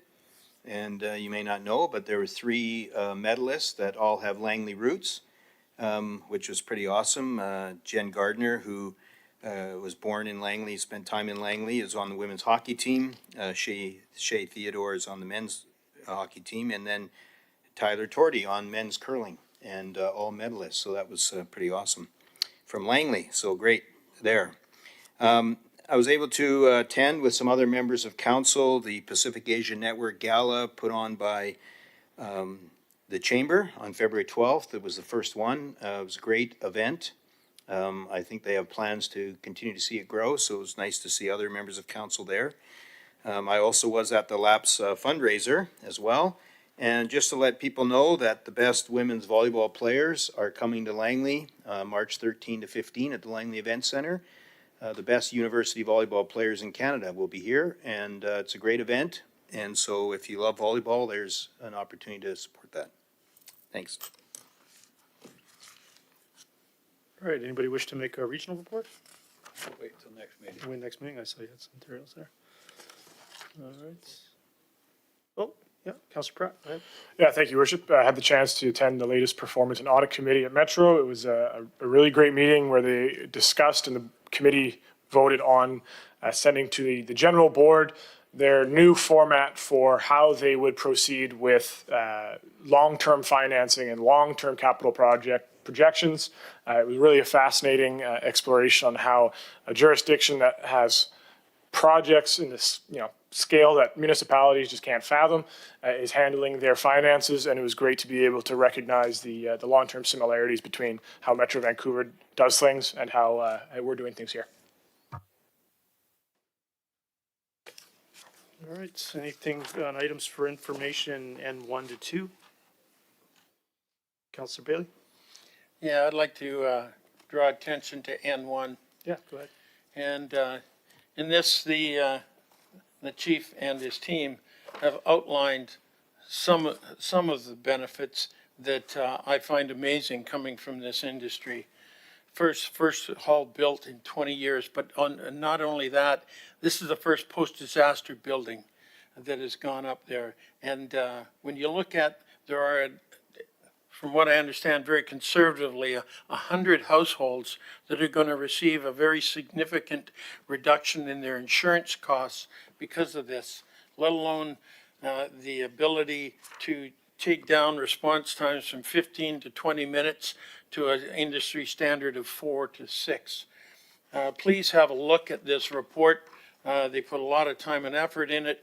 I know that other departments have started to come and look at this fire hall and are going to use this as a template, because it deals with not only the future where you can put 2.5 crews in there, 10 with 0 renovations in the future, but what I was really glad to see coming from a firefighter and having worked on the OH&S of firefighters for decades is a thing like the decontamination corridor. That is incredible. I've never seen one that is built to this standard. It's way above what WorkSafe BC demands. So there will be no dirty equipment or anything even coming into the truck bay, let alone the dorms. And every aspect of this hall, the energy efficiency, you can go on and on and on. And I know my home department of Surrey has come and looked at it, including the chief, and we're blown away by this design. And I really want to stress the reason I think it's such an incredible design is from day one that the firefighters themselves were involved in the design of this. So the experience of the team that we've assembled, the leadership team, including the leadership team of Local 4550, has come up with an incredible hall that is going to save lives. It's going to save buildings and everything. And I just want to thank Chief DeRoy and his team, President Sparrow and his team, and staff who have all worked together to make this hall a reality and to make this hall, for the first time ever, have very effective fire protection in the south end of Langley. I could go on and on and on. I'll spare you that though, because this hall is so incredible to someone from this industry, and that's the feedback I'm getting from other departments and other locals. Thank you, you guys. Councillor Martins, go ahead. Thank you. Yeah, I wanted to speak to N1 as well. I want to thank staff for organizing a tour. I was able to come and see firsthand, and exactly what Councillor Bailey is saying. It is an incredible facility with a lot of thought and planning, very intentional, and exciting to hear that we've got other departments coming to look at it as a prototype potentially. So I have 2 questions, if I can, through the mayor to staff. The first one is, when will Hall 5 be open and staffed?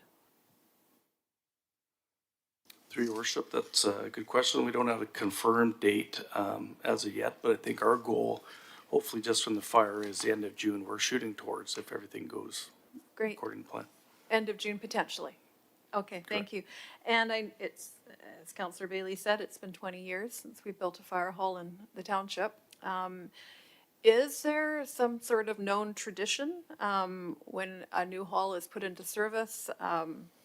Or is there one envisioned? I'd like to know how we're going to kick off this new era. If I can, through the chair to the chief, that'd be great. Through your worship, that is a very good question, and we're, being very excited to be part of this whole process. And being 20 years, we want to make it a big deal. Obviously, it'll be in coordination with council.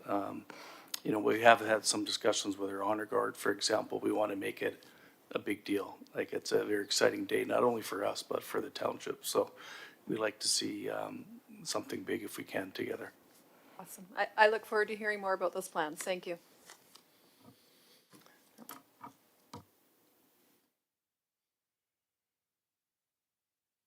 Yeah, thanks for that item for information, report, memo. There was some good stuff in there that I hadn't quite learned every detail of that yet, and I appreciated seeing the maps as well, seeing a lot of it becoming green, and it's really, really important as well to make sure that it's staffed. And so you certainly really appreciate this year making that work with the chief and everybody that's been working together, as Councillor Bailey mentioned, to coordinate the configuration of this hall, the features of the hall, and the design that it has to meet the long-term growth challenges for over many decades in South Langley. It's planned for that, and it's great to see. And I look forward to opening. I haven't toured it in a while, but I might leave it till it's finished. I really appreciated it, seeing it multiple times during construction, but I am looking forward to seeing it in service and seeing not only fire response, but also medical response for South Langley to be dramatically improved. And I know the chief's working on the service delivery model for that, similar to Hall 4. Is that the plan in the long run? Through your worship, that's correct. We will start with an engine crew of 4, but we have planned for 2.5 crews into the future. Yeah. So I think it is designed and built for that for the future. So another great facility coming online here this year with direct benefits that are outlined in that report. Really much appreciate putting that together for council and the public. Is there anything else on N1 and 2? No, so we'll move on. Councillor Kunst, item P1. Okay, thank you. So, we've all had this for about 2 months, so I don't think I have to read the whole thing. This motion is about water resilience and emergency preparedness. And I'm asking 3 things today. The cost to restore well capacity, engage with the public on the options, and update our water emergency plan. Other municipalities are, did I get a mover?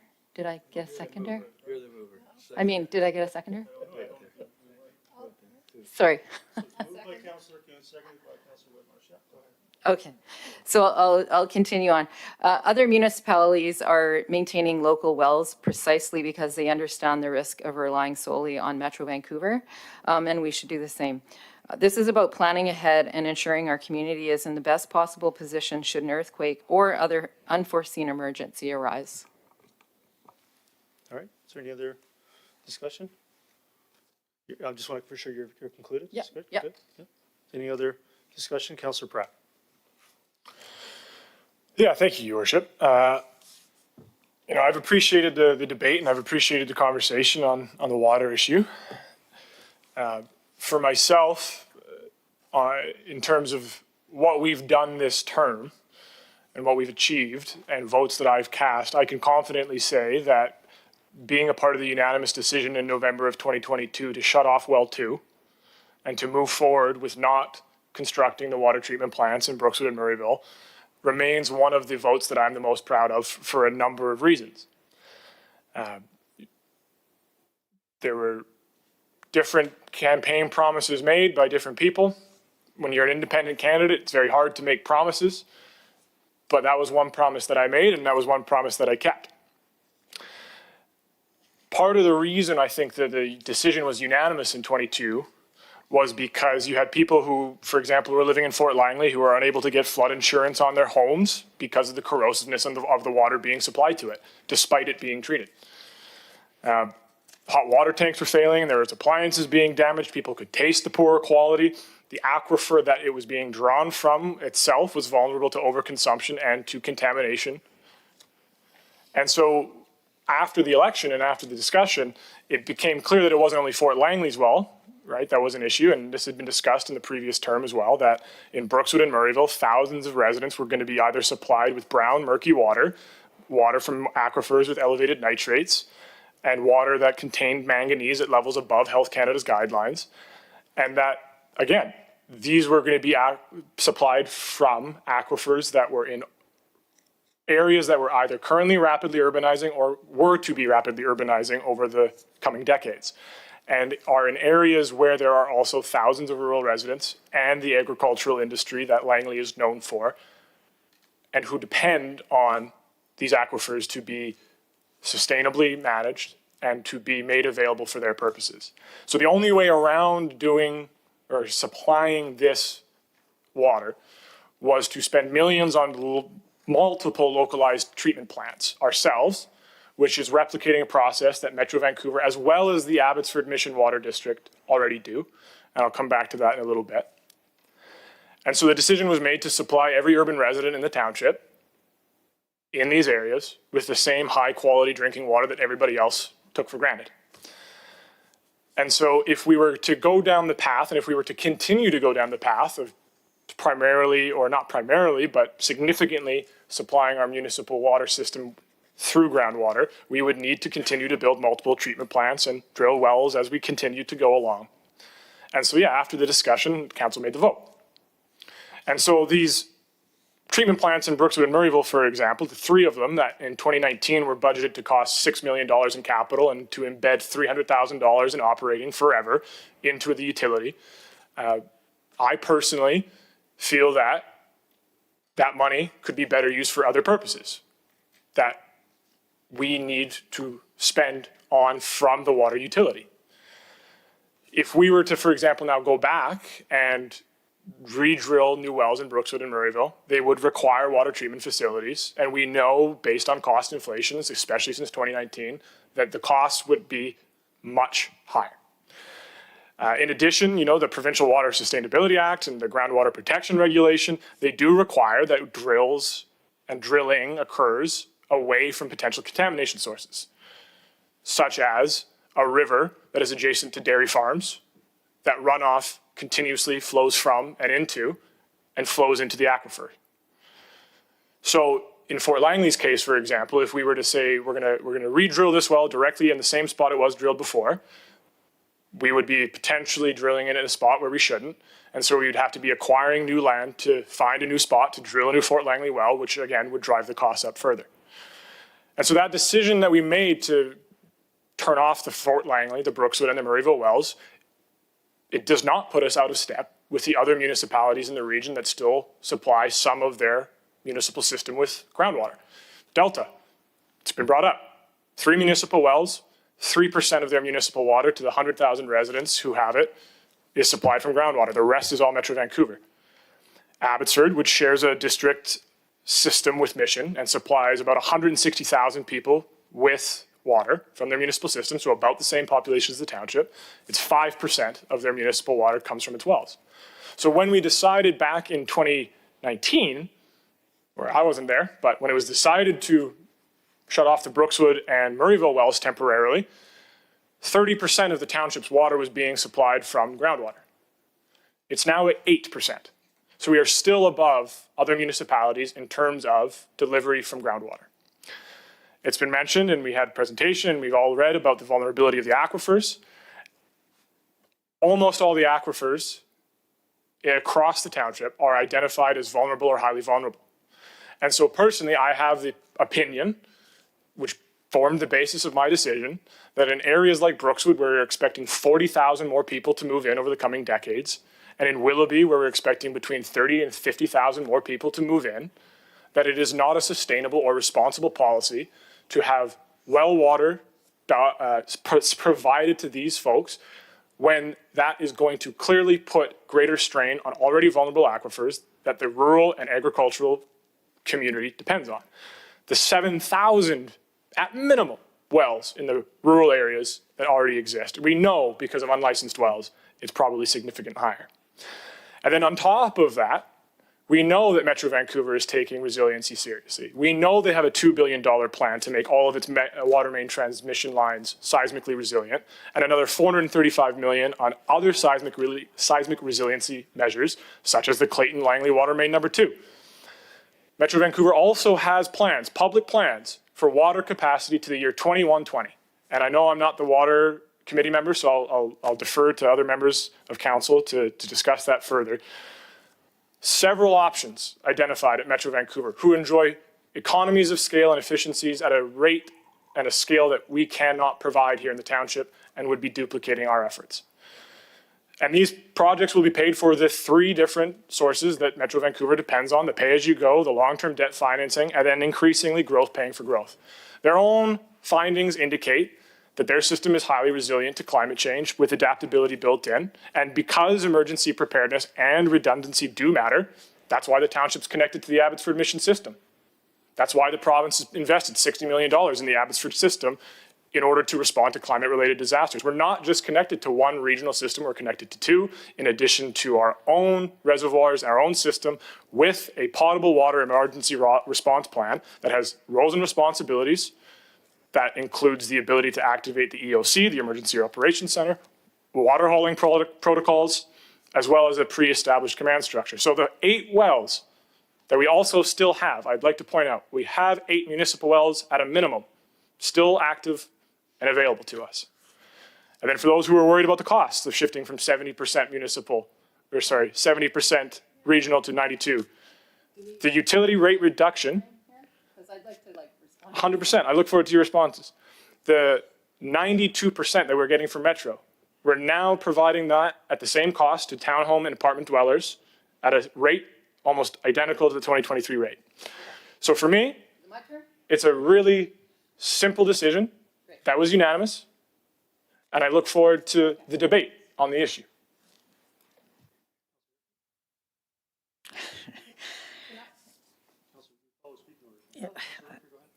Yeah, I mean, I disagree with the previous comments. It's in the title of the motion here, water resilience and emergency preparedness. We had 2 excellent presentations today. One was a delegation, one was a presentation. And I think that's the obligation we have to have, because emergency backup is not duplication. It's resilience. And this report, or this motion, is just asking for a report. Should we be considering this? And I think we should be.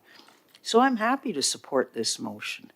And I really think it's wrong for us to be short-sighted on emergency preparedness, because if we are hit with a major seismic event,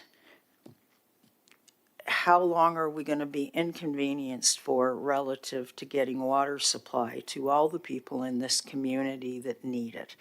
I think when Cheryl Weens was speaking, she made it clear to me, because I asked her the question, well, you probably need 2 wells, one up north and one down south.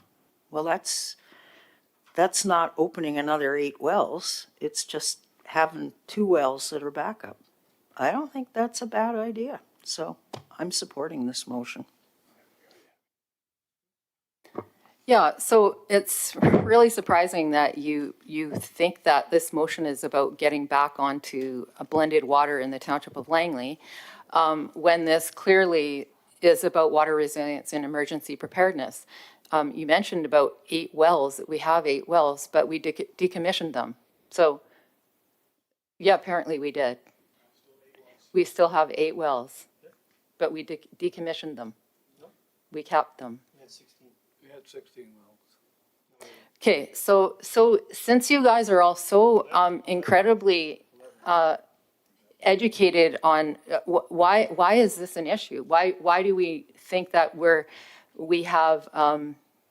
totally prepared when we know that there's other communities in the township, or sorry, in Metro Vancouver that are actually doing this? So So we have another source of water. From everything that I've learned, we have one source of water, and it's coming from Metro Vancouver right now. So why don't we get a report? I would love to hear from staff if that's. It's actually outlined in the annual audit. I did read it. In fact, we had someone here who did a presentation and talked about that. Go ahead, Councilor. So again, this isn't about getting back on Metro Vancouver Water and how amazing that decision was. And, yeah, lots of people, you're right. Fort Langley needed to, we needed to address that. This motion we're not talking about getting back on Metro Vancouver Water. I mean, after 2 months, I thought maybe that there would be a little bit more, this is about water resilience. So, I would love to hear from staff about, some of the things that I asked for in my motion. Have I met with staff? No. I was hoping that, I'm able to make a motion to ask for a report from staff. Yeah.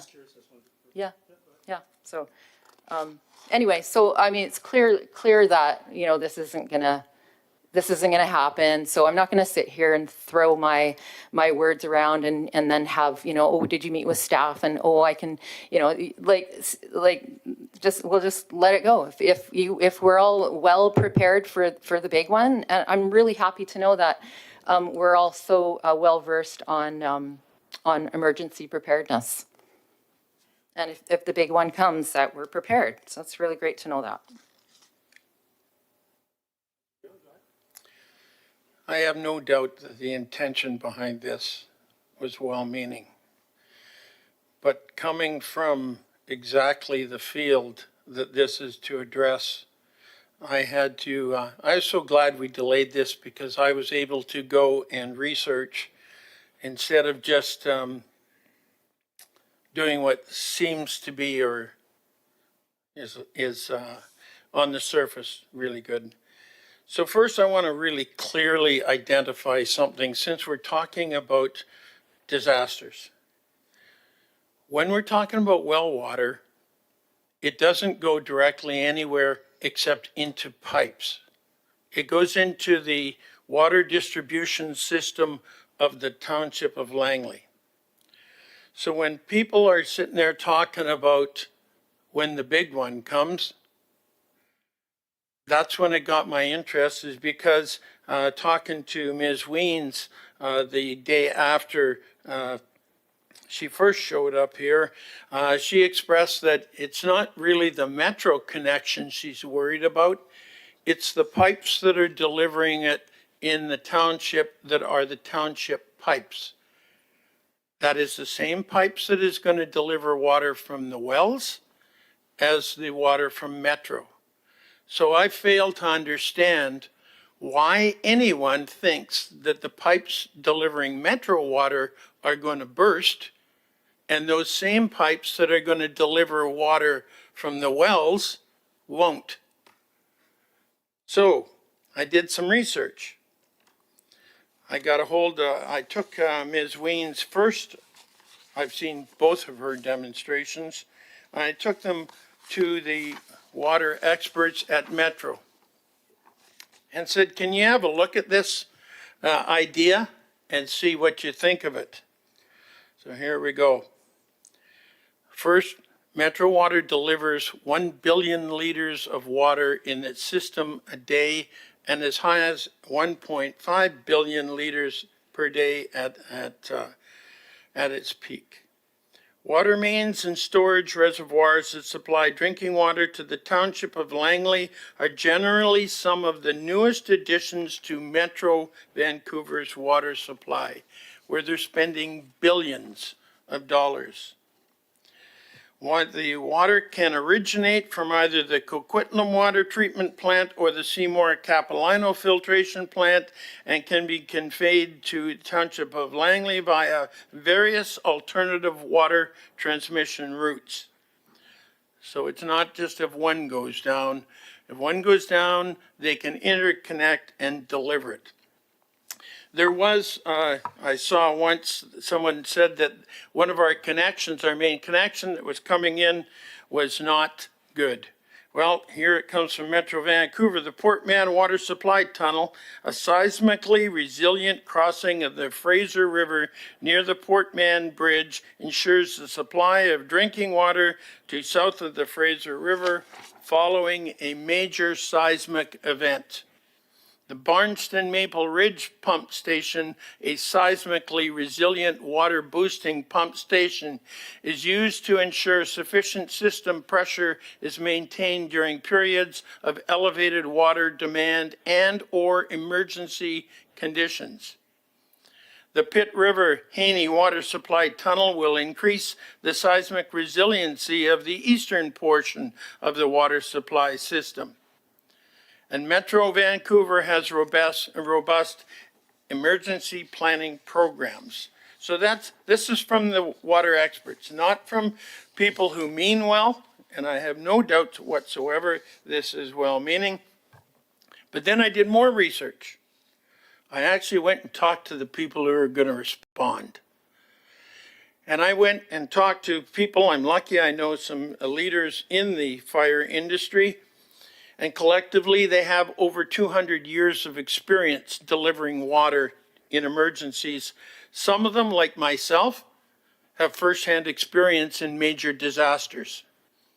I went to Katrina, and while it was a different kind of disaster, believe me, Plan A, Plan B, and Plan C go out the door, and that's when it comes into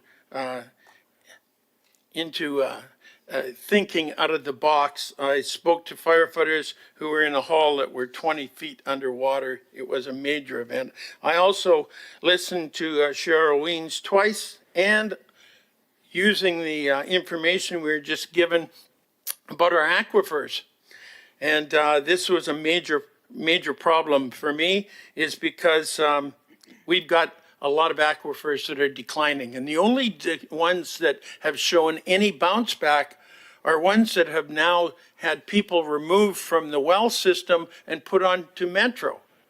So there are A33, A27, A50, and A1144 that are all at risk and declining. And when you mention climate action, these things are going to be under more and more things. And what I really worry about is not just the drinking water or the emergency use water. What about the agriculture? These are major users of wells. And if we continue to lower the level of aquifers, that's when you're going to see more and more, you're already seeing it now, people having to go deeper. Okay, they're looking at least $50,000 plus to drill a new well if your well goes dry. I know I just had to replace a pump in mine, and I had to drop that pump 10 feet lower to get to stay in the water. And that's a Brookswood aquifer. So you got to worry about water quality. You got to worry about contamination. These have been looked after. But if people sit there and think that they're just going to pull water out of a well for an emergency and the amount of water that they're going to need, one of the main things that you have to learn about when you're an officer or when you're at a scene and you're conducting it, you have to know what the water main size is. Because believe it or not, if you hook up too many drawers, engines or ladders to that onto too small a water main, you suck the water right out of it, and you now have a dry hydrant, and it reduces all kinds of capabilities. The reality in a disaster is it's all going to go. I've seen it. I've talked to people who have been in earthquakes and they all break. So thinking that wells are going to save us, well, meaning it sounds good to people who are not from the emergency services, is not a viable alternative. And my very last thing is 10 years ago, I moved to Brookswood. Then I spent $6,000 on filters. And to get a glass of water in my house, I go through 3 filter systems. And I still need another one, and I'm being quoted at a further $6,000 to get the water quality to where it should be, and that's the Brookswood Aquifer. So, well, this sounds great, and I take my hat off to people to try to think about what you do in a disaster. You have to go and talk to the people who are going to deal with it. You can't have a bureaucrat tell you that this will work. You have to actually go and talk to the fire service because they are the front line when it comes to this. And everyone that I spoke to, remember, over 200 years of experience, said, sounds good, won't work. Thank you. Before I get started, I just have two questions, if I may. Is there a maximum speaking time for each speaker? To your worship, to Councillor Martin, it's 10 minutes. Okay, thank you. And also, it seems that certain microphones are on the quiet side and others I need earplugs. I just that feedback. So I too come from a world of emergency preparedness. And one of the terms that we talk about is redundancy. And I find it ironic because I've heard many times in this term, it's just a staff report. And here we are asking for a staff report, and we have people vehemently opposing it and going on at quite great length about all of their research. That is actually what we're asking staff to do. And I'm very respectful of our staff, and I would think they would speak with the fire department as well in their research. And they are the experts. And I think that research should come to all of council. And I have concerns about this continued theme of individual councillors taking up staff time with their myriad questions rather than doing it in a more coordinated fashion. I think it uses up our resources. So, and I think what I would say in final, I heard examples of some major disasters where every step taken falls apart in the disaster. But I want to know that I'm on the side of we did everything we could and more to do our best. And I feel that to vote down a report from staff to explore if there are more opportunities for our emergency preparedness, I think that we are not doing our job as elected officials. So for that reason, I support this motion, and I would like to hear more from staff. I would like to hear more from the fire department in a coordinated fashion with all of council. And that's all I have to say on that.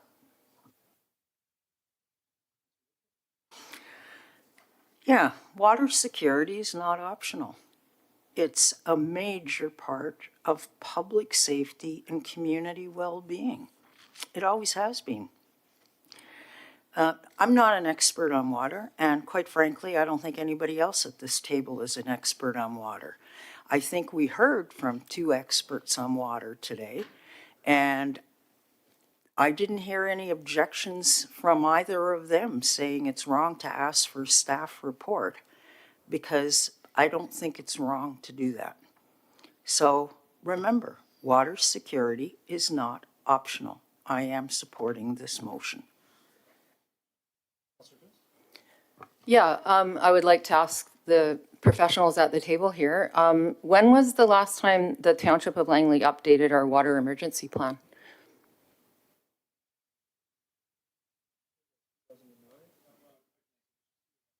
No, I'm like, when was the last time we updated our water emergency plan? To your worship, to Councillor Kunstad, I believe it was 2009. Right, so we've since gone with Metro Vancouver Water. We have people concerned about our water resilience in the township. I'm simply curious, should we have some sort of significant event that may cause us to not have water delivered to the township as we're used to, is like, what do we do? So at the very least, could we get an updater on our water emergency plan, since people are opposed to some of these other suggestions or requests for a report about this. There was no intention of us going back onto blended water and all of this other nonsense that I'm hearing. I simply wanted to inquire about, are we prepared? So I'm glad to know that there's, lots of research that's been done and everybody's all well-versed on water resilience. But at the same time, if we have not updated our water emergency plan, maybe that's at the very least, that's something that we can do. Through your worship to Councillor Coons, just a correction. There was a confusion. The water management plan was done in 2009. The water emergency plan was 2019. Right. So. Yeah, go ahead. So same thing applies. I mean, it was in my last term on council where I learned about our blended water. And I did read the water report or the water management plan, which was put together in 2009. And we've since gone with, as Councillor Pratt mentioned, 8% where, we're, on Metro Vancouver water with 8% not. So I think it's something that we should do is at least update our water emergency plan. And if that's the only thing that I can request, would that be something that we wouldn't want to do? Yeah, probably. We wouldn't want to. I have a motion coming to address that, but I'll speak to it in a moment. You have a motion about my motion? That's right. Right, so, okay, I get this, how this works. Yeah. So I look at the motion and I, welcome all the debate. There's a number of challenges with this motion. I don't think it can be amended and fixed per se, given the whereases. I think I read them and I think I'll just save it for another day. They're quite inflammatory. Then report back on the costs and timelines associated with new wells in Fort Langley and Brookswood. And I think the key word there is the purpose, to restore emergency, which I understand, and supplementary water capacity. It's mentioned again, future municipal water system configurations associated with supplementary water capacity. Make no mistake, this is attempting to put people back on Fort Langley well water. No. It's exactly what the motion says. Are you serious? And I remember the exact day, Wow. that well was turned off. Not because anyone on staff told me it was turned off. Point of order. What is your point of order, Councillor Hibbs? That you are putting words in my mouth. I am reading the words in the motion. That I am what going is to your point put of people order? back on Fort Langley water? That's what the motion states. What is your point of order? That you're putting words in my mouth. I'm reading the words in the motion. No, What- you what just is your- said that the intention, What is your point of order? that the intention was that I'm Again, I'm going going to ask you not to use point Okay, of well, order to don't interrupt the say council meeting. don't Do say you things have a that point of order? you're saying that I want to put Again, do you the have a people on point Fort of- Langley? Do you have a point? You of know order? what? I've made my point. That's Yeah, my you've point. interrupted the meeting. I respect that. You learned it well from Bob Long. I mean, just point of orders are point of orders. Please do not interrupt the meeting for the sake of a fake point of order. Okay, so I'll continue. What is your point of order, Councilor Martins? It's referred to a previous councillor in a derogatory way. No, what I'm referring to is Councillor Bob Long was quite practiced at calling a point of order for a similar purpose to interrupt the meeting when there was no point of order, similar to what you just did. What is your point of order? My point of order is you were speaking in a derogatory manner of Okay, a former that's- councillor. That's your interpretation. I'm going to move on. So supplementary water capacity is right in the motion. Item number 1. Report back on future municipal system configurations as it relates to supplementary water capacity, new wells, new treatment plants. And number 3, it is not just a report, and I respect that that's what the intent was, but that's not what the words are. Number 3, publish an updated water emergency response plan.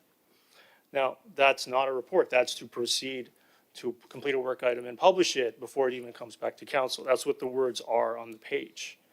And so to ensure transparency, community safety, and public confidence in the township's readiness level. I have confidence because I've met with staff and talked about it, talked about the emergency response plan for water, the water management plan transitioning to a sustainability plan. I had that meeting. I took the time to do that. And so I do think that it's appropriate to consider another motion after this that I think does have some good content in it. Going to what people state the intent is, but isn't what the motion says. This motion is looking for a report on putting people back on Fort Langley well water. That is what the motion states. Where? And supplementary water capacity, future municipal water system configurations related to supplementary water capacity.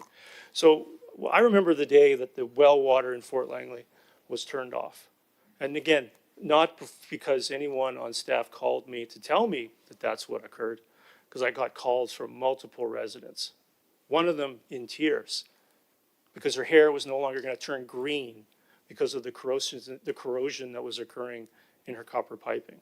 People on Wright Street who were not getting blended water, were getting 100% well water, destroying their homes. And that is why that well was decommissioned. It is vulnerable to nitrates outlined in the animal water report. The Aldergrove well water can't even be drunk without mixing it with Metro Vancouver water. Metro Vancouver water fills up the reservoir, and that provides the emergency capacity. The idea that somehow Township of Langley water treatment plants are going to be more resilient than the billions of dollars that Metro Vancouver is spending is exactly why council made one of the best decisions I think it's ever made, which is to ensure that all residents can take quality water for granted and not have it destroying their homes. 6 months away from being solved for 10 years. And so I am going to not support this motion, but I do have a supplementary motion to come after this one, which I believe could have been amended, but I didn't see a path to amending this. So I'm going to be moving that this is deferred to a future date and then move a subsequent alternative motion. Councillor Bailey, go ahead. Yeah, I want to take exception to what Councillor Richter said. You know, you sit there and who are the experts on whether the water's going to get here or not from Metro Water? I supplied, maybe you weren't listening, but I supplied you with quotes directly from Metro Water people, okay? Experts, getting water to the boundaries, okay? And then you're sitting there and you want to talk about experts in emergency. They're sitting right there. Those are the guys that are going to have to do it. So you want to talk about experts and what happens in a disaster and how to get water to it. The water is not going to magically jump out of a well and go into a fire truck. It has to get into our distribution system. And the idea that it's going to break and not supply Metro water, but it's not going to, the same pipes, the same system is not going to break at the wells. Now, I don't know exactly, maybe Councillor Pratt can supply me with how old those wells are and how old those pipes are, but I can guarantee you they are older and more brittle than the pipes that are coming from Metro. So while like I say, this is well-meaning, but it's not going to work. It will not work. And I have checked that with different experts. Am I making sure I'm being heard this time? Because obviously it didn't get through the first time. Yeah, no, people are very passionate about the water issue, and I respect that. You know, I think it's been a long day, and I think we'll try to pull it back here and carry forward. Councillor Kuntz, you have spoken, I believe, more than twice, perhaps 3 times. So I'm going to move deferral of this to the next meeting of council. One of the next meetings is council scheduled for November 16th. Is there a seconder to that? Seconded by Councillor Rint. Anybody wish to speak to deferral to November 16th? Yep, November 16th, that's correct. 2026? That's correct. Is that right? Yeah, you want to speak to deferral, go ahead. Okay, so. We're on deferral. November. Yeah, second.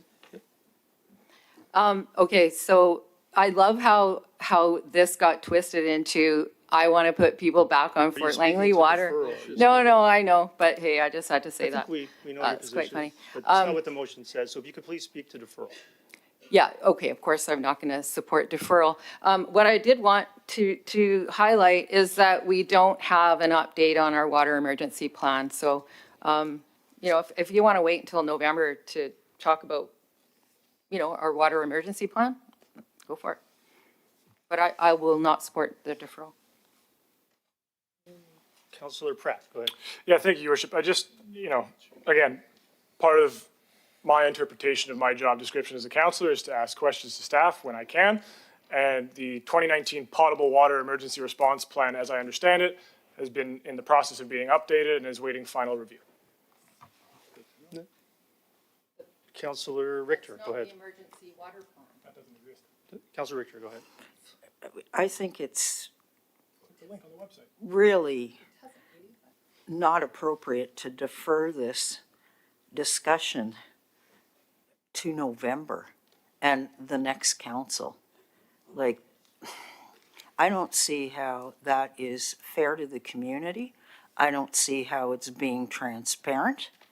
And I just think that somebody on our council had a good idea, has brought her idea forward, and it's being treated like it's garbage.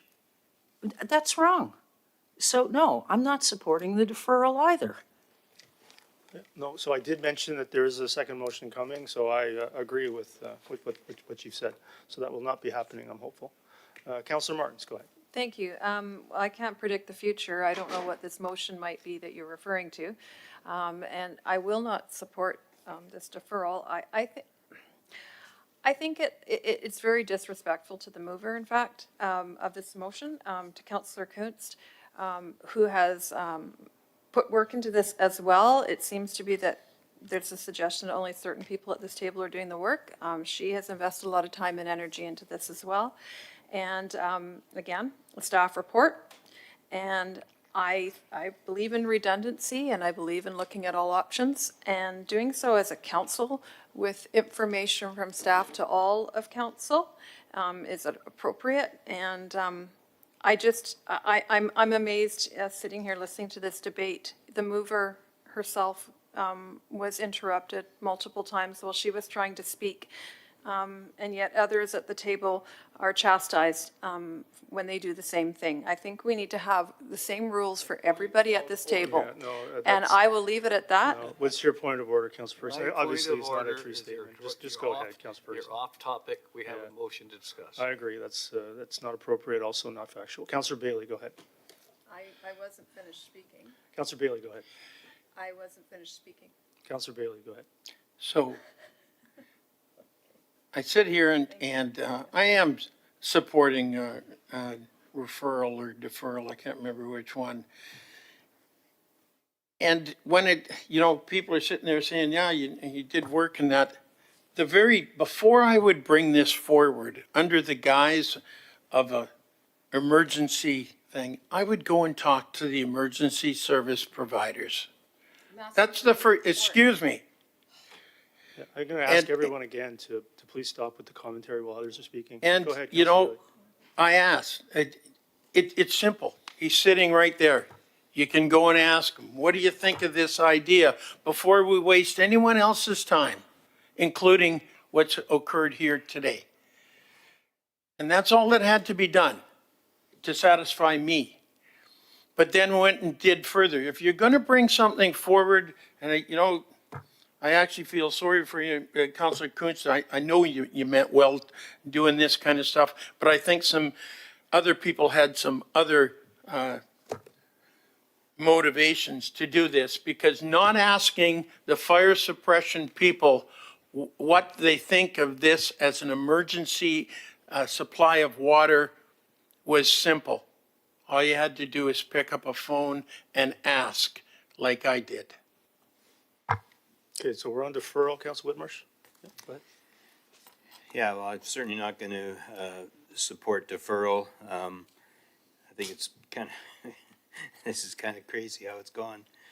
It could have been handled just quite simply. You could have defeated it if you didn't like it. But instead, we've had lots of pontification and so-called experts trying to tell us how wonderful they are. I just think it's better to just vote it down and move on. Why make such a point of it and try to mock other people on council and belittle people on council? Just vote it down. That's normal procedure. So I won't There's be, nothing, I won't there's be nothing supporting it. incorrect about a deferral motion. If you don't support it, you would vote against it. I don't accept and obviously don't appreciate your characterizations. They're obvious, their motivation. And do you have anything to say on deferral? Yeah, I said I wouldn't support it. Great. Councillor Pratt, go ahead. Yeah, thank you, Your Worship. On the deferral, I support it. And it's, you know, again, at no point have I claimed to be an expert. I've claimed to have done my research and asked questions and meet with staff.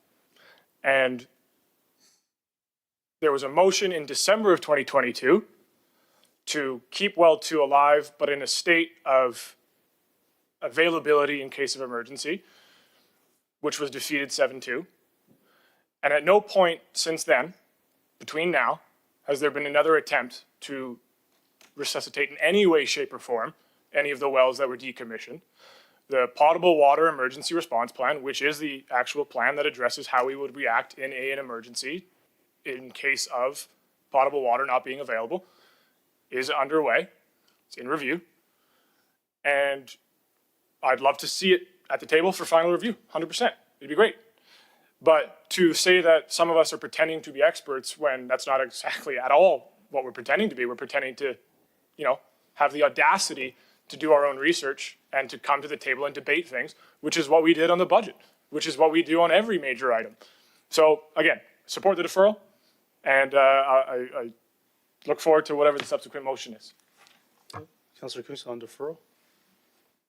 I already said I'm not supporting the deferral. Great. Yeah, so for me, I think this is a way to have this remain, whereas I don't think defeating it is necessarily the right approach. I think that there's some good stuff in here that the next council can consider if that's the direction it wants to go. This council, however, I think has made its positions clear on attempting to go backwards. So with that, I'm going to call a question on the deferral. And that carries with Councillor Kuntz, Councillor Martins, Councillor Richter, Councillor Whitmarsh opposed. Ms. Bauer, if you could please bring up that second motion, and I'll explain the context here once it's up. Yeah, I'm going to move that. Is there a seconder to that? Seconded by Councillor Pratt. This one here is, before I discuss the merits of the process, is attempting to amend the notice of motion. Turned out to be procedurally very challenging without it being substantially different than what this motion is. So there was no path to amending the notice of motion that I could see. And so here's a subsequent motion that staff report to council on the status of the ongoing update to the potable water emergency response plan and the transition from a water management plan 2009 to an updated water sustainability plan as previously directed by council. The report to council consider the feasibility and additional capital and operating costs requested to potentially, as a typo there, operating costs required, Ms. Bauer, to potentially utilize Ponder Park, Brown Park, and Williams Park for emergency purposes with other options as it may be appropriate for council to consider. And so I think this is attempting to get to some of the key items that I think that have some merit, to get an update on where we're at on this. Now, I did just take a few minutes and just reached out to staff and got some pretty easy answers that a lot of this is already underway. A lot of this has been underway for a while. And so it is disappointing to learn that others didn't take the time to do that.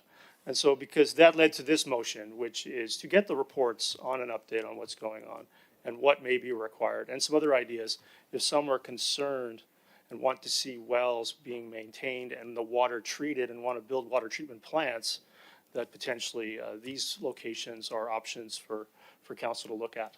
So that's the context and the substance of this motion to, I think, continue that conversation, you know, where some are trying to suggest that somehow we're not concerned about emergency readiness, which of course is ridiculous. Councillor Richter, go ahead. Yeah, I'd like to move deferral of this replacement motion, which should have been on as a notice of motion, to November 16th, 2026. All right, is there a seconder to that? Seconded by Councillor Whitmarsh? Yeah.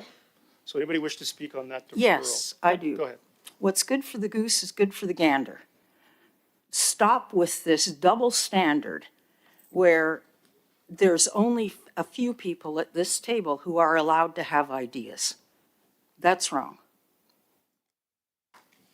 Anybody else on deferral? I can't tell which people looking to speak to. So if you wish to speak to deferral, leave your button on. Okay, Councillor Bailey, to deferral. Yeah, I have never heard such a frivolous and ridiculous motion. It's just, well, I'm not playing, so I'll take my ball away. Don't waste our time. This is supposed to be serious discussion here, Councillor. Yeah, anybody else on deferral? Councillor Coons, go ahead. Yeah, so I guess what I think is quite interesting is that this was part of my motion. And the status of the ongoing update to potable water emergency response plan. So while I would like to support the deferral, this is part of what I was trying to accomplish, was to get what is our updated water emergency response plan. You can put the word potable in there if you like. That's the actual title. Yeah, no, it is. I know it is, because I read it. Okay. It was 2019 was the last time that was updated. So I'm glad to know that, at least we're in agreement on one thing, is that we want to get, we want the status of the ongoing update to the potable water emergency response plan. My So understanding I can actually support that. My I'm going to understanding is it's support actually it. almost completed. Right, so it's great that we know that. That's It awesome, just was because one that would email. have come It was out. one email to know that. Yeah, okay. Yep. Councillor Martins, go ahead. Thank you. If I could ask Mr. Mayor, the second point here, additional capital and operating costs required to potentially utilizing.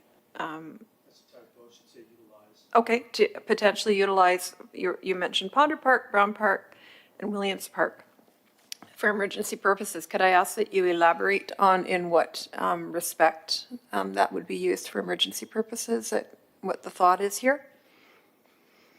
Yeah, so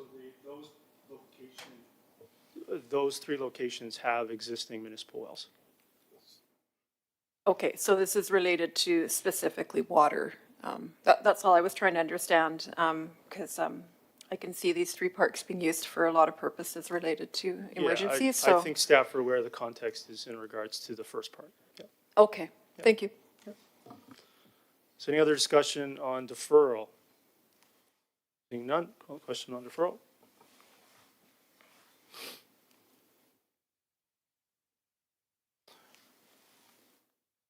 That's defeated. Councillor Bailey, Councillor Kings to Ms. Bauer, can you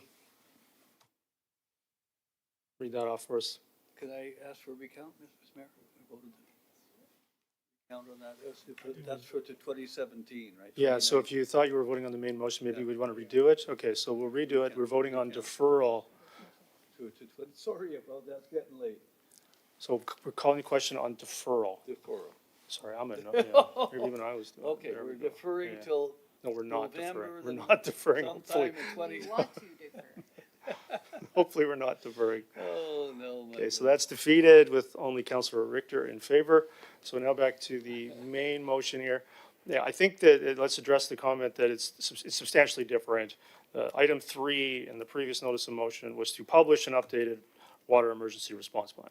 This is substantially different.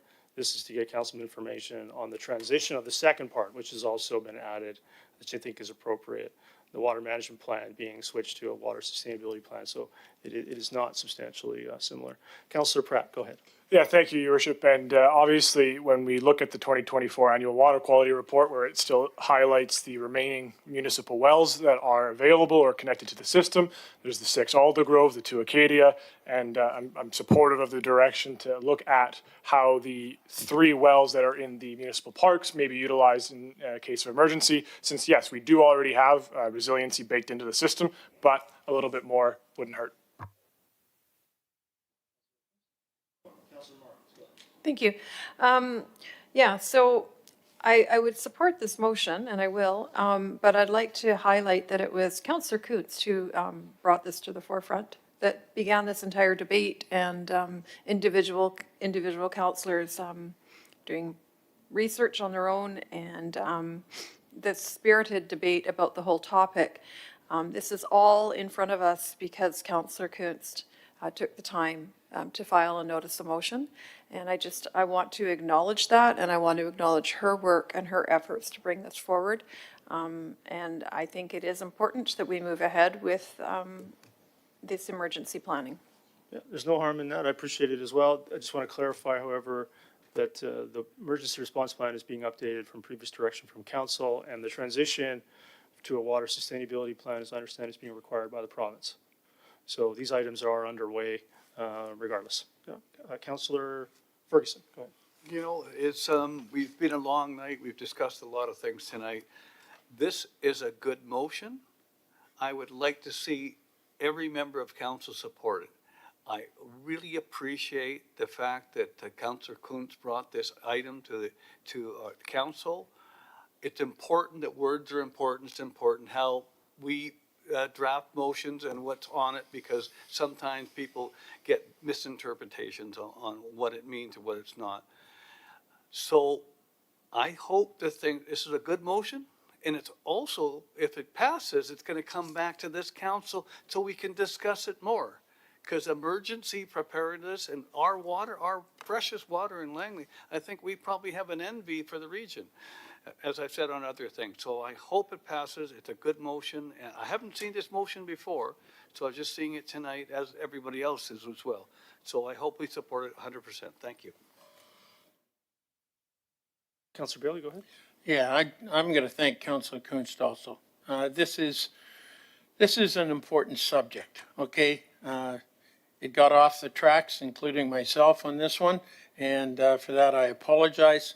And I just want to make sure that when it comes to dealing with these, they're done properly and not, yeah, I'll just leave it at that. Thank you. All right, Councillor Kuntz, go ahead. So maybe the path to this was a bit messy, but I am grateful that we at least have a lot of conversations about water, about resiliency, about emergency planning, and, you know, whatever that looks like, however this council wants to, you know, make sure that that's happening. It's fine. It's as long as we're having those conversations. So I'm happy to support this and make sure that we're in the best possible position, you know, should something arise in the future. Great, so no discussion, I'll call the question on this motion. Carries unanimously.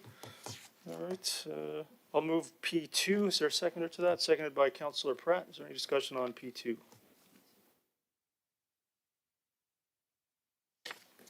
Councillor Richter. Yeah, I just want to know what the costs of this will be and if it's in the budget that we're moving forward with.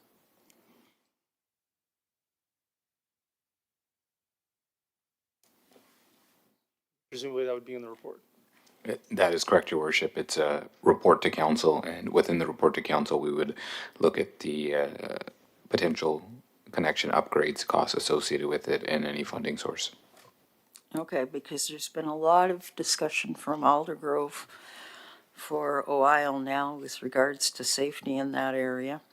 So will these upgrades be done this year, or is this going to be bounced off to 2027 or some subsequent year?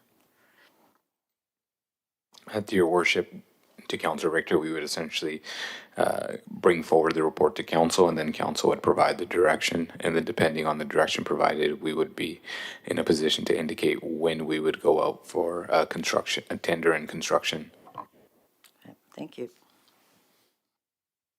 All right, seeing no discussion, call the question on P2.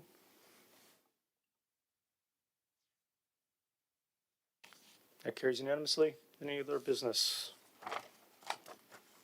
Councillor Ferguson. Yeah, I have a quick request motion. I will speak to it. The council authorized $10,000 from council contingency towards the Aldergrove Seniors and Veterans Society Hall campaign for a new roof. So move.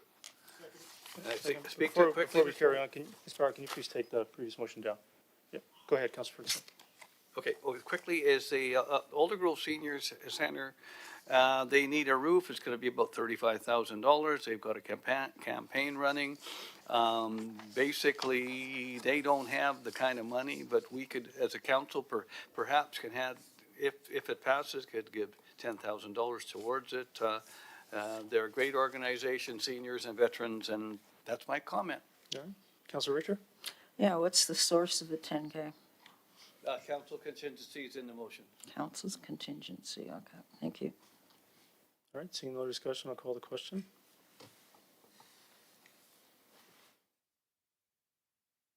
Okay, carries unanimously. Is there any other business? No, does anybody have any items for closed? Ms. Bauer, I have one. Councilor Coons, go ahead. Intergovernmental? All right. Ms. Bauer, I have intergovernmental for Councilor Coons, and I have a personnel. All right. So with that, get a motion to resolve into closed. Moved by Councilor Brent, seconded by Councilor Bailey. All those in favor, opposed, and that's carried. Get a motion to terminate. Moved by Councilor Pratt, seconded by Councilor Bailey. All those in favor, opposed, and that's carried. Thank you.